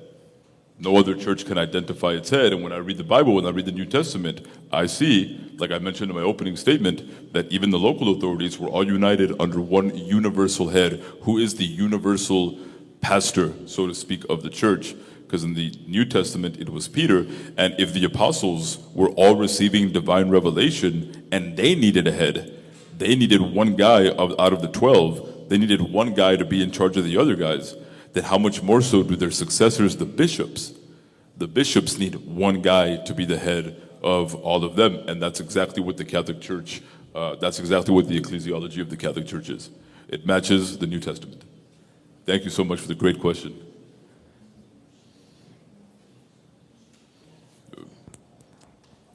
Hey guys, just want to say thank you guys both for being here. Thank you for coming. I'm an Orthodox, and I'm not here. This is more like for my son. He wants me to ask a question to Ubie. Oh, right on, man. He's outside watching. He's outside watching? He's outside watching, and I think he's just interested in the whole YouTube thing, the whole... oh, how could you not be? I know. So this question, Mickey, this is for you. This is for Ubie. Tell him that I have a question. Say I'm outside watching. My question is, quote, if you do something bad in the beginning of your life that is bad enough to go to hell, can you redeem yourself? Well, of course you can. Of course. I mean, why would God want to see his creation destroyed? And part of becoming a more forgiving, or part of learning to forgive yourself for things that you've done is having children. Because there's nothing your children could ever do that you wouldn't forgive them and love them for. There's things they could do that would break your heart, sure. But you would never stop loving your children. And when you have children, you start to understand that you get a glimpse of how God views us. Because we're not just creations. We're not just a nice rosemary bush outside or a chandelier. We're God's children. And so in the same way that we will always love our children, we will always do whatever it takes to bring them home and to heal them and to see them in good health, that we give our lives for them. So God will do the same with us. And so something like that, you should really go to your parish priest or a priest whom you feel very comfortable with and tell him, what is it? If there is something. I mean, just for anyone. But you should always, always remember that the temporary sting of embarrassment is nothing compared to the love of God. St. Isaac the Syrian says, all of humanity's sins are like a handful of dust thrown into the ocean of God's mercy. Thank you. That was beautiful. That was beautiful. Well, I just plagiarize people with excellent answers. I do the same thing, brother. I do the same thing. I rip everybody off. So this question is yet another question for Ubie. Okay. If Matthew 16:18 is not about Rome, if Matthew 16:18 is not about Peter being the rock, what is it about? Like, what is the meaning? It's the establishment of the episcopacy. Okay. So St. Cyprian of Carthage has this great line where he takes that and he describes it as the establishment of the episcopacy.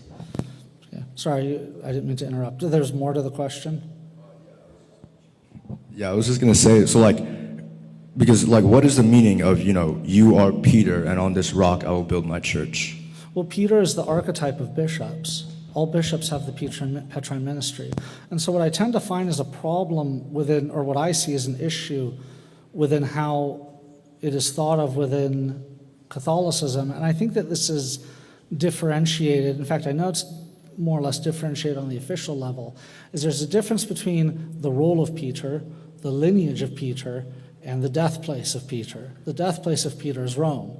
The lineage of Peter is Rome, it's Alexandria, it's Antioch, it's Joppa, it's Caesarea Philippi, it's all these different cities. Even Corinth lays a claim to being founded by St. Peter. And then you have the role of St. Peter. What is the role of St. Peter? It's the episcopacy. That's why the bishop holds the keys. So early on in the first millennium, the term of the power of the keys was to bind and to loose sins. And that's a job of the bishop. The bishop is the true priest. So a parish priest, a deacon, they just participate in the bishop's priesthood. That's all. The bishop is the true priest. That's why the word that's used in the Septuagint for the high priest, it's only used by patristic authors for bishops, no one else. Because each parish, each bishop is the high priest. It's temples coming together. That's what it is. Because where could you give the sacrifice in the Old Testament? It was in the temple. Okay, where can you give the bloodless sacrifice? It's in the church building. Now you will say, okay, but Father Nathan celebrated liturgy in there. Okay, all right, sure. But early on, only the bishop celebrated the liturgy. The priest just assisted him. If he couldn't do it, they would do it, or they'd take out the Eucharist to people wherever available. So it was the bishop doing it in the church. It was one church, one bishop, one church building. So that church building was the temple. That bishop there was the high priest. The high priest was Peter. Peter's the high priest. In the New Testament, the difference is that each diocese is a temple. It's not limited to just one place like the Jews thought. It's throughout the world.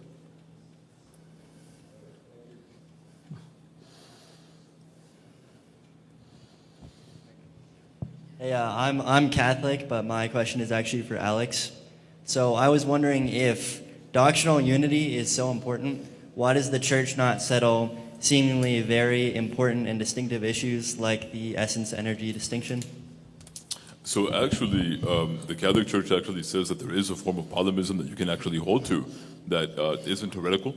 And if there isn't, because as we see, and Ubie would agree with this, that usually whenever the church has to come together to actually define something or to settle an issue, the issue is always settled.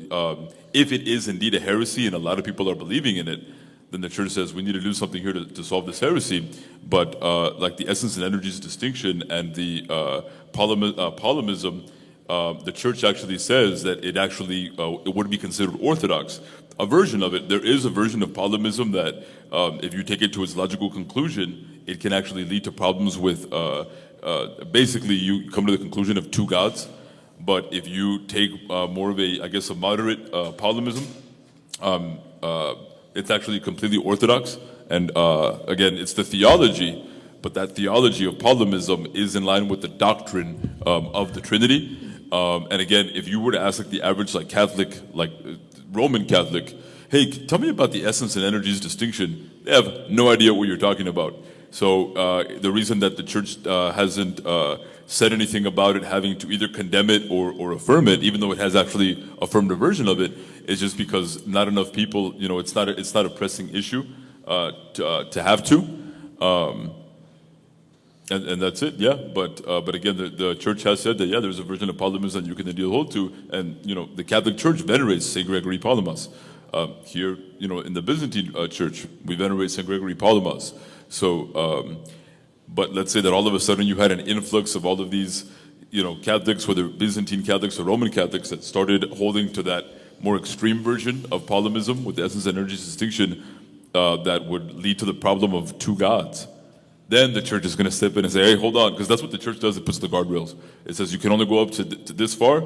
If you go up this far, you're still within orthodoxy. But if you go above, now you're in heterodoxy. You're going into heresy. So that's why.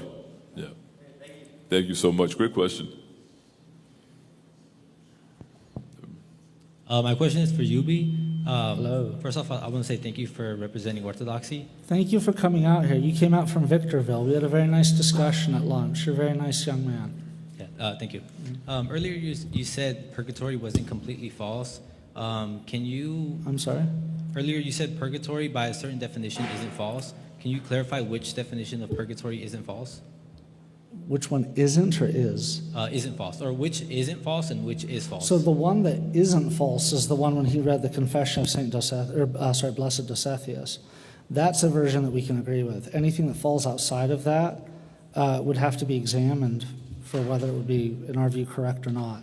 I do think, I mean, you have, for example, I don't believe this is ever a dogma of the Catholic Church, but you did have a belief that there were actual physical fires in purgatory. That was something that was held by many Catholic theologians around the time of Leon, Second Leon, and I believe when the Orthodox were there, it's 1274, I think. So that would be a false version, but if it can agree, I mean, keep in mind purgatory just means like a purging, a purifying. So, I mean, we do believe that when people die that they can go through a purification. Yeah, no problem, thank you. My question is for Ubie. Ubie, so you mentioned someone else's question how in the Americas most converts, they're converted, they're not native. Most of the population is not converted like actual natives of the land. Most of the Catholics in the country are not converted from, say, race native groups that came across the Bering Strait. Right, in the Americas. But in Mexico in 1531, we had Our Lady of Guadalupe. During that time, we had 8 to 10 million indigenous Mexicans convert, which after smallpox came, the total population of natives were 8 to 10 million. So that was about 90 to 100% of Mexicans that converted to Catholicism. So I'm wondering, what do you think of apparitions of the Blessed Virgin Mary? That's an area that I keep meaning to get into, and I just haven't. I really haven't. It's even as a Roman Catholic, I was not particularly interested in the apparitions. I will say, interestingly enough, is that the Catholic Church, as far as I know, they don't dogmatize that the apparition occurred. They simply dogmatize that it was reported that this is what happened. It was reported that this happened, from what I understand. I'm willing to be corrected on that. But I mean, in terms of like what you said about the conversion of the natives, I've wondered about this, and I was thinking about this on the way here because I knew someone would bring it up. By the way, that's an extremely nice suit. It's really nice. Thank you. But I wonder how many of those people came into it thinking that they could preserve their pagan religion, because, you know, the Guadalupe image, it's set up to look like an Aztec goddess, from what I understand. This is an area I'm not interested in. So I wonder how many people came into it thinking, well, we can preserve the Aztec religion, and then their ancestors, you know, just sort of ended up going into actual like Catholicism, so to say. Yeah, so the tunic, it's on a cactus tunic. There's no brush strokes on it. Yeah, and in the eyes, there's an image of what occurred. And Right, yeah. right, under magnification. So within that tunic, you know, there's a serpent being stepped on, which shows that within the Aztec religion, the serpent god is being stepped on, which has connections to Catholicism. Right. Quetzalcoatl's in the right, Aztec, right, which has connections to Christianity as well, with sin, with Satan, you know, being overcome. So that was that distinction there. Is your family Mexican? Yeah. Which part of Mexico? So it's kind of funny. My family's also from New Mexico, so a lot of New Mexican families, mine included. I don't know about yours. But they've been in New Mexico since New Mexico was part of Mexico. So it's far back. My brother, the reason I asked, my brother-in-law, my sister's husband, is from Michoacan. Okay. Yeah. Nice. So. Thank you. No problem. Thank you. This is for Alex. I have a quick question. I'm going to look at the camera so it can good for the video. I have to look at the camera? No, Is this so it can be clips. If you don't mind, could I, while you're handling this, if I'm going to run to the... Yeah, go ahead. Wait, you're asking the question? I'm going to ask a question. Oh, it's your question? Yeah. Okay, or did someone send you this question? Or is it yours? It's my personal Are you going question. into business for yourself? Okay, all right. So, Alex. What the heck? Alex? So, Alex, what's your opinion on Mormonism? What's my opinion on Mormonism?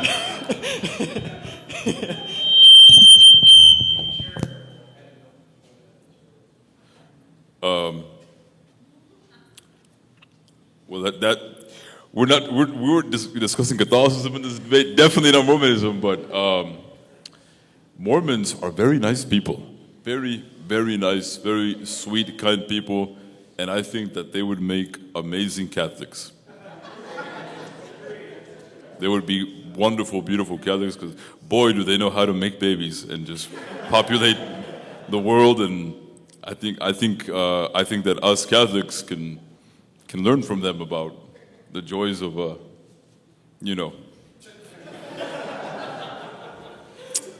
think they would be great Catholics.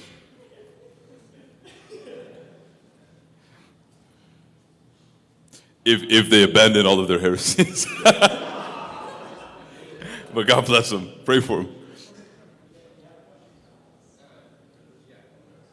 Sure. Hey, Alex. Hey, brother. Thanks for coming, doing this. Thank you so much for being here. The question was for both. We'll see if Uh-oh. Ubi makes it back. But I'll answer first and then. Okay, sounds good. So is it based off of the definition of Catholicity? So he was saying how when the split occurred in 1054, the East was larger in number. Today, Catholic is larger in number. But it seems like what I usually hear about the definition of Catholicity is well, we're greater in number, so that would mean it did kind of switch from one to the other. So I want a clarification on the definition that you would give and why it's consistent with both. And Sure. I actually want the same for Ubi. I'll say that again if you. Sorry about that. Sure, and the way that Catholicity has always been understood by the church, by the church fathers, is Catholicity means that the gospel made it to all known parts of the world. And so it doesn't necessarily mean that there's going to be a Christian majority in every single, province or country or whatever it is. It just means that the gospel of Jesus Christ is known and that his church is there somewhere in the inhabited world. So he got me with that Antarctica line, but Antarctica is not inhabited, so it doesn't count, Ubi. But wherever there are people in the world, the gospel is there, and the Church of Jesus Christ is there, and the only Christian communion that can say that is the Catholic Church. Only the Catholic Church can say that they are in, almost every single country, with the exception of maybe, and they used to be in Korea before what happened with the split with North and South. But the Catholic Church is very strong in South Korea, so. And if you could clarify that so why wouldn't the East have been more Catholic during the split? Ubi, the question was for both. So I'm Orthodox, by the way, or newly baptized, former Protestant. Congratulations. Thank you. It's a definition of Catholicity. It seems like today's Catholics will point to, we have greater in number, we are more Catholic, we're more universal. And you pointed out, if I understand the argument correctly, that in the split in 1054, that the Eastern side was greater in number. And so, no, I don't think any side would say, well, we were and now you are, or we are now and you used to be, if I would take. So I'm curious on a definition of clarification from both sides. Hopefully that makes sense. Thank you. Already answered. Thank you so much. Go ahead. About what apostolicity About is. Catholicity. About Catholicity. how Catholicity is understood.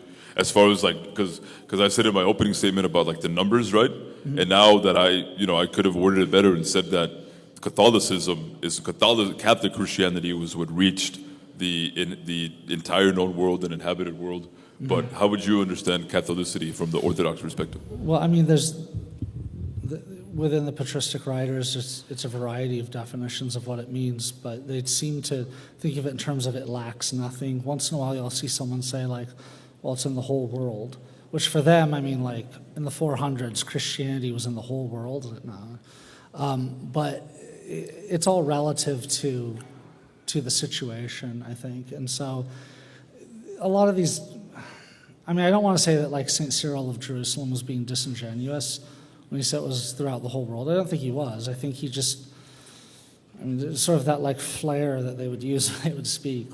Everyone knows that. It's no, not everyone knows that. You follow what I mean? Yeah. They make a lot of absolute statements. It's always this way. Everyone knows, so I think that's what he was probably getting at in terms of the geographic, because he gives four definitions or four standards of Catholicity, right? So it's amongst all races of people, it's amongst all classes of people.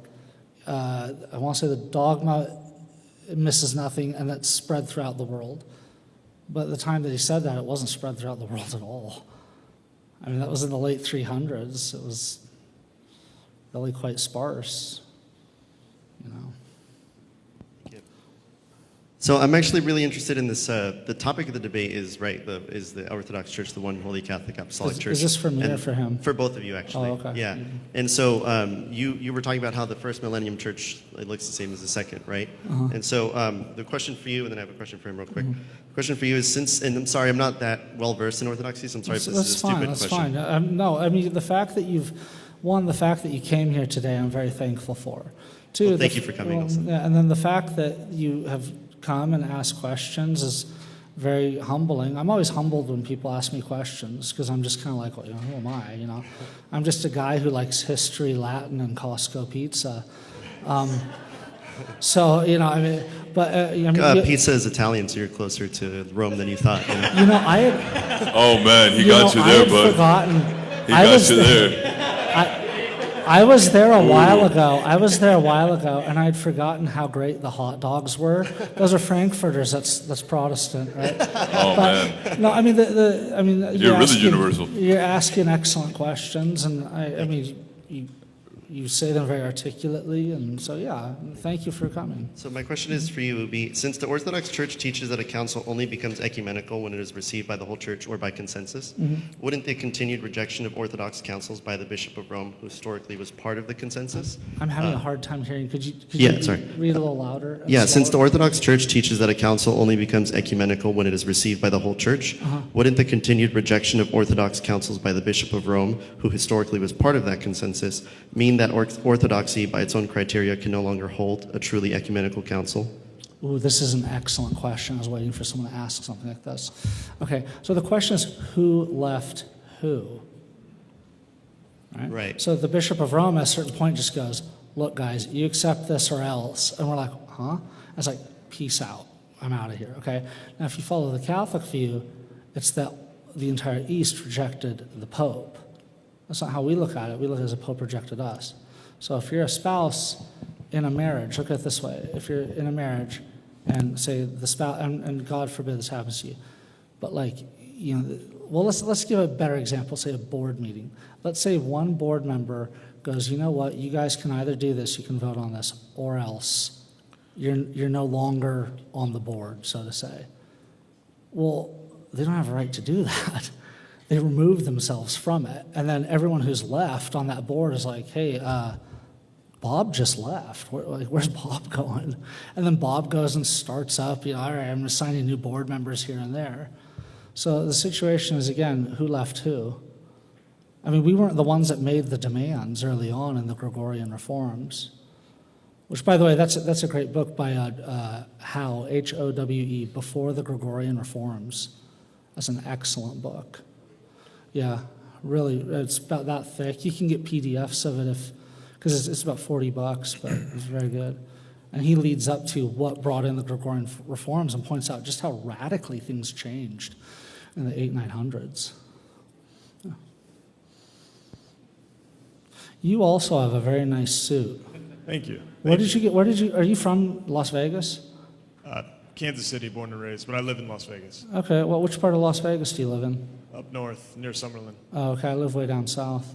Yeah, not too far. I'm really impressed with how many of you are still here, and how many of you came dressed very nicely. Appreciate that. Well, thank you. I appreciate you. I don't have a question for you, though. I have a question for Voice of Reason. Sure, yes, thank you. I thought you were coming from me. Yeah. No, not this. He's coming for me again. He's coming for me, actually. So, Alex. Yes, sir. I think, as I understand your argument, one of your main themes is about being able to identify the true church.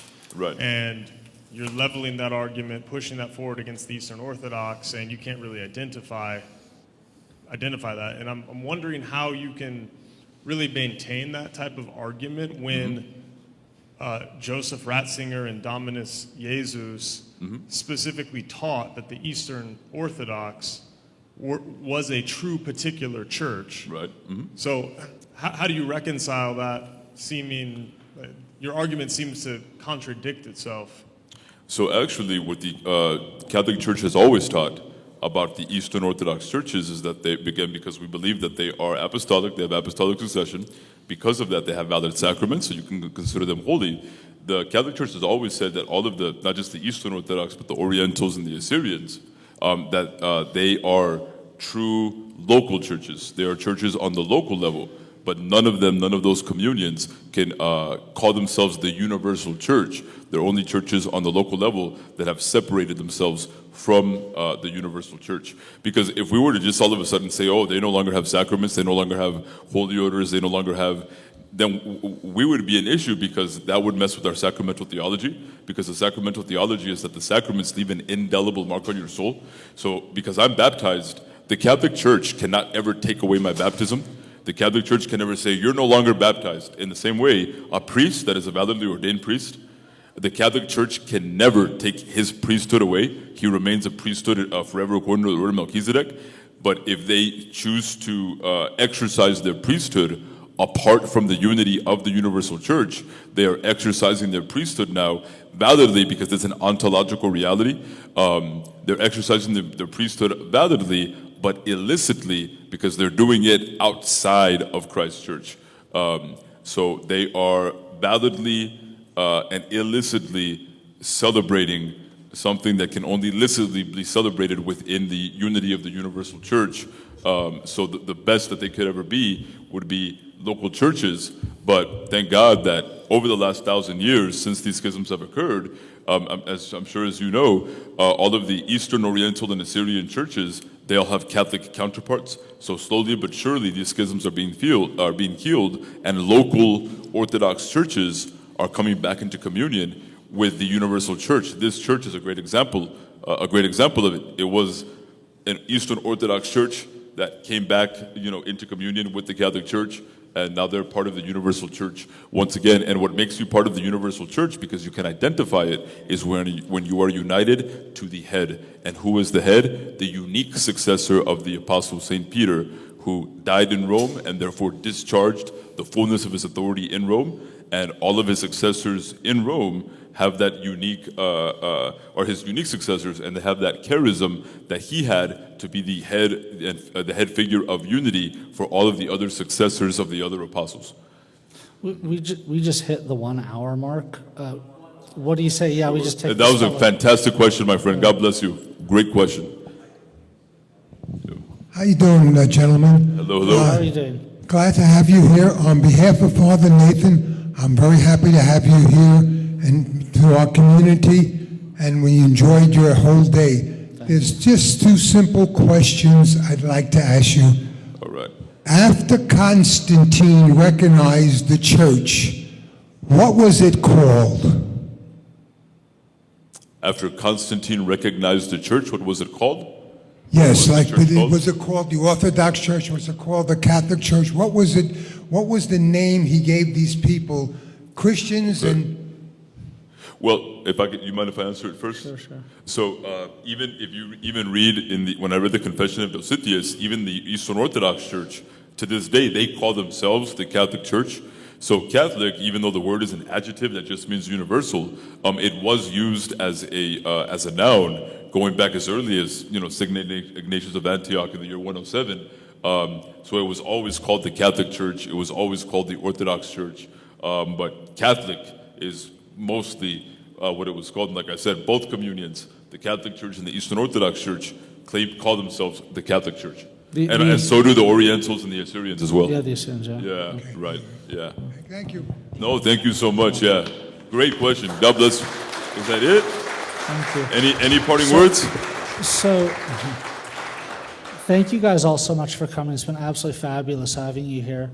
Anyone who wants to get a hold of me, you can just go to you can find me on Twitter, which is Ubi Petrus. You can find me on Facebook as well. I have a Patreon where I have videos posted. All my new material goes behind that, and I raise money in order to do it. I am taking a flight tonight, so if you come to St. John the Baptist Church looking for me, you will not find me there in the morning. I'll be at another parish, but the week after that, I will be there. So thank you so much.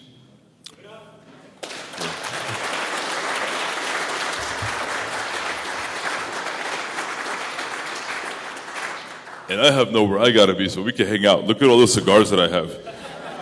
If you guys want to hang out, I'm ready to hang out. Yeah. Thank you, guys. I have to hit the road, but I do have Thank you, Ubie. I do have about 10, 15 minutes to say hello to people while I pack things up, and then I have to drive all the way back down to Henderson and start packing for a flight. So thank you so much to all of you involved, to Randolph Media, to Jonathan here, to Father Nathan, to the bishop, to everyone in the parish who worked so incredibly hard to put this together, to all of you who asked questions, to the gate people. You were a gate man, I believe. It's absolutely wonderful, and thank you for letting me debate in front of you.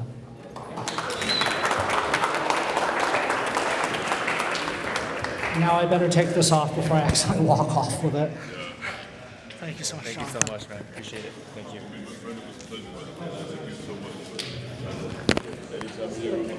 Can I get you both in a picture real quick? Yes, sir. Let me.